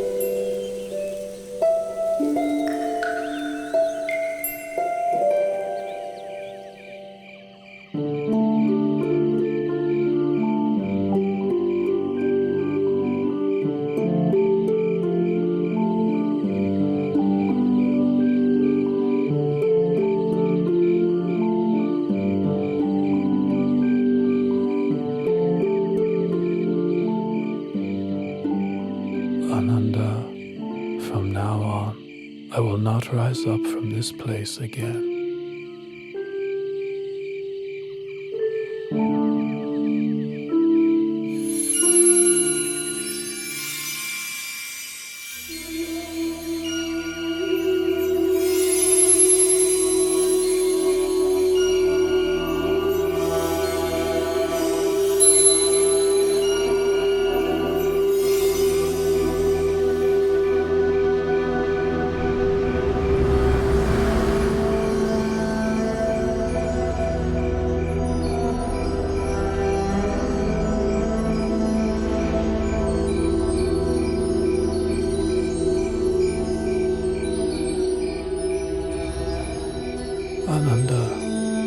If in the future someone should offer material things of great value as tribute to me, no matter how great the value of such thing, such a tribute would not be the highest homage. Ananda, whoever should practice according to the Dhamma which is rightly taught by me, such a person pays the highest homage. Ananda, I will pass into Nibbāna tonight. Lord Buddha, please don't pass away in a small town as Kusinara. Please travel on to a large city, such as Savatthi, Kosambi, or Varanasi. These cities have large numbers of noble, Brāhmiṇs, and householders who have great faith in you and the lessons you have given them. Ananda, do not fault Kusinara for being such a small town. In the past, it was a great capital city with tremendous wealth, abundant food, and many citizens. The sounds of singing and music were heard throughout the day and all night. Another thing, should I go to pass away elsewhere, Supada Paripajaka would not meet with me, and therefore would miss the opportunity to attain enlightenment. If I should attain to Parinibbāna in another city, a great war would break out with squabbling over my bodily relics as the cause. Here in Kusinara lives Donna the Brahmin. He is capable of quelling such disputes. He will distribute the relics of my cremated body amongst the nobles who come here from many different cities. As a result, there will be no war. These are the reasons I have made the effort to reach Kusinara. In the past, great numbers of those with faith in the Dhamma would travel from every direction to seek you out. listen to your teachings, and ask you questions. But from now on, all those people and myself will be deprived of the opportunity to see you and to have an audience with you. Ananda, there are 4 places which are apt for recollection of me. 1. Lumbinī Park, where I was born. 2. Bodh Gaya in the state of Magadha, where I was enlightened. 3. The Deer Park at Isipatana, where I gave the first Dhamma teaching. And finally, the place of my Nibbāna Salavana Park in Kusinara, right here. Those who make pilgrimage to these 4 locations will experience disenchantment with the world and feel inspiration to follow in my footsteps. Lord Buddha, in this celibate life, one often encounters women. Some are mothers, sisters, and relatives of monks. Others are those with faith in the triple gem. How should a bhikkhu practice in relation to women? Ananda, a bhikkhu ought not to look at women at all. It is better this way. But if a bhikkhu must see women, how should he behave towards them? Ananda, if it's necessary to see women, they ought not to engage in conversation with them. It is better this way. If it is necessary to converse with women, how should a bhikkhu practice? In that case, a bhikkhu should have well-controlled mindfulness and sense restraint. He should have orderly speech and guard his mind from falling prey to lust or infatuation. The beautiful things of this world themselves are not sense desire, but the lust which arises in one's mind due to unwholesome intention, that is a person's sense desire. Once one has abandoned pleasure in unwholesome states, beautiful objects of this world still exist, but there is no way one can be harmed by them. Lord Buddha, after you have passed into Nibbāna, how should we treat your body? Use the method for treating the body of a wheel-turning monarch. Wrap the body in 500 layers of white cloth, lined with cotton wool. Then place it in a coffin with perfumed oil. Then place the coffin on a pyre of sandalwood. Once the body has been cremated, enshrine the relics in a stupa, which is to be built at a crossroads, so that people can pay their respects there for a long time to come.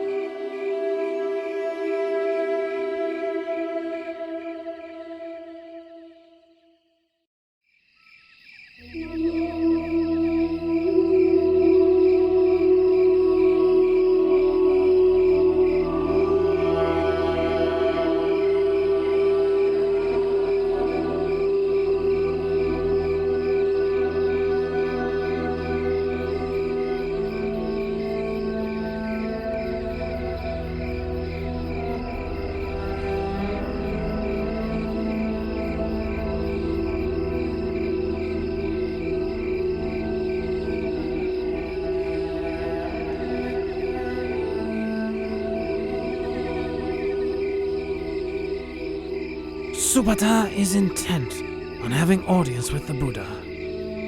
Now each of the Māra dynasty kings have just finished approaching the Blessed One, who is sick. If I allow any more guests, it'll be a great burden on him.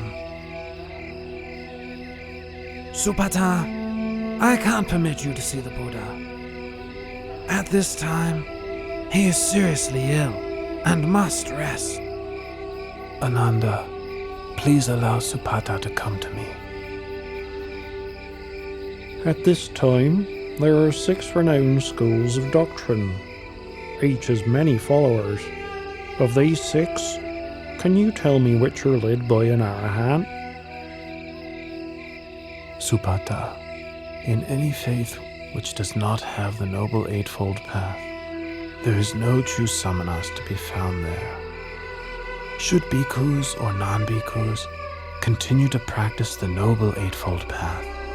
This world will not lack for arahants. Now listen to my teaching of the Dhamma. This heart is luminous, shining like the moon, but it is subject to incoming defilements. As such, it is dulled and obscured, like the moon concealed by passing clouds.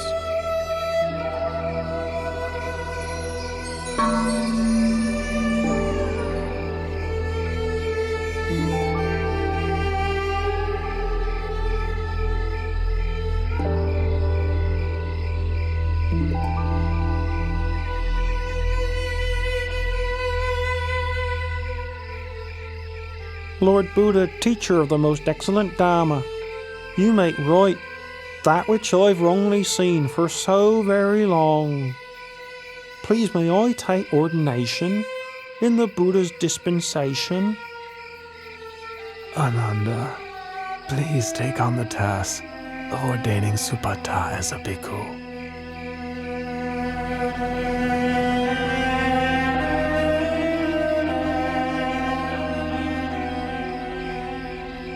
Supata, consider the hair of the head, hair of the body, nails, teeth, and skin, as well as all materiality and immateriality, according to the truth.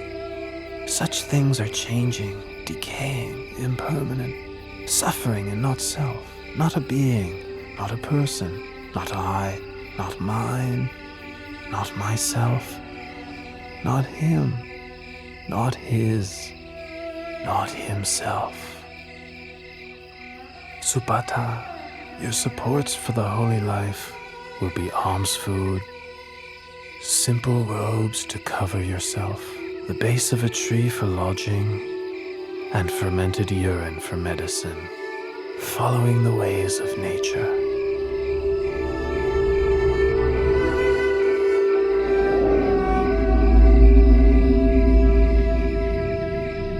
Having received instruction from the Buddha, Subhada went off alone and practiced contemplation until attaining to arahantship that very night.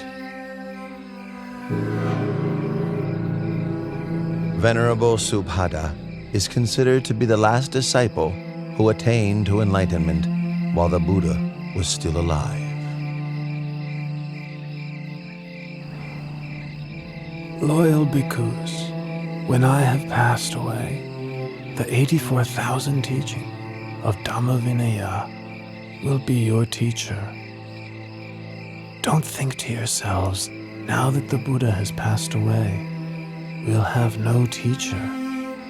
Truly the Dhamma which I have taught and the Vinaya which I have laid down will be your teacher in place of me. You must take the Dhamma Vinaya as your refuge. Don't take anything else as your refuge.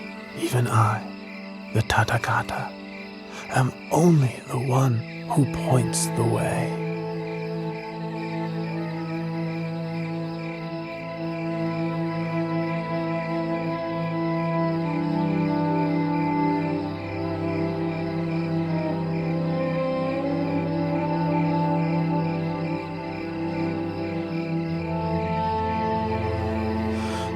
Buddha is about to abandon me and enter Nibbāna. With all my effort attending to and following the Buddha, I have still not attained to arahantship as the other monks have. Venerable Ananda, I've been sent here to find you. The Buddha wants to see you. Ananda, come and sit close by.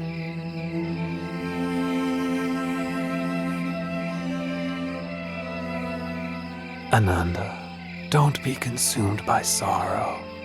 It's natural for all conditioned things not to last. All that arises must decay, break apart, and pass away. You have traveled with and cared for me for a long time. Now you must make efforts towards your own liberation. In no long time, you will be fully enlightened.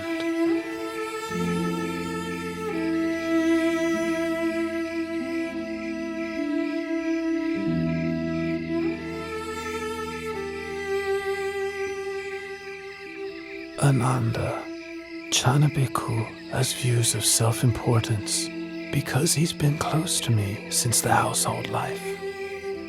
He has become stubborn and difficult to teach. Once I have passed away, he will become even more stubborn and disrespectful, refusing to take instruction from any monk. You must give him the Brahma penalty. How do we impose the Brahma penalty? All the monks must refrain from speaking to, instructing, and admonishing Chana. Having received this punishment, Chana will realize his fault and change his ways. Finally, he will attain to arahantship. Loyal bhikkhus, for as long as the Sangha meets regularly together, in harmony, with respect for the disciplinary rules, and with humility towards the senior monks, careful not to fall under the influence of craving, content to live in the forest, and wishing happiness to all that come to live and practice. For as long as the Sangha is not preoccupied with work, not prone to indulging in talk, not given to excessive sleeping, not socializing without good cause, not given to indulging unwholesome desires, not falling under the power of evil intentions, not consorting with bad people, not giving up effort in practice, but striving for the attainment of higher dhammas. For so long there will be no decline for the Sangha, but only development and growth.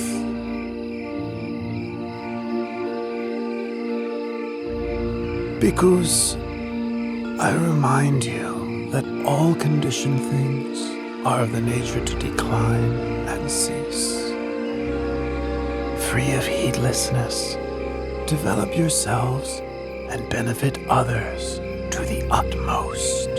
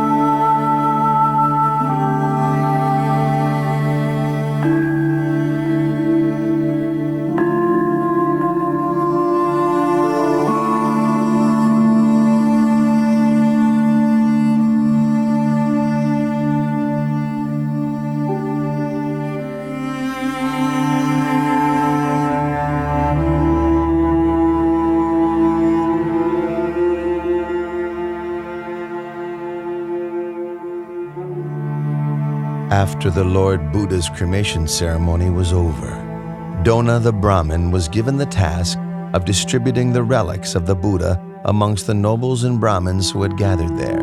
In each of the 8 states represented, a stupa, or chediya, was built for enshrining the relics, so that people could pay their respects to the remains of the Buddha. 1. King Ajatasattu of Magadha built a stupa in Rajagaha. 2. The Likhavis built a stupa in Vesali. 3. The Sakayan royalty built a stupa in Kapilavatu. 4. The Mauryan royalty built a stupa in the city of Alkapa. 5. The Koliyan royalty built a stupa at Ramagama. 6. The Mala royalty built a stupa in the city of Pava. 7. The Mala royalty of Kusinara built a stupa in Kusinara. 8. The Brāhmiṇs of Vetadipa built a stupa in the city of Vetadipa. As for Dona Brahmin, he built a stupa at Kusinara for housing the golden urn, which had contained the relics of the Buddha before they were distributed. This reliquary is known as Tumba Stupa, or Tumba Jediya.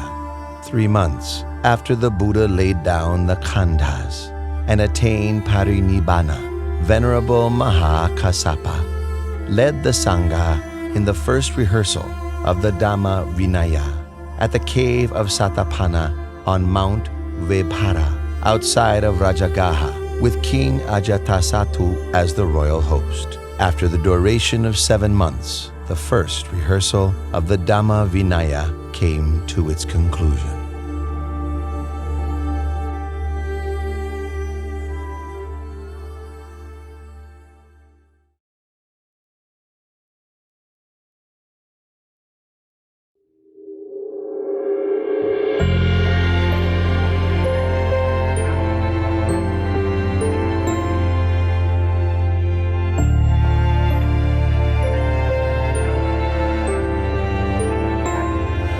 Araham